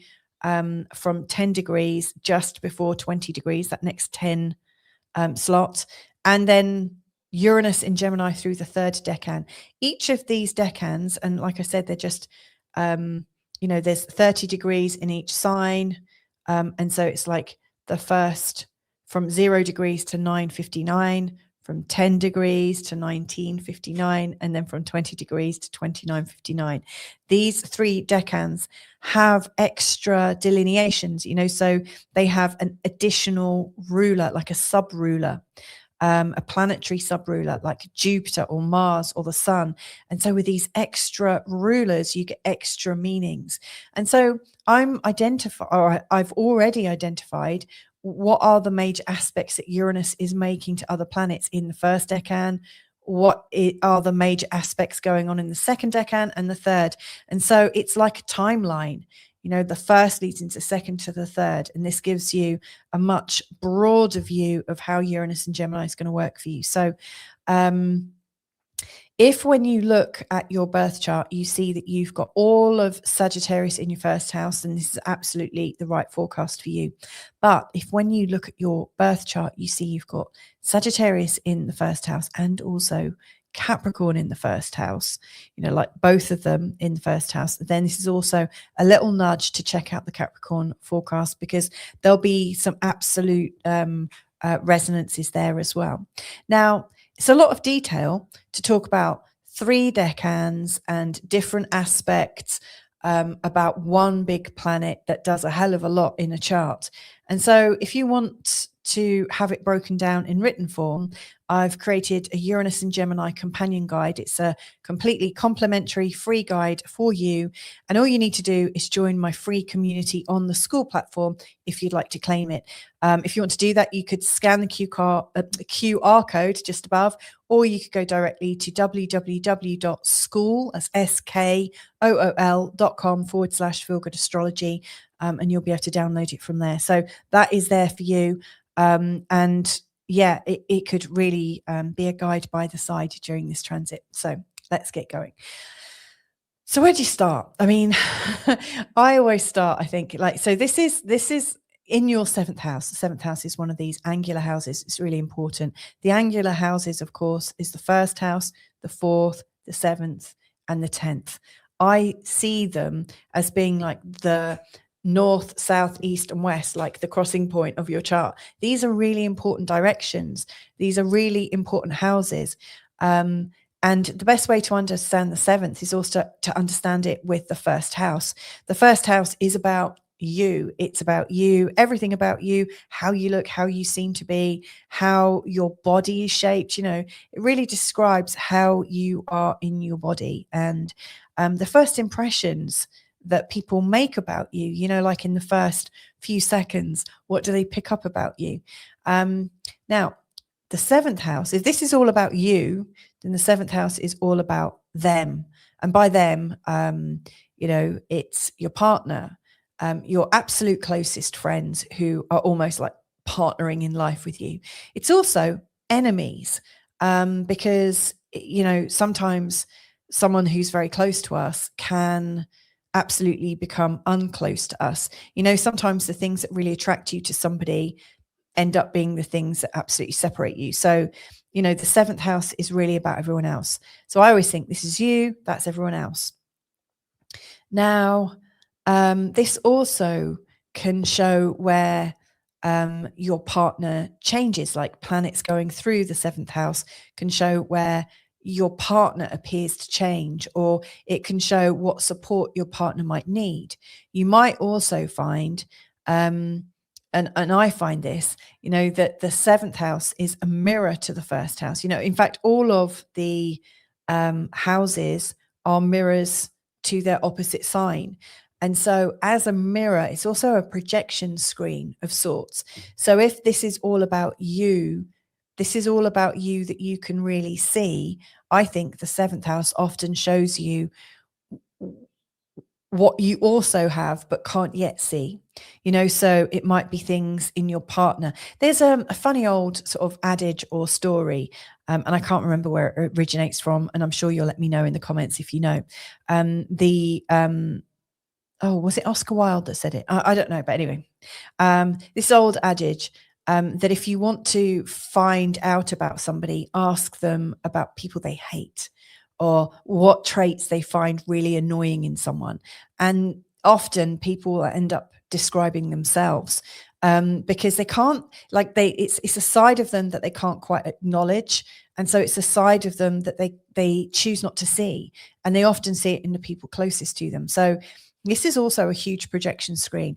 And I should also say Uranus as a planet is also one of these planets that, and Neptune in particular as well. Uranus and Neptune often show where there are situations of, to do with projections. I think Uranus in particular, it's almost like a channeled projection.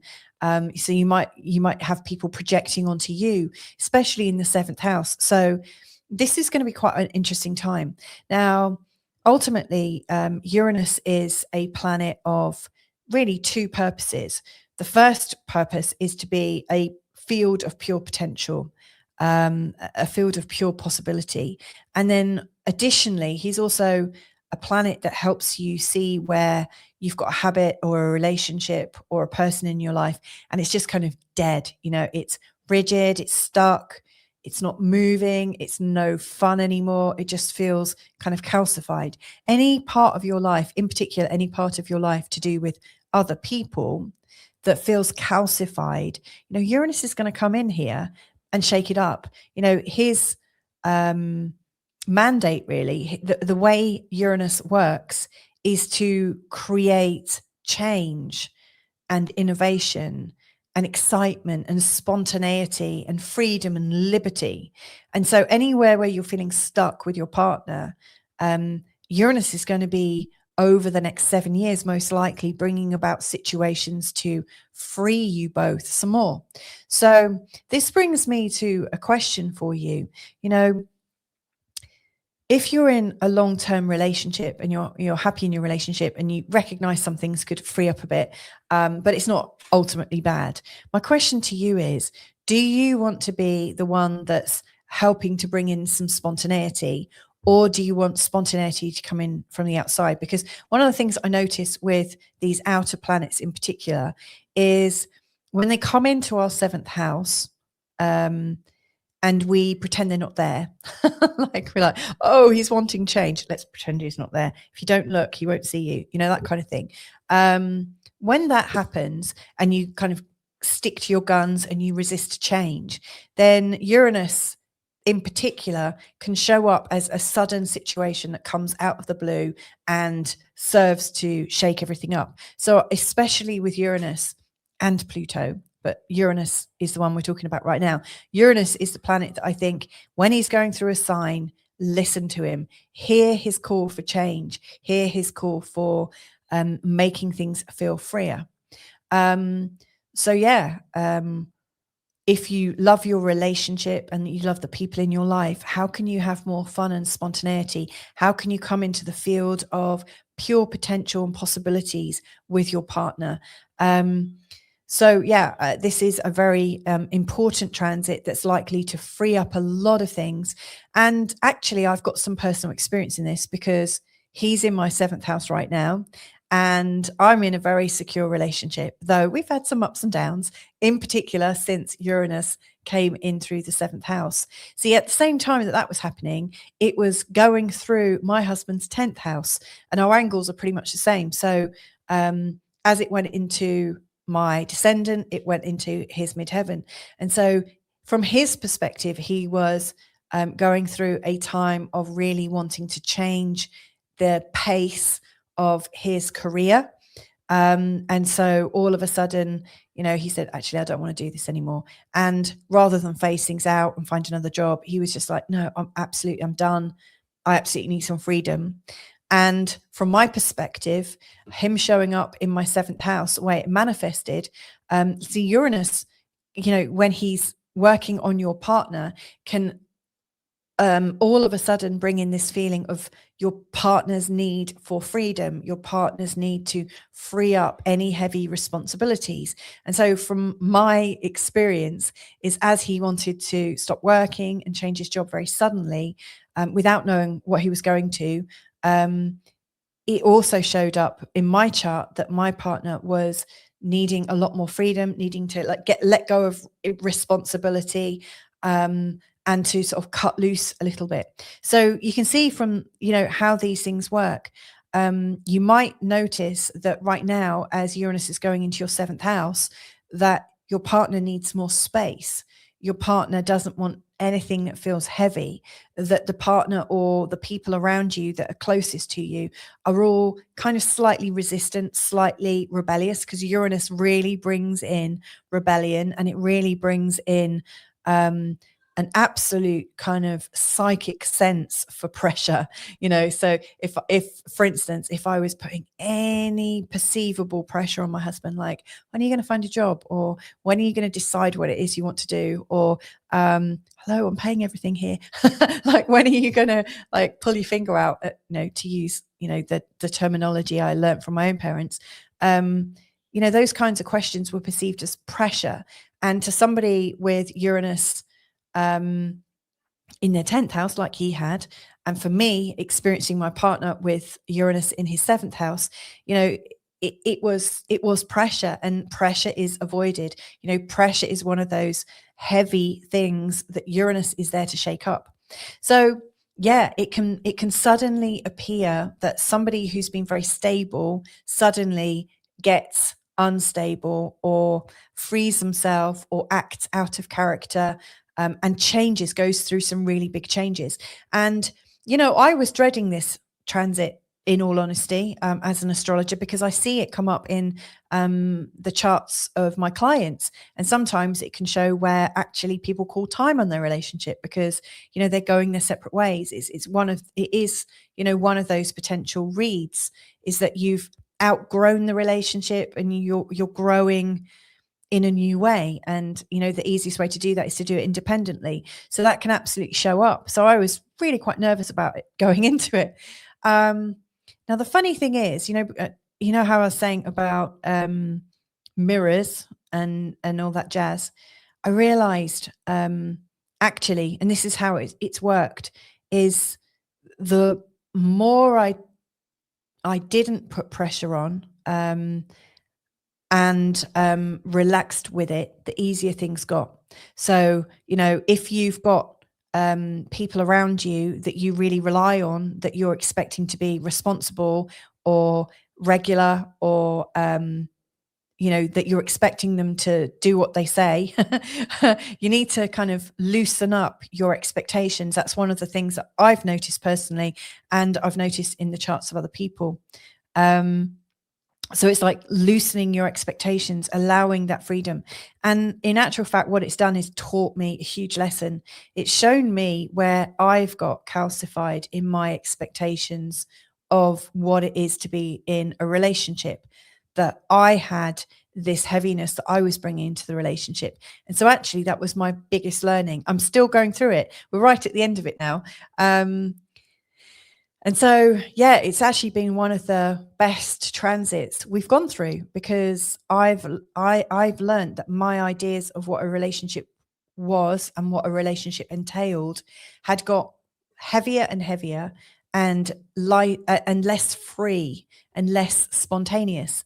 And actually, you know, when you start like helping people have their own freedom, you then realize that it's time for you to free up as well, and for you to develop your own way of working, or your own way of living, your own habits and things like that. And so this is also about facing your fear. If you're in particular in a close relationship and association, it might be really kind of challenging to think that you might need to kind of go your own ways a little bit and find a way to both live very freely within the relationship. But in fact, it's been a delight. It's invigorated things. So yeah, from my own personal perspective, I can absolutely talk about this. And hopefully it's helpful, because, you know, if you go online and search Uranus in the 7th house, it can be really, really scary. Now, so far I've been talking about what it's like in terms of relationships, but it's also quite helpful. Like if you're single and you're wanting a relationship, then this can really show up that there's lots of new and spontaneous and very freedom loving, probably quite rebellious people coming into your world. And so it could be that you are about to suddenly change your relationship status, you know, from single to all of a sudden something big changes and shifts, because Uranus is about a shift in consciousness. You know, something else with Uranus, you know, he's about consciousness, obviously. You might notice that the two of you, or three of you even, because it can absolutely change the nature of relationships, or four, you know, and how you see things. It can absolutely make your relationship more about honoring the consciousness. And of course, you know, once you do that, then all sorts of things open up. And then we're really talking about that field of pure potential in a really positive way. So, yeah, this is not an easy transit, but it's quite an exciting one. And it really, really brings about a shift, and a shift I'm really grateful for. Now, from a work perspective, because it's all people, they're like, this is you, and this is also everyone else. Like as an astrologer, having Uranus coming into my 7th house, all of a sudden my online business kind of really expanded very quickly, because it was bringing a lot of Uranus people into my world, and a lot of people that love astrology. So you might choose to apply it to your own practice. You know, what is it that you do? You might find lots of online people come in. If there's something that you do that is very different, independent, that goes to the beat of its own drum, then you'll probably be noticing more and more of these people. You know, if you're quite rebellious or activated by things, you might find that lots of people come into your life that are, you know, practicing, I don't know, libertarianism, or, you know, it could even be sort of like political unrest, or like you're changing the world somehow together. So, you know, the 7th house is really sensitive in terms of what you're doing with people, predominantly your partner, but it does kind of spread out. So my advice here is not to have fear. Now, I did say I was going to look at the decans. So the first decan that comes in, so that's from 0 degrees Gemini to 10 degrees, well, 9:59. That's between April 26th this year to May the 30th, 2028. So it's just over 2 years. This decan is sub-ruled by Jupiter and has a real strong Gemini vibe. And sort of Gemini vibes is all fresh and interesting, and let's have a look at this and over there, and it can be quite scattered, but it's very exciting and interesting. And then Jupiter makes everything bigger. And so in terms of energy and awareness, there's going to be lots of ideas and thoughts and impressions made in your consciousness and that of your partner. And so you might find that your partner feels like they're very, very scattered and all over the place with lots of ideas. And you might also find that you're like that, or you might find that you both do it together. Like, this could be an amazing time, if you've got a similar interest, to dive into that interest and that it becomes your life. There's a lot of energy to do this. Now, this Uranus position is also predominantly in a trine to Pluto throughout most of this time. And Pluto's in your third house, which is also about community. And then Neptune, the romancer and idealist, is also in your fifth house, bringing in what you're passionate about. So I really do get that vibe of, that you're bringing in something passionate and exciting between you and maybe community. So it really feels like there's a movement, so I like that. Politically and around the world, you might also find it's a time when lots of new technology and stuff is arising. And to learn more about Uranus and Gemini in general, check out the first part of the video. There's lots there. And it will also be written about in my Uranus in Gemini companion guide as well. When Uranus goes into the second decan, the sub-ruler is Mars, and it's also got an association with Libra as well. And Libra is a sign that values balance and fairness. Fairness is a really strong thing for Librans. And with Mars, Mars kind of takes action and thrusts forwards. So there's this very strong thrusting fairness that absolutely needs to be maintained. And I see that, in this decan, which is going from 2028 to 2031. And again, if you've got the companion guide, you'll see all the dates. During that time, there's a real need for people to be right, just in general, across the board. I do think there's going to be a battlefield of perspectives. Things will get quite rebellious with a lot of people, proving that they're right and everyone else is wrong. So I think our knowledge and experience is going to sharpen. Now, this is the time when maybe you and your partner or significant other or clients, this is a time when it's really important to ask yourself that question: do you want to be right or do you want to be happy? Because there's this kind of predisposition for rightness, and it could be confrontational. So this is where sort of knowledge is sharpening. Now, during that time as well, there's an opposition coming in between the North Node and Uranus. That means the South Node and Uranus are really working together. And the South Node and Uranus working together is associated with that inner knowing, like your partner might know something. The people, your clients, might have this inner knowing that would be quite helpful to know. And you might have an inner knowing about partners, an inner knowing about what they need.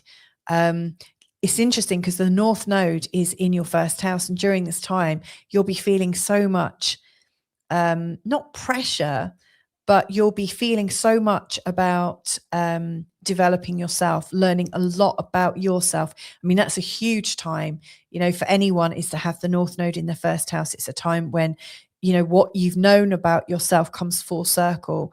And so it can be quite a selfish, and I don't mean that in a judgmental way. I mean it is self-absorbed, but again, not in a negative way, but it is a time to focus on yourself.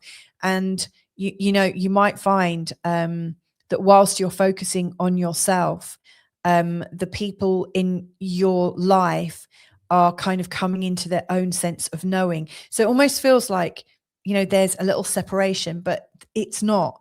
It's just that they understand stuff about partnerships and what you might need. And there is a time for you to just pull away a little bit and to be a little bit more in your own development.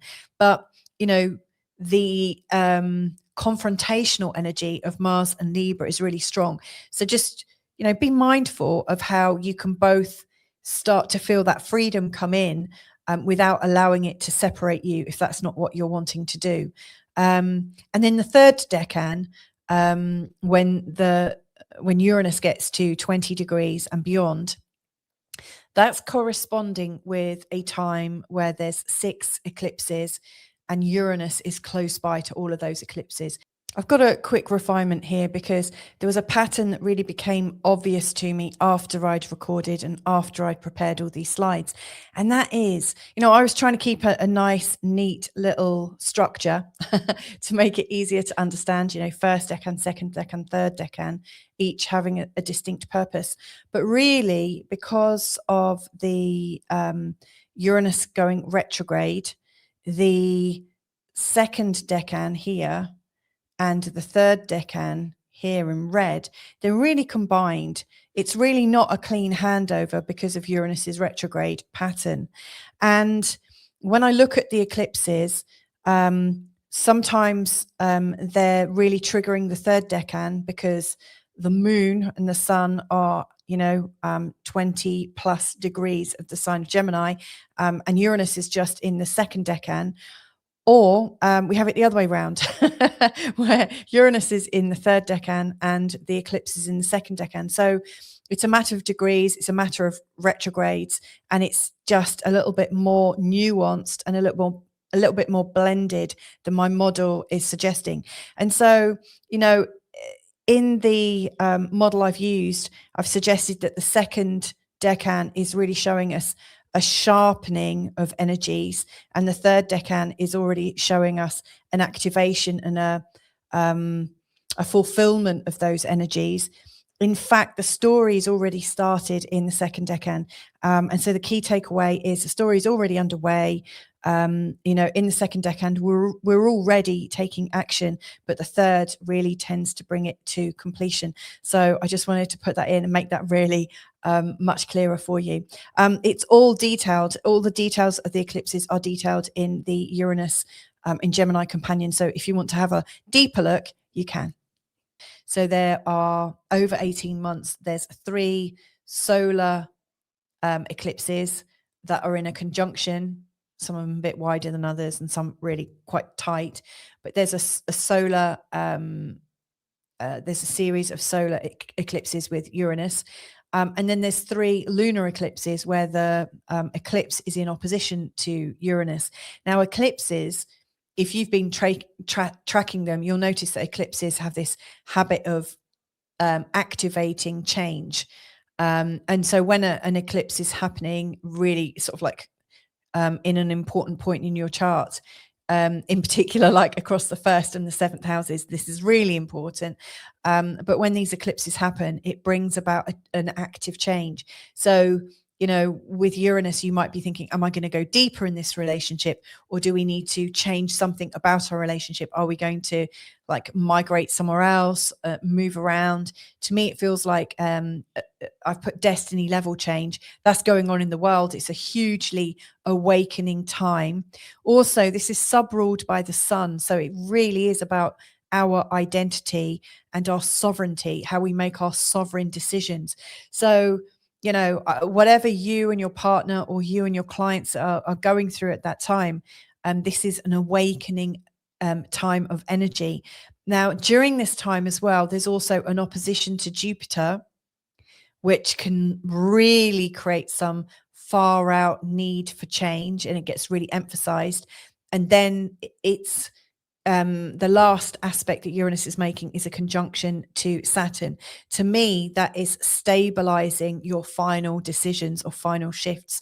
So in terms of this 7-year process, it's opening you up to a whole new range of relating to others, where freedom and you finding a lot more independence, a lot more individuality, and accepting that in your partner as a gift, that's a huge thing.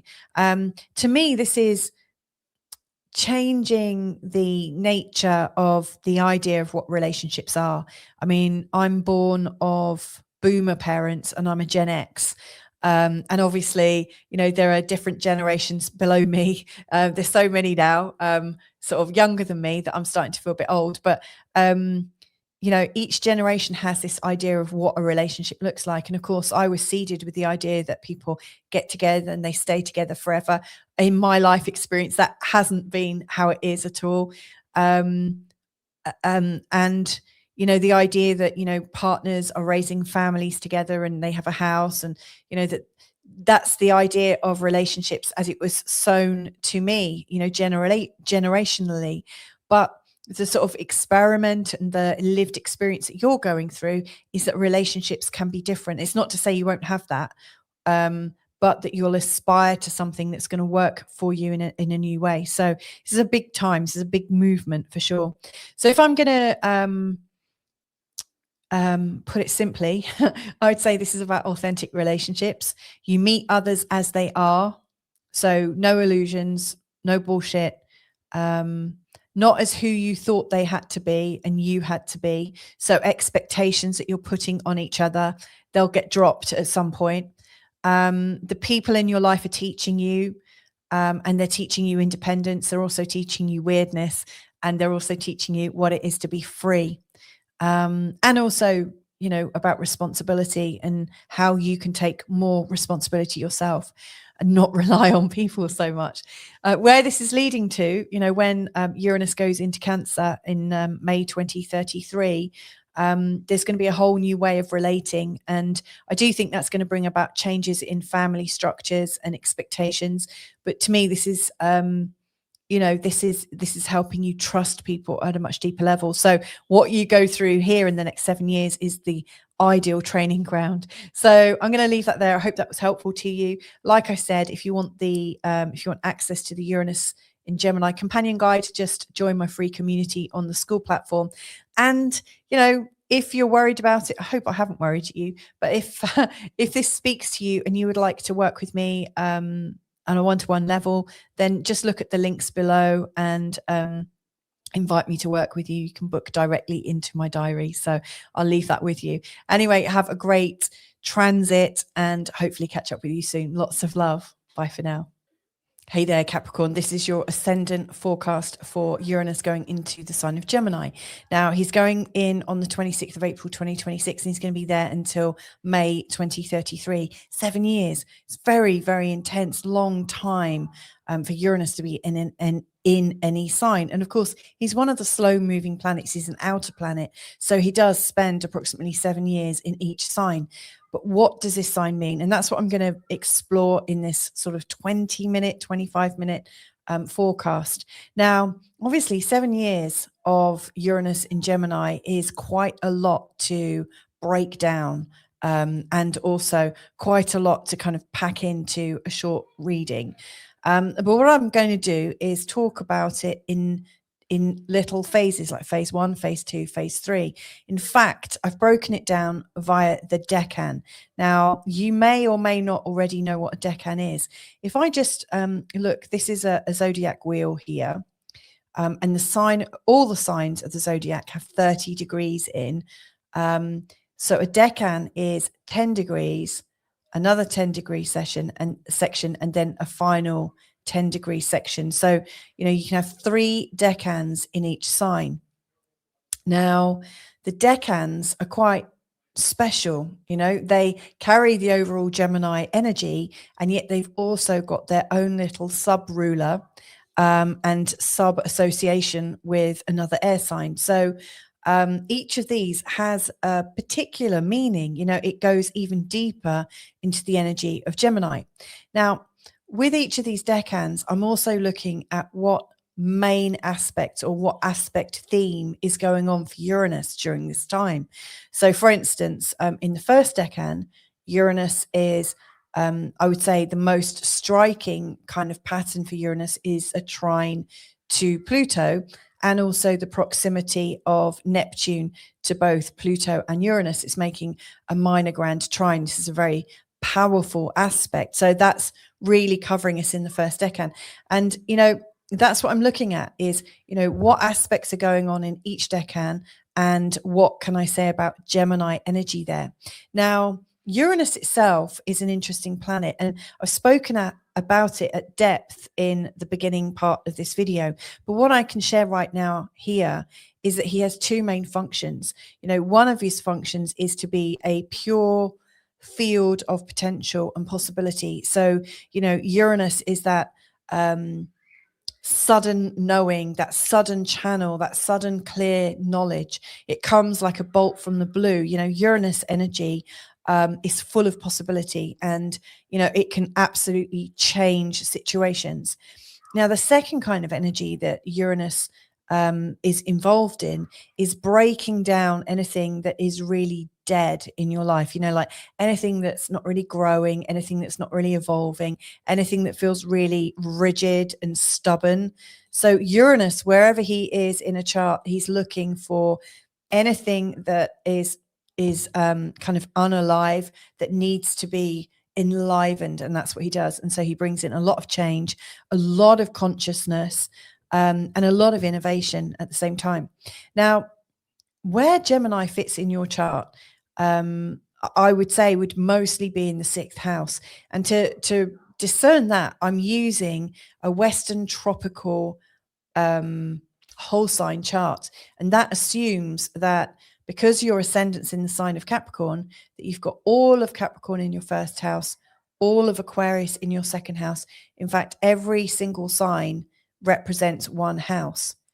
If, when you look at your birth chart, you see that you've got Capricorn and Aquarius in your 1st house, then you might also find it helpful to listen to the Aquarius forecast too. There'll be a lot of things that are relevant and resonate.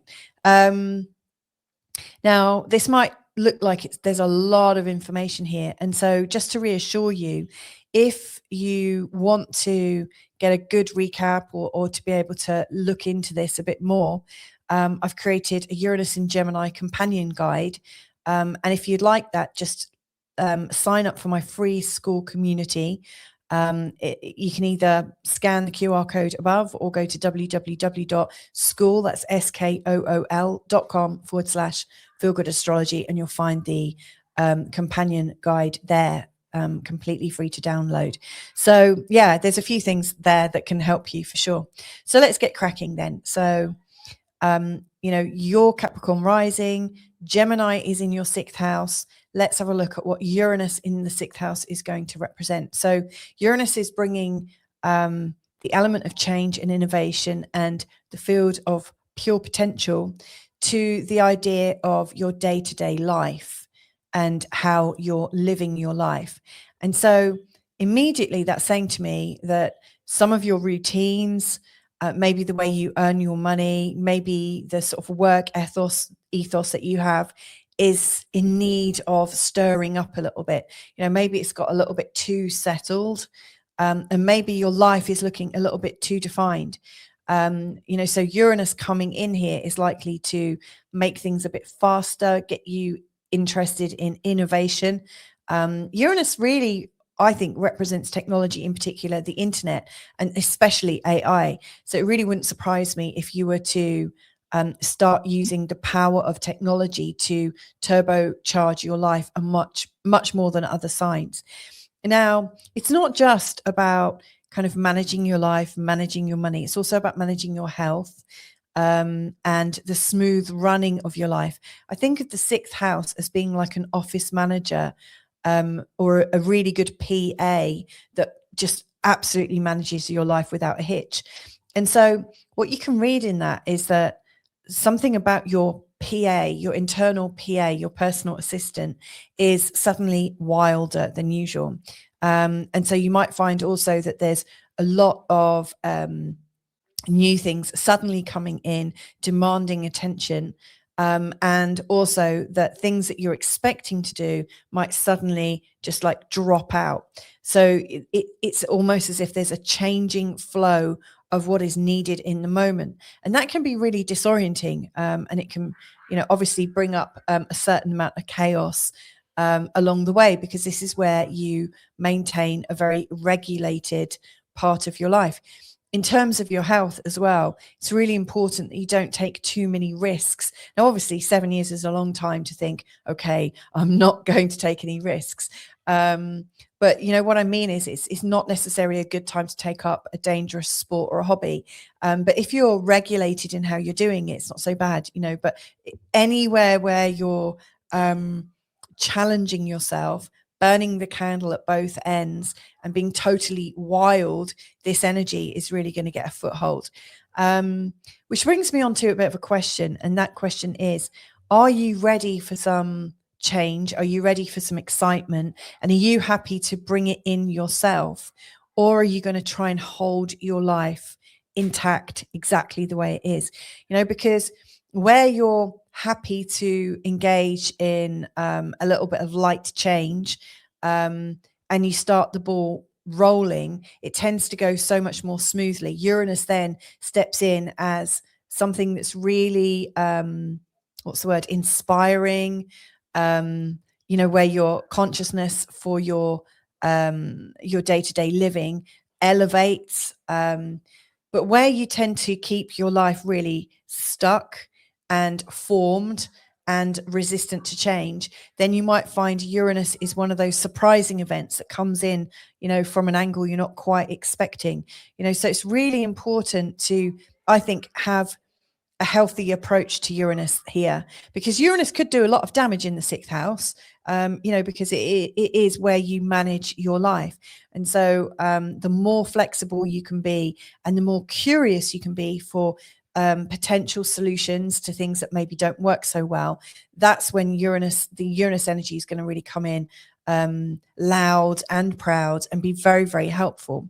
So I just wanted to share a slightly personal story about when Uranus went into my 6th house and what happened soon after. So for me, my husband was made redundant pretty much as Uranus went into the 6th house.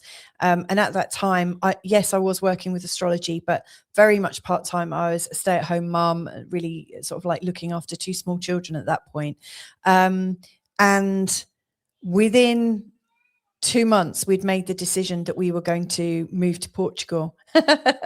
So, you know, faced with job hunting in the UK, and faced with, like it gave us that shock to our system and our normal routine, gave us the chance to reimagine what we might want our money to be like, what we might want our home to be like, our routine to be like.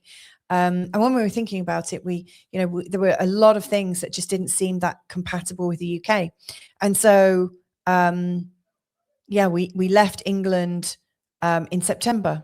So from May to September, and it was a very, very sort of quick movement. And then we were in Portugal, and we've been here ever since. And so that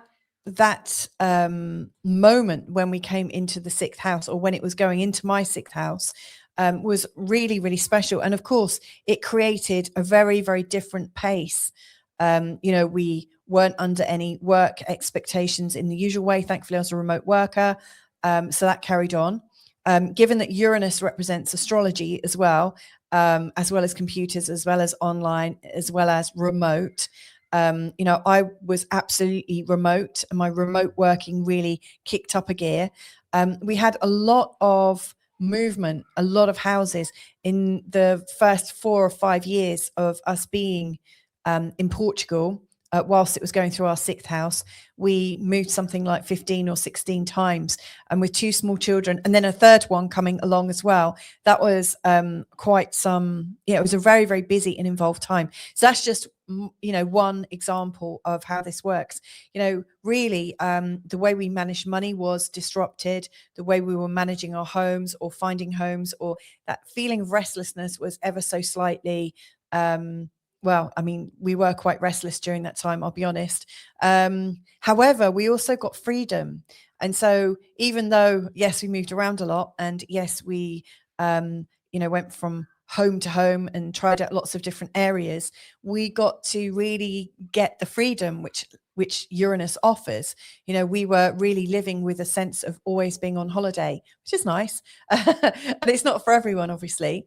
And I'm not saying that that's going to happen for you, but for us, you know, the shock right at the beginning for us was, you know, my husband's income, followed by a sense of possibility. We really went with the Uranus energy. And yes, even when we were going with it, it was up and down, up and down, up and down. But it's really helped us to stay very much in alignment with our consciousness and how we want to live. And we haven't really backed down too much. You know, we've always been moving towards a situation that feels lighter and easier. And yes, it has been quite chaotic at times. We had a slight moment, you know, when we were actually without a home, and that really pushed my buttons, I have to say. So, you know, as a word of advice, you know, you might have to change your expectations somewhat, because life can throw quite a few things. And obviously my example here is obviously you know, very wild. Not everyone decides to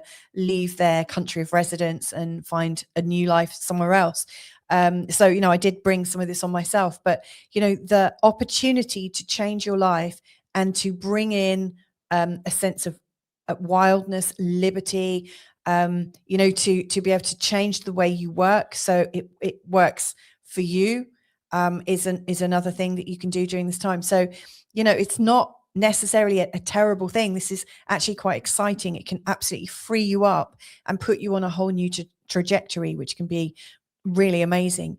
And so that's just my experience, and I hope that's, you know, helpful for you to see that, you know, your neatly planned life, you know, it can evolve if that's what you're looking for. And if you are looking for an adventure, then this is the perfect time for it. It really, truly is. So let's break it down decan by decan. The first decan, it goes into Gemini on the 26th of April, 2026, and it's there until May 2028. So just over a year, sorry, just over 2 years. Uranus is in this first 10 degrees. Now, this decan is associated with Jupiter. Jupiter's a sub-ruler, and it's also got a stronger affinity with the Gemini energy.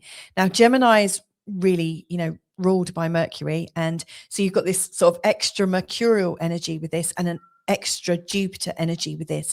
So Jupiter and Mercury, they have very different they have very different functions that they rule.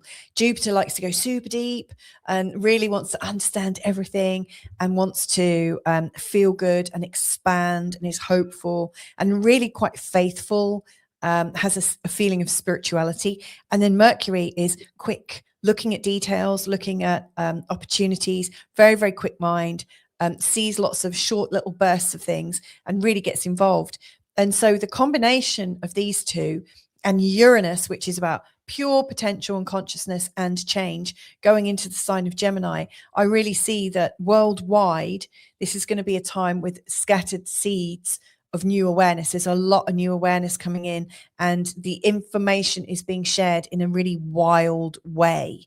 You know, and this is a time when you might not know what's up and what's down, what you can trust, what you can't, but it's wild and it's self-determined. So there's this very Uranian, very spontaneous, very free energy coming in. And this is why I've called it the ignition, because it's absolutely setting off these new patterns. And, you know, this is also, Uranus is also very strongly aligned to Pluto in your second. Pluto in your second is there to transform your work and your money. And so I really think that this Uranus in Gemini is likely to really transform how you do work and money, and later on your career, especially in the second decan. Jupiter's coming in and really aligning to Uranus. You know, so you've got Uranus, Pluto, and Jupiter lighting up your money, your work, and your career all together. So I think the focus is really more on your money and your work and how you can get it into alignment with yourself. With Neptune in your fourth house as well, there's a feeling potentially of a longing, like a longing for like a spiritual grounding, a feeling of being really, really at home. So it wouldn't surprise me if you're changing your work in some way to get closer to home, to feel more at home, to work from home, maybe to move around with your home, maybe remote working, who knows? But to create something that absolutely lines up with your home a lot more. So yeah, the first decan, I think, with its wild energy and crazy awareness coming in, I think is likely to bring up lots of new ideas, possibly AI ideas, given that, you know, Uranus is in Gemini in the 6th house. It really wouldn't surprise me if you're streamlining, taking advantage of technology to really do something quite amazing. As we come into the second decan, that's starting May 2028, and in its entirety, it goes over to April 2031. I should say there's a tiny bit of overlap between the second and the third decan. So, you know, Uranus moves into the third decan, then he retrogrades back into the second. You get my picture. So the second decan, from May 28 to April 31, this is where things get clearer, where the perspective sharpens. And I say that because the sub-ruler of that second decan is Mars, and it's also associated with Libra. Now, Libra is all about fairness. Interestingly, Libra rules your 10th house. But fairness and balance and beauty and serenity and grace. Now Mars is kind of pushy, driven, doesn't ask questions, sorry. He takes action. And so there's an action for what's right, what's fair. And so I really feel that in this second decan, a lot of people around the world are going to be saying, this is how it should be. And maybe you'll be saying that as well. Maybe you'll get that sense of this has to be this way. You know, so there's a lot more certainty, and it feels like there's a certainty of change. Now, with this as well, the aspects are mostly coming in, and this is closer to 2030, 2031. The North Node is coming into Sagittarius, and the South Node is going to make a conjunction with Uranus. Now, at that time, I feel like you're really going to instinctively know what's right. Maybe, you know, something going on in your life reminds you of a time when you were much freer, much more spontaneous, much more youthful, much more rebellious. And to me, it feels like you're not following the path anymore. You're following your own path, your own intuition. And it feels pretty good, actually. Now, during that time, there's also a trine with Jupiter. And that trine is in the 10th house. Jupiter in the 10th house tends to be pretty helpful. It lifts you up. It gets you a lot more visible. So, you know, people can notice you, see your work, see your intention, and they really feel your vibration. Your reputation can really expand during this time. So when you're linking it in to your work and your money, especially if you've years and been very active in generating ideas and working kind of spontaneously and freely and wildly with all this energy. In this second time, I think you're starting to narrow down your focus and to really tie it in with your career, just as Jupiter's coming up here, and really following your own path. I feel that feels very helpful. Now, during this time, it would be with the North Node in your 12th house. I think it's going to be helpful for you to chill out and also develop some sense of calm and peace, because things could get pretty crazy here. And the more meditative you can be, I think the more you'll help yourself. You know, it really will be helpful. Worldwide, I think there's going to be a battlefield of perspectives, because with this sharpened energy, I think, you know, things could get quite confrontational. I think a lot of people will want to be right rather than happy. And I don't think that's ever a good, you know, a good look. And then we're getting into the third decan. Now that's starting at its earliest. It starts July 2030. And, you know, for the entirety that it's in the third decan, it takes you to May 2033. I've got a quick refinement here, because there was a pattern that really became obvious to me after I'd recorded and after I'd prepared all these slides. And that is, you know, I was trying to keep a nice, neat little structure to make it easier to understand, you know, first decan, second decan, third decan, each having a distinct purpose. But really, because of the Uranus going retrograde, the second decan here and the third decan here in red, they're really combined. It's really not a clean handover because of Uranus's retrograde pattern. And when I look at the eclipses, sometimes they're really triggering the third decan because the moon and the sun are 20 plus degrees of the sign of Gemini, and Uranus is just in the second decan. Or we have it the other way around, where Uranus is in the third decan and the eclipse is in the second decan. So it's a matter of degrees, it's a matter of retrogrades, and it's just a little bit more nuanced and a little bit more blended than my model is suggesting. And so, in the model I've used, I've suggested that the second decan is really showing us a sharpening of energies, and the third decan is already showing us an activation and a fulfillment of those energies. In fact, the story's already started in the second decan, and so the key takeaway is the story is already underway. In the second decan, we're already taking action, but the third really tends to bring it to completion. So I just wanted to put that in and make that really much clearer for you.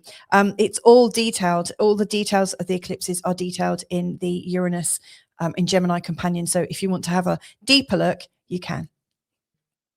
Now, again, Uranus is actually going to take a quick peek into Cancer and then retrograde back out. So it also, that time zone from 2030 to 2033 involves a little trip into Cancer. But during this time, the sub-ruler of this decan is the Sun. And also there's an association with Aquarius. And so I really see this as personal sovereignty, personal identity. And so this is where Uranus is getting... It feels like you're owning your change. You're really starting to make the most of the changes you've gone through, and it's starting to make sense. Your identity is really reflecting the changes that you're going through. Now, this is also a time when you're likely to lay down solid choices. And the reason I say that is the aspects going on. There's a load of eclipses that Uranus is either in opposition to or in a conjunction with. Not exactly, but, within a good orb. And so, yeah, with the solar eclipses connecting to Uranus in your 6th house, that's, I think, going to give you some really strong hits over an 18-month, is it 18 months? Over a year, from start to finish. It's going to give you a really strong sense of movement, where you'll finally make that decision to make that change. And then the lunar eclipses, again, taking place within this year, it's going to be showing you where the tensions are. So like the tensions come up, and then with the solar eclipse, it's like there's the decision. So it's a very decisive, and it's activating your direction beautifully. Now, worldwide, I think there's going to be a collective awakening and a lot more people coming into intellectual sovereignty, libertarianism, and things like that. Final things, right at the end of this transit, there's an opposition to Jupiter, and Jupiter and Uranus are opposite sides of the chart. I think it's going to bring in so much tension between expansion and then a kind of chaotic expansion at the other end. I just think it's going to be really lit, like crackling. And then Uranus is going to make a conjunction to Saturn.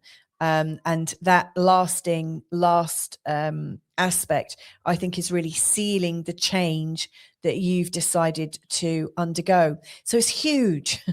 I really see you kind of throwing your life up in the air somewhat. But at the start, it's coming from a sense of excitement. Then you start to narrow it down, and then it's the real culmination time. As it goes into the sign of Cancer in 2033, there's a sort of breakthrough.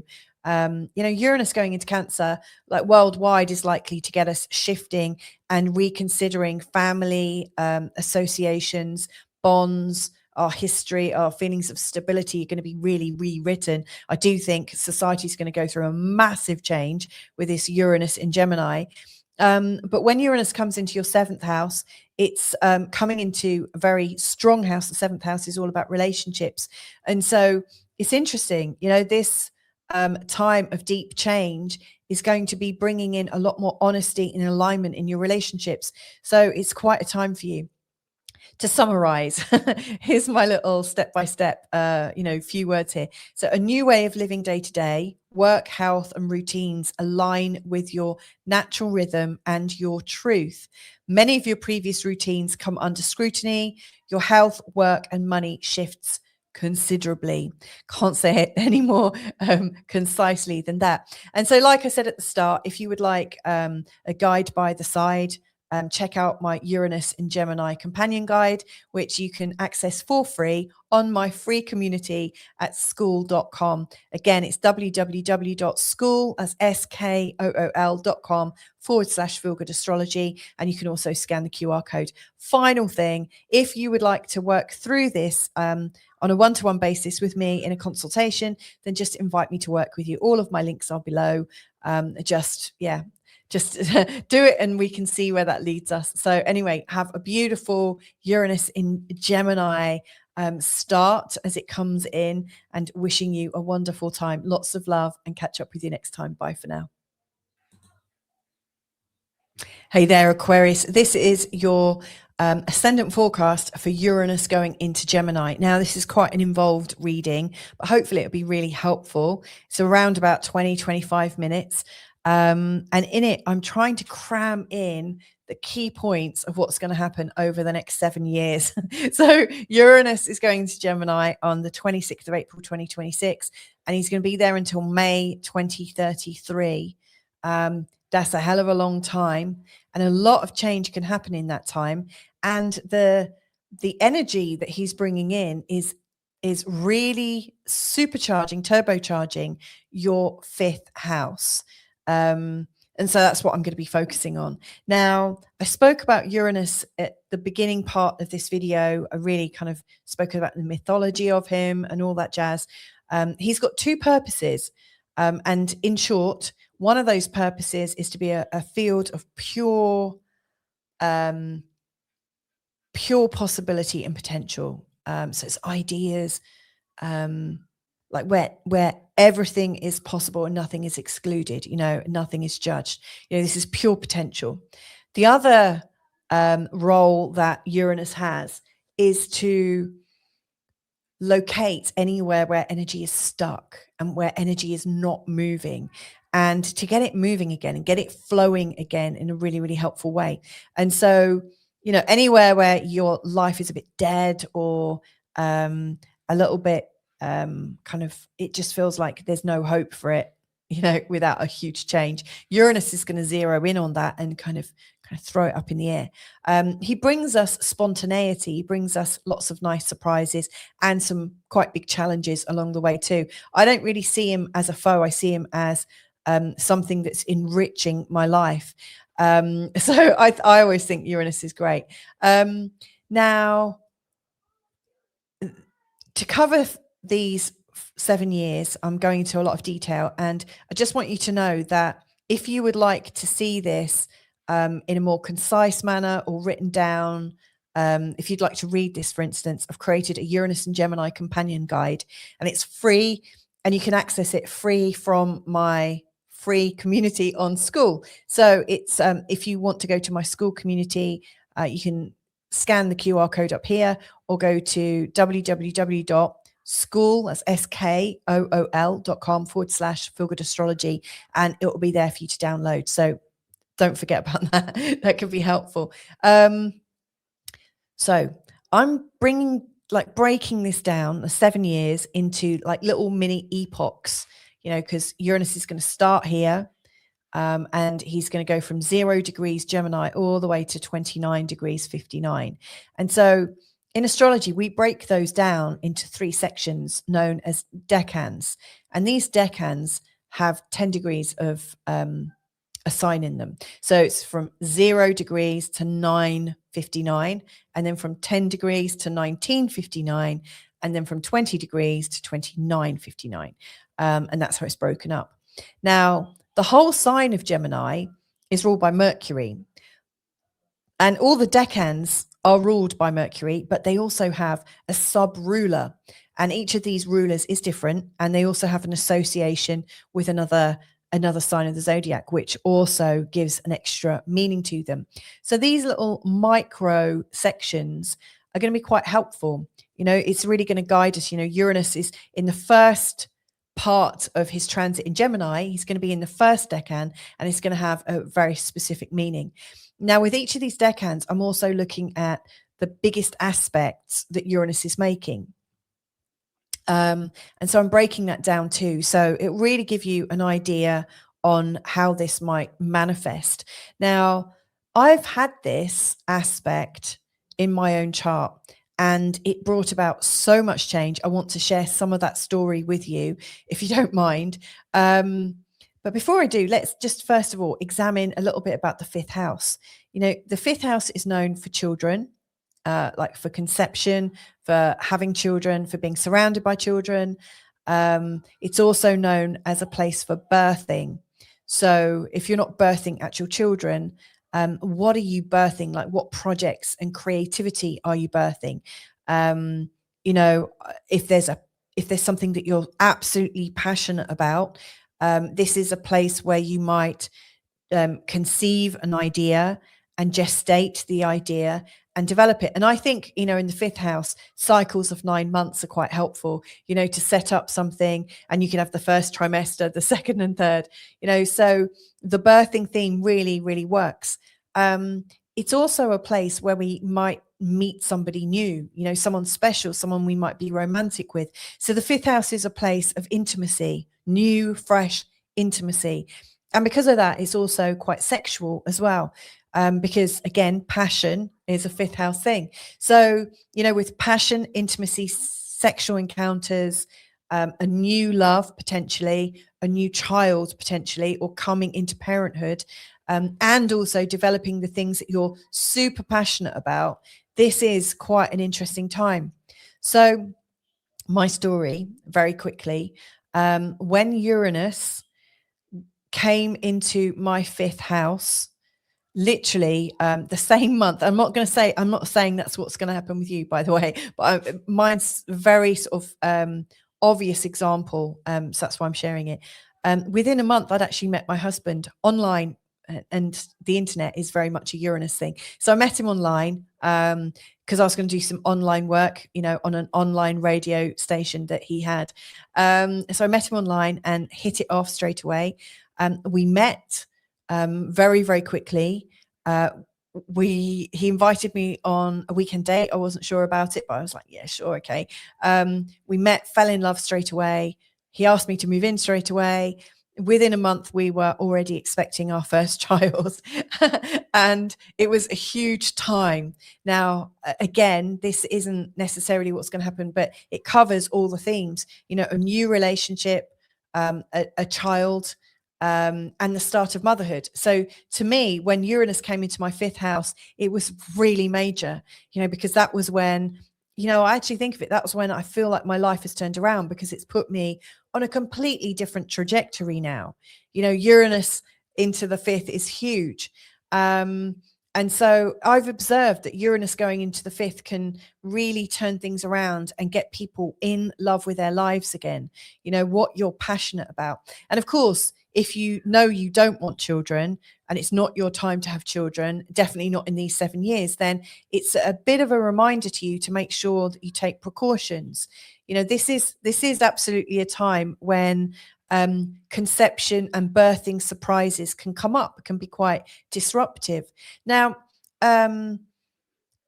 if you've already got children and Uranus is coming in here, you might find that your children are a little bit disruptive, you know, that they're going through some big changes. Maybe they're hitting puberty, or maybe they're getting ready to leave home. You know, that also fits in, because Uranus can show a little bit of rebelliousness as well as things being new and innovative. And it can also show restlessness.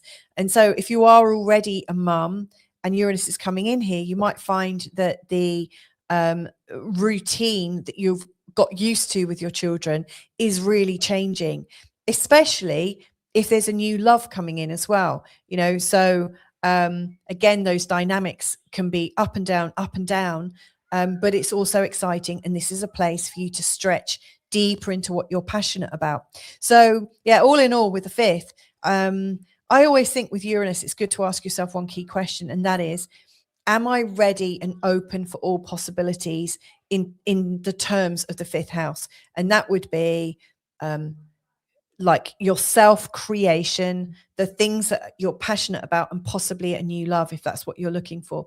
And if you are ready for it, it's like, how can you live with openness and expectation? Because Uranus loves that. But if you're trying to keep your life exactly as it is, you don't want any change. I often find that Uranus it comes in from the outside. The outer planets can sometimes show up as events coming in, and sudden changes, you know, things that you're not quite expecting. And these force our hand to bring in change. And so, yes, it can be a little bit disruptive.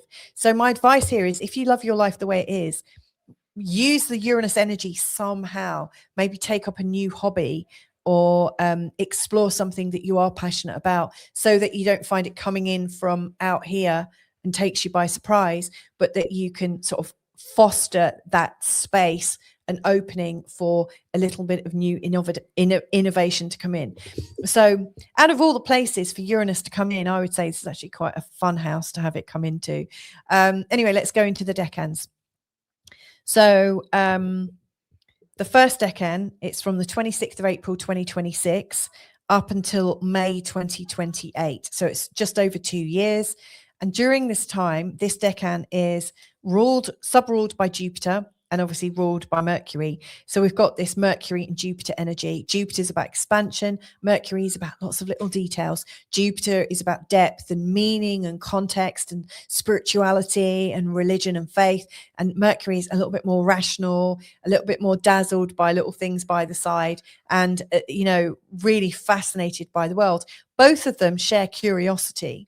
So this first decan, I can see you being really curious about something that you're passionate about, really curious and throwing yourself into things. Now, in terms of what's going on in the world, I think there's going to be lots of new discoveries, lots of fun, exciting new ideas, lots of messages going here, there, and everywhere. Some of them deeper, some of them lighter, some of them faster, some of them slower.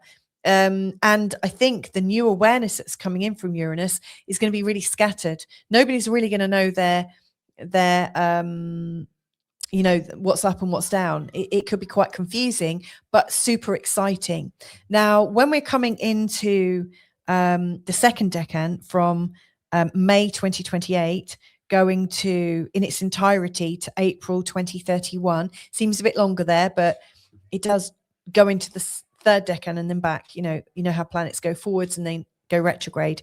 So from 2028 to 2031, we're into the second decan, and this is sub-ruled by Mars. So we've got this Mars Mercury kind of energy, and also Libra is involved. Like Libra is an influence in this decan as well. And so Libra likes things to be fair and legal and pleasant and harmonious and balanced, and Mars takes action and is very defensive and also really hot. And so I think this is a time where ideas are going to get clearer, and for you might find that your role with your creativity gets sharper and sharper, and you really know what you're going to do. I do think with this energy, people around the world might start to get a little bit more confrontational, the battlefield of perspectives, this is right. And I think people are going to stick to what's right rather than what's bringing people happiness. So it could be a bit testing. And the third decan, which is from July 2030 to May 2033 in its entirety, is ruled by the sun, sub-ruled by the sun and Aquarius. And so this is more hitting us at an identity level. It's really bringing in a feeling of intellectual sovereignty, and really embodying the change that you're going through. So they're the sub-rulers. Now I want to put in the layer of the planets. So in this first 2 years where it's really exciting and lots of information, lots of new ideas, and lots of ideas to get passionate about. This is also a time where Uranus is in a trine to Pluto mostly. And Pluto's in your first house. Now, he's been there a while now, really already sowing seeds of deep change in your personality and deep change in your appearance, in your body. It just looks like your identity is already shifting quite a bit. And so I really see that from your identity level, new things are coming in that are absolutely aligned to who you are.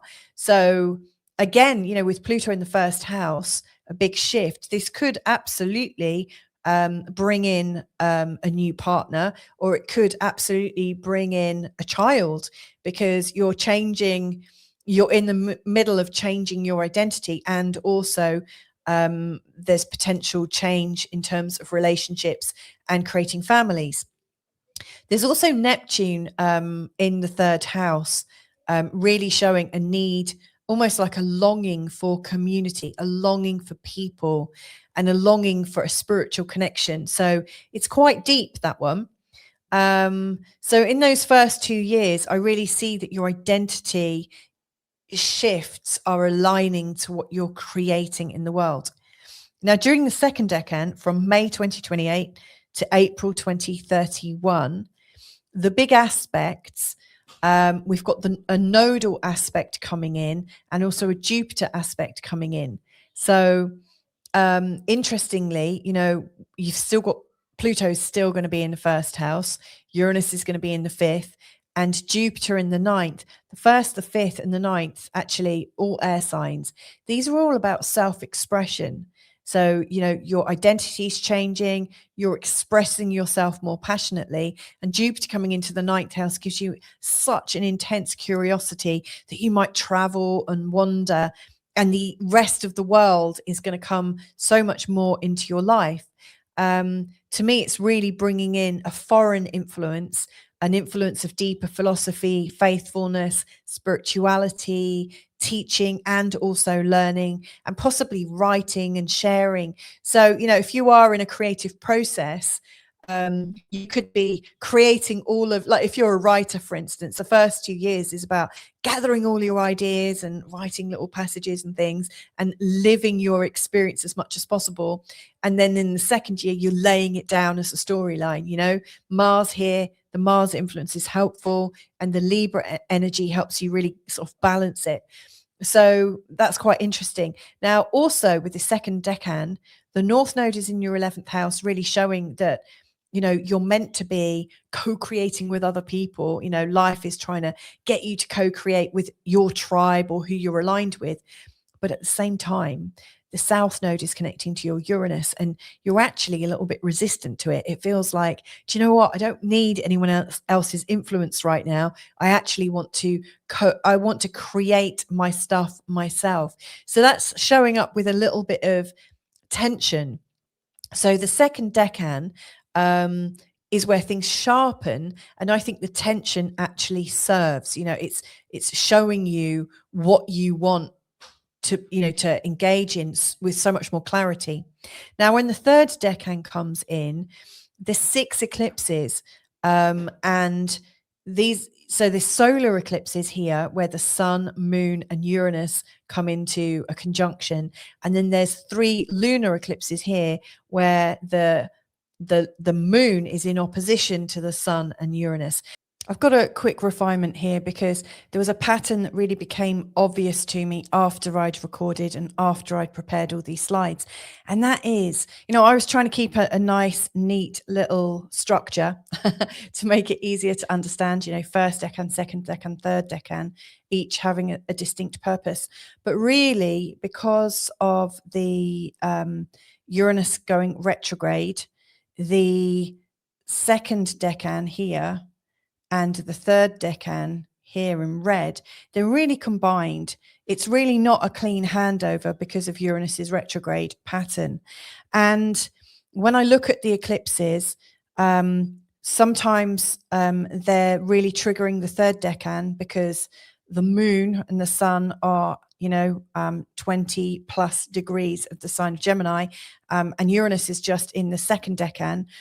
Or we have it the other way around, where Uranus is in the third decan and the eclipse is in the second decan. So it's a matter of degrees, it's a matter of retrogrades, and it's just a little bit more nuanced and a little bit more blended than my model is suggesting. And so, you know, in the model I've used, I've suggested that the second decan is really showing us a sharpening of energies, and the third decan is already showing us an activation and a fulfillment of those energies. In fact, the story's already started in the second decan, and so the key takeaway is the story is already underway. In the second decan, we're already taking action, but the third really tends to bring it to completion. So I just wanted to put that in and make that really much clearer for you. It's all detailed. All the details of the eclipses are detailed in the Uranus in Gemini companion. So if you want to have a deeper look, you can. And so these eclipses are really, really strong. Eclipses tend to activate your direction. And I think eclipses, the lunar eclipses are the ones whereby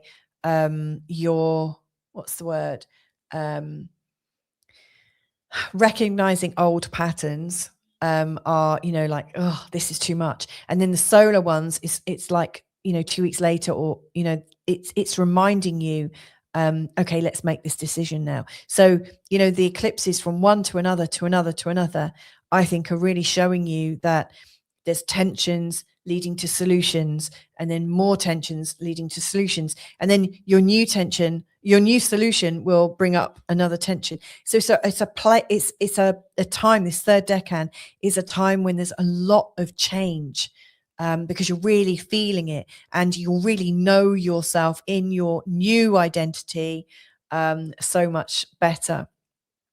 The last couple of things happening in the third decan is there's an opposition to Jupiter in Sagittarius, and there's a conjunction to Saturn. And I really think this is where you finally make a decision. So I really think as you're coming up to May 2023, there's a big shift you're about to embark on. And this Uranus in Gemini is really part of it. It's really showing you where your movement is going. This is really rewriting your life. And then after that, it will go into Cancer and start a whole new cycle. And that one's going to be interesting because, Uranus in Cancer worldwide is going to be shifting how we see family values and family structures and tradition and history. It's going to rewrite a lot of that. And in your sixth house, it's going to determine how you live your life, like your norms, like your routines, how you manage your home and work. And so, yeah, if you've been wanting to get free for a long time, with it in your fifth house, this could absolutely get you to your core values. So by the time you're redesigning your life 7 years later, it all kind of slots into place. Anyway, to summarize, this is a time of authentic self-expression. Absolutely. You're creating, you're loving, you're living from joy, not from validation. This is about your joy. It's a liberating passion. It's wild creativity. All that's stuck will become unstuck. This is absolutely a lubricant for you in a sexual, creative, womb-like love house. So this is really quite good. So I hope that's helpful for you, Aquarius. If you want to know more, don't forget you can download my free complimentary Uranus in Gemini companion guide from my school community. That's www.school.com/feelgoodastrology. But if you'd like to work through this with me one-on-one, then just invite me to work with you. My links are below. I'll be happy to help. So lots of love to you. Have a great one and catch up real soon. Bye for now. Hey there, Pisces. This is your ascendant forecast for Uranus going into the sign of Gemini. And it's going to be there for 7 years. Oh my goodness. So what I'm going to be doing in this 20 to 25 minute forecast is I'm going to be cramming the entirety, or as much as I can, of this 7 years. Like, what does it bring about? Like, what kind of energy does Uranus have when it comes into your fourth house? Because, if you've got Pisces rising, at some point, Uranus is going to be in your fourth house. Now, I'm using a Western whole sign tropical model to create this forecast. And what that means is I'm assuming you've got all of Pisces in your first, all of Aries in your second, and so on and so forth. If when you look at your birth chart, you see that you've got Pisces and Aries in your first house, that's also a bit of a nudge to listen to the Aries forecast. Anyway, so 7 years of Uranus. And so what I'm going to cover in this is a little bit about the core focus of Uranus and what he brings, a little bit about the fourth house, like, what's likely to come up. And also my own experience. I've had Uranus go through my fourth house, so I can talk about some very clear experience and some experience of people around me that I know. And then I'm going to break it down on in a sort of epoch or stage or phase by phase. How can we break up this 7-year forecast into actionable steps or movements of energy? And so what I'm using here are the decans. So you might know about decans already. Astrologers do talk about them, but you'll see that this has been split into 12 equal houses and 12 signs. And so a decan, there are 3 decans in each sign. So if a sign is 30 degrees, we've got 3 sections called decans, and they are each 10 degrees. So it goes from 0 Gemini to 959. Then it goes from 10 Gemini to 1959. 59. And then the last one goes from 20 right the way to 2959. So there's 3 equal sized sections called decans. Now, Gemini is ruled by Mercury. Mercury is Gemini's ruler. Each of these decans has a sub-ruler, and they're all different. And so that means that, when Uranus is in the first decan, there's going to be a slightly different feel to it than when it's in the second decan, and also to when it's in the third decan. So this is starting to identify that energy as you're going through it. I've also, put in some lines and this is like my illustration of what's happening. And it might not make sense when you look at it. You might go, whoa. But here, I'm noticing that there's a really strong trine energy between Pluto and Uranus, and also a sextile energy between Neptune and Uranus throughout the first decan. And the first decan, when Uranus is between 0 degrees and 959, is between April 2026 and May 2028. So I'm going to go through that. And similarly, we've got an opposition to the North Node. That means the South Node is going to be in a conjunction to Uranus. And Uranus is also going to be making a lovely trine to Jupiter in Libra throughout the time of the second decan. And that goes from May 2028 up until April 2031 in its entirety, and so on and so forth. I'll obviously, explain the third decan when we get to it, but it's just to illustrate that each of these phases, which are times like 2 years, a little bit, 2 years, a little bit more, and another 2 and a bit years, each of these sets of times has a different feel and a different action. So we're igniting the Uranus energy in the first, we're getting things sharper in the second decan, and then in the third, we're starting to make decisions. And so, this is a really important moment in your history, because the fourth house is an angular house. The first, the fourth, the seventh, and the 10th, are the 4, I would say, most important houses of the birth chart. So this is a big moment for you. So this sounds like I'm covering a lot, and I am. And if you want to see this written down, because that can also be very helpful, then get in touch via my school community. So I've got a school community. It's www.school.com/feelgoodastrology. And I've got a Uranus in Gemini free companion guide that you can download. So, it's all there. It'll give you some really good pointers, and you've got a little takeaway that you can refer to, which hopefully will be useful. So anyway, let's get on with this. So what does the fourth represent? The fourth house is about the home, and it's about the family. And it's also right at the bottom of the chart. And so it's like the roots of your tree, let's say. What helps you feel grounded, what helps you feel really secure and stable. And so this is why this is such an important transit, because these roots obviously don't want to be moved too much. And Uranus has got two functions. So the first function is Uranus is a field of pure potential and of possibilities and ideas. And so you can imagine that energy coming in with all its ideas and innovations and new perspectives and things. And, the stable home and the stable family experience doesn't necessarily want loads of new ideas coming in, because that can bring about change.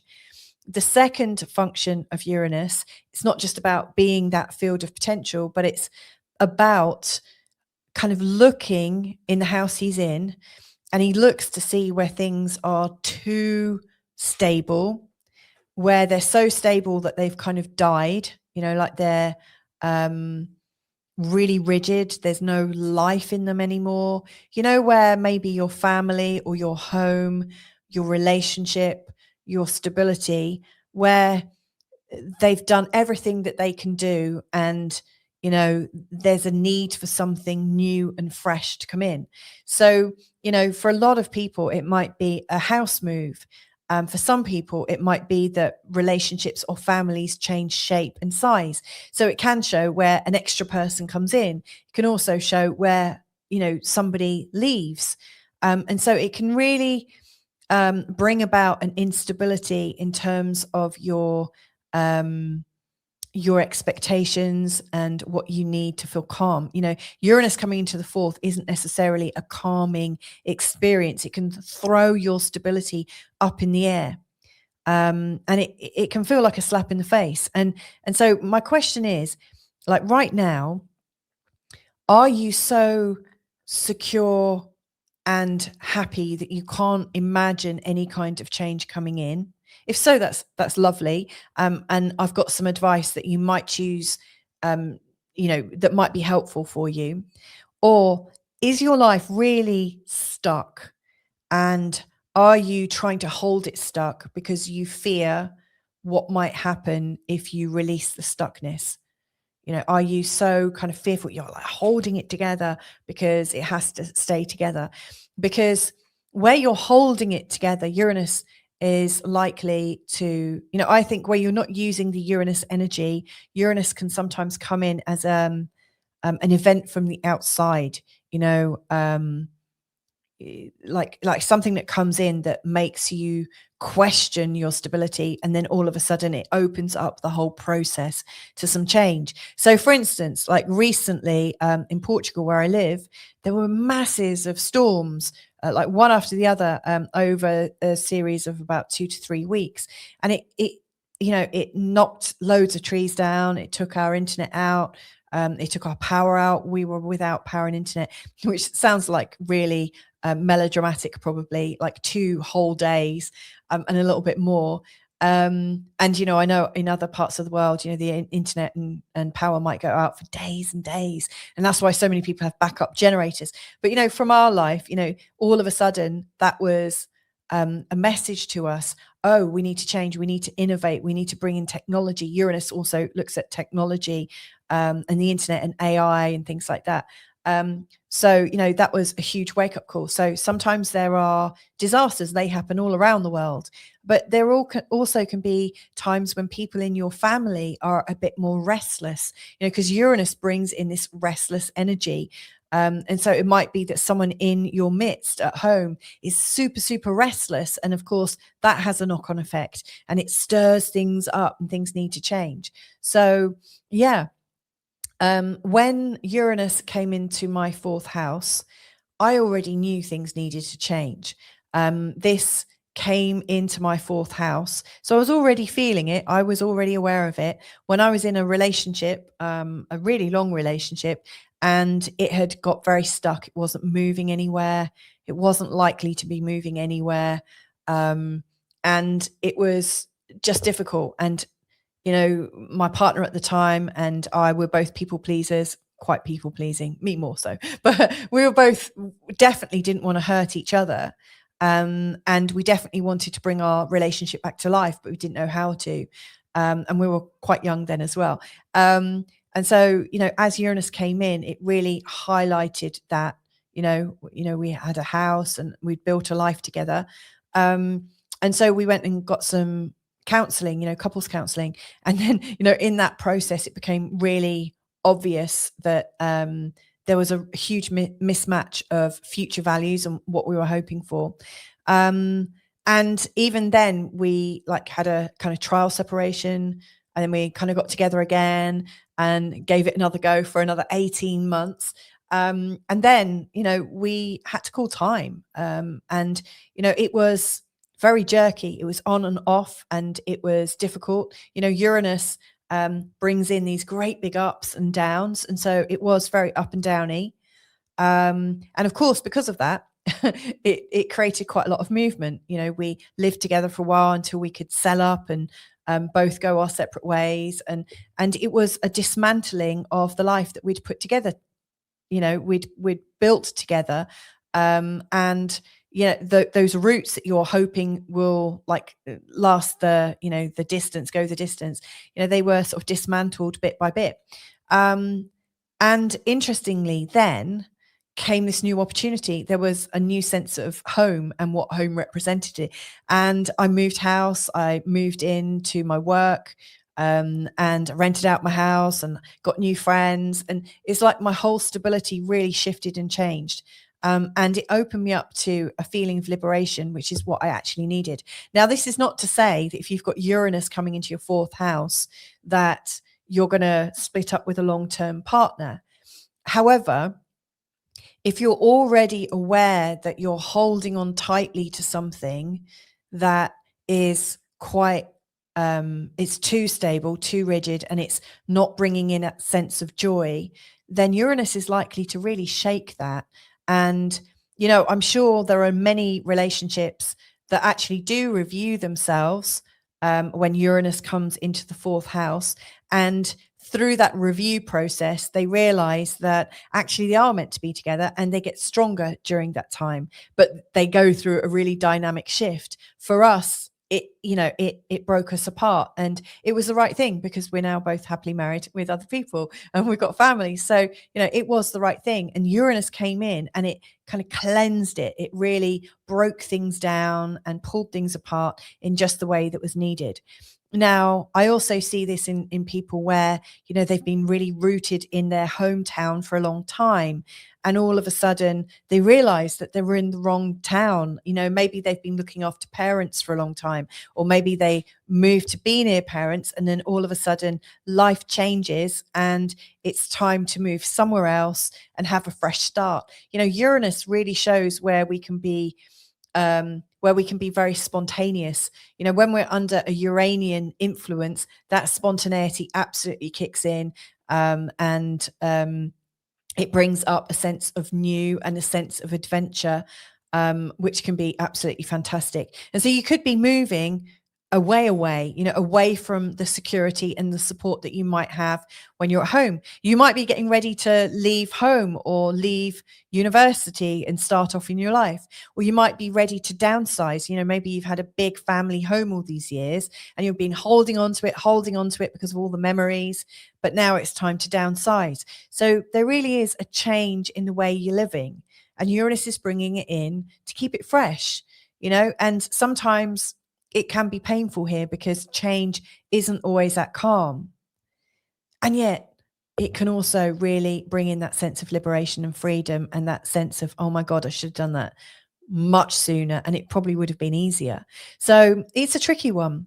I've noticed with people who have Uranus in their 4th house of their birth chart. Just as an example, when you talk to them, they often report, like a big change in their childhood, where how their security was set up suddenly changes. There's so many stories I hear about parents divorcing, and things like that, like moving to a completely different place. So that's the kind of theme, what is your family and home about, and what is security about? By the end of this, you'll most likely realize that there's much more to security than having your family and your home. This is about you developing security in yourself. And of course, that's such a tough lesson, because we're so entrained to settle and identify with our home, identify with our family. And yet, the only place we can really feel secure is within ourselves. So this is a huge, major level change. I mean, in the latter part of my time of Uranus here, I actually buggered off to Bali and I lived out there for a while. And that was really when I developed security in myself. And then funnily enough, when I came back, my life really transformed. So yeah, this is a huge time. Uranus is absolutely here to create a change for you. Now, if we go into this on a decan per decan basis, let's see what comes up. So the first decan, this is the ignition phase, and it's going from April the 26th, 2026 to May the 30th, 2028. So that is when Uranus is going through the first 10 degrees of Gemini. Now, this part of Gemini is sub-ruled by Jupiter. So it's got a real sort of Jupiter, Mercury energy. Mercury is kind of rational, sees lots of opportunities, is quite curious and communicative, very active, always looking around at different things. And most likely you've had a home that is interesting and friendly and social and light and breezy. And Jupiter, like that Jupiterian interest, that Jupiterian influence is bringing in a sense of deepening questions. So as Uranus comes in here, there's a sense of bright freshness and lots of ideas and lots of possibilities, and also this search for depth, a search for meaning, a search for context, and a search for your truth. And so the first 2 years, I think you might have questions in the back of your mind, or a feeling of, do you know what?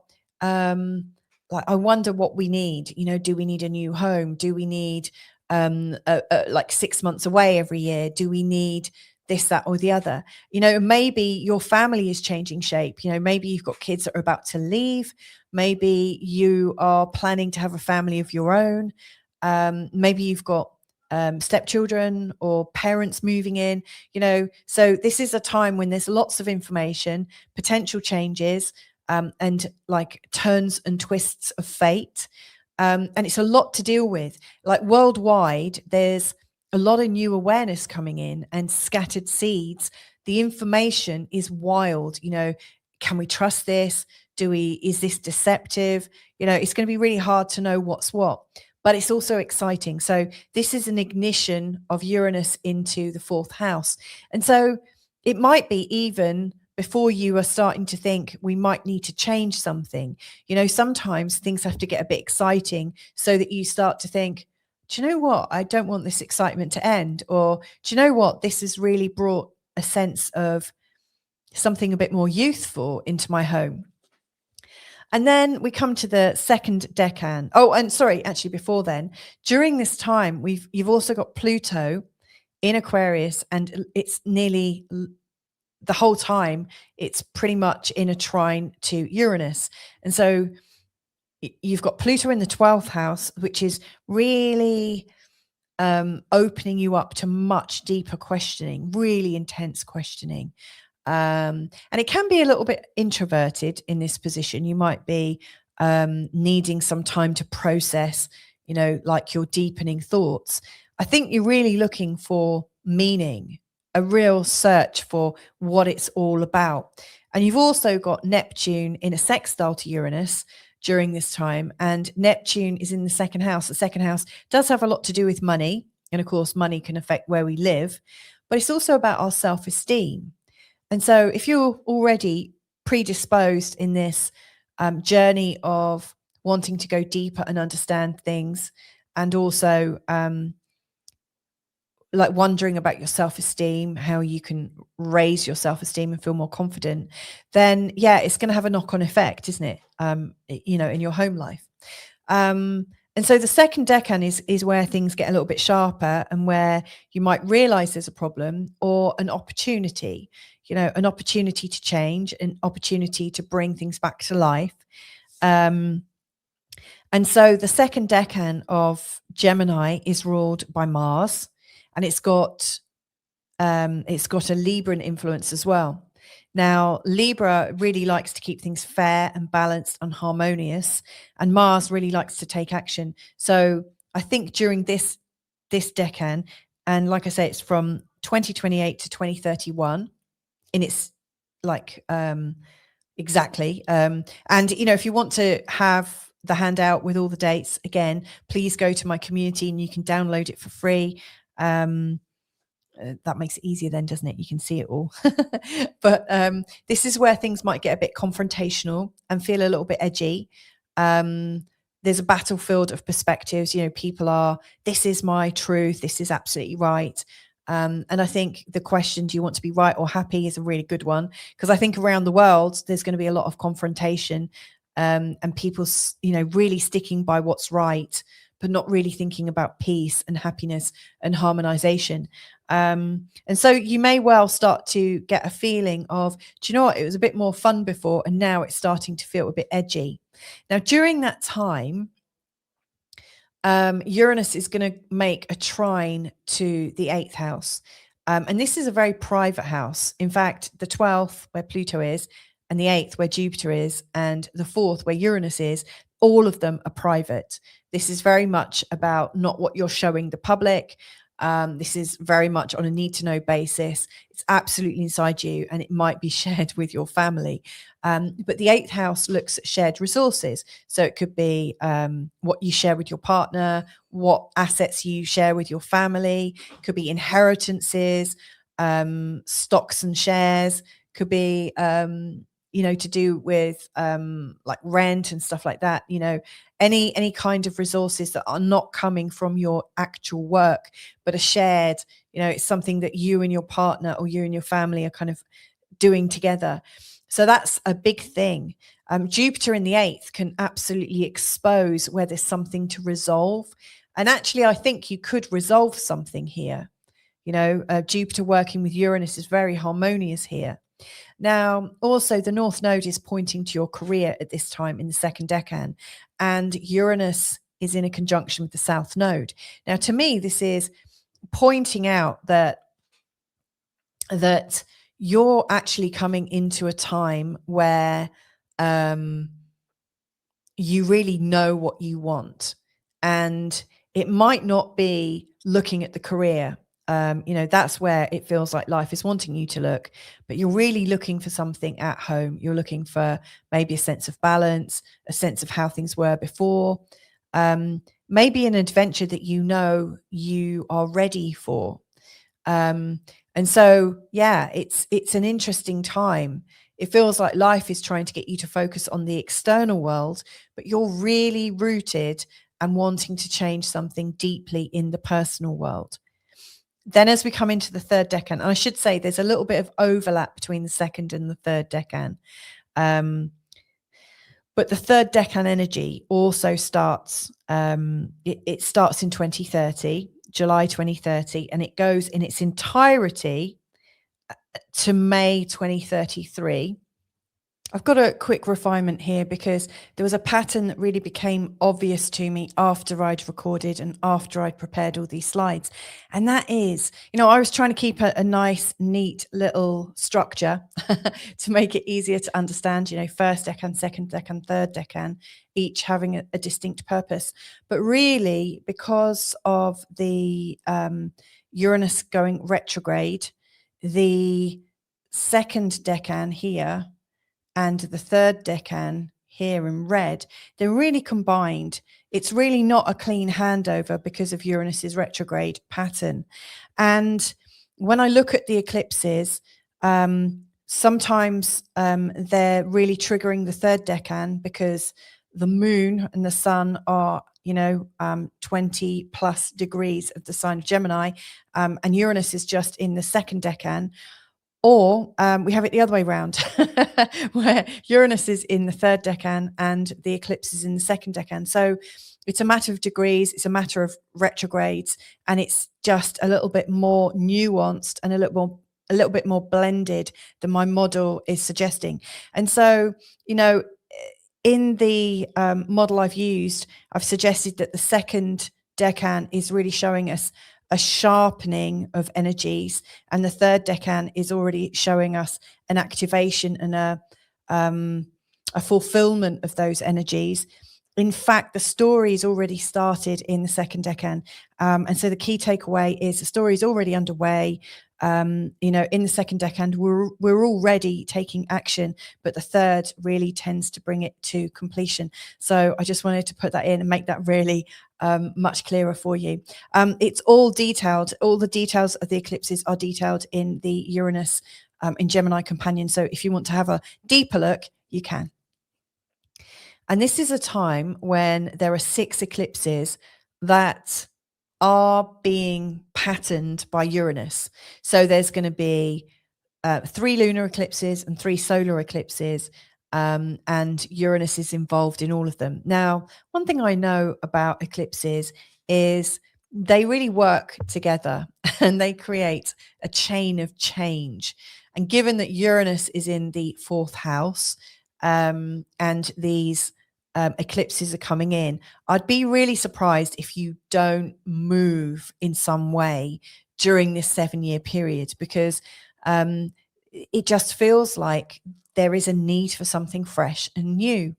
When I spoke personally earlier about my relationship and how, we'd questioned it quite a way through its journey through my 4th house, it was when there was Uranus eclipse on my natal moon in the 4th house that was the weekend when I said, that's it, we're done. And that's when that change came in. That's how powerful eclipses can be.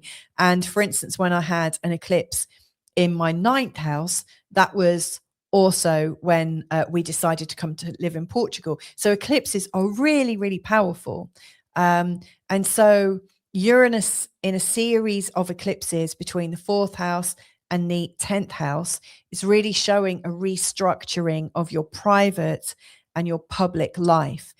So it feels like there's pressures to resolve something within yourself.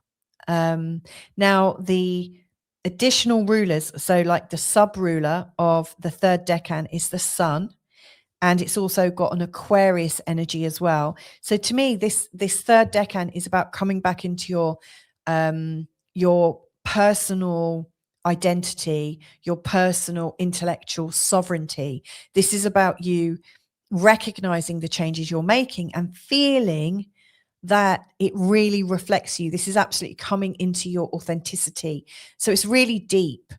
And then right at the end of this whole Uranus in Gemini time frame or timeline, there's an opposition to Jupiter, again emphasizing the career versus the home. And then finally there is a conjunction between Uranus and Saturn, and to me that's saying, okay, the change has happened now. We've made a decision. So I do think the 7 years is going to be transforming and possibly putting your life on a very different trajectory. Sometimes, moving home can absolutely put you on a completely different path. And, the popularity of astrocartography, where you can move somewhere where it's much better aligned to your birth chart and you get a different kind of outcome. I mean, you can see why that's coming up. So yeah, this could be a time when you come into a new sense of stability.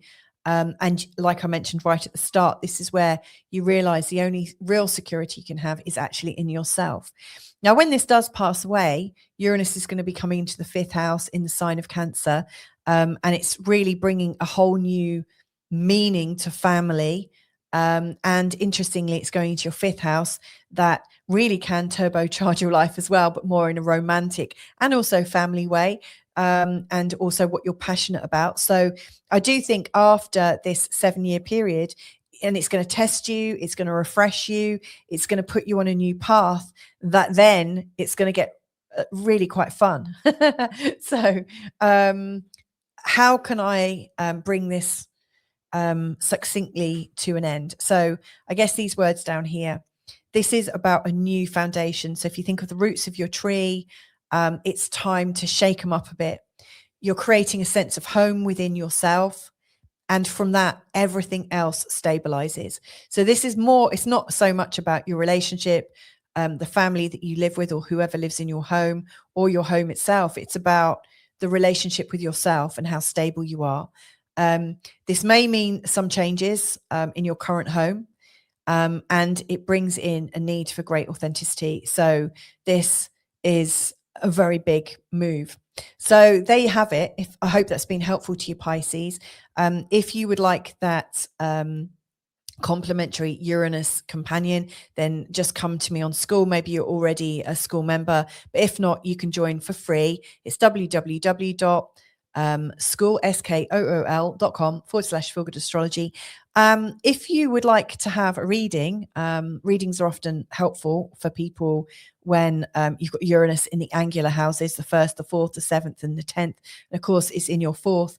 Then just get in touch. My details are below. You can book directly into my diary and invite me to work with you. It's as simple as that. So I'll leave that with you. Lots of love to you, Pisces. Have a good one and catch up with you all soon. Bye for now. Well, that was really interesting. I really enjoyed going through all of those movements, and I realized, I mean, I always knew this, but I hadn't really made that connection, just how my life had changed when Uranus crossed from one house to another. So, when Uranus went into my 4th house, that was really showing where my first major relationship broke down, and how I started to find stability and security in myself. That was a really important lesson. When it went into my 5th, within a month, I'd met my now husband, and I started a family. I became a mum. So it's a huge one, and of course, the 5th is about a new relationship and family. It can be, and also I really started working with my passion for astrology in a major way.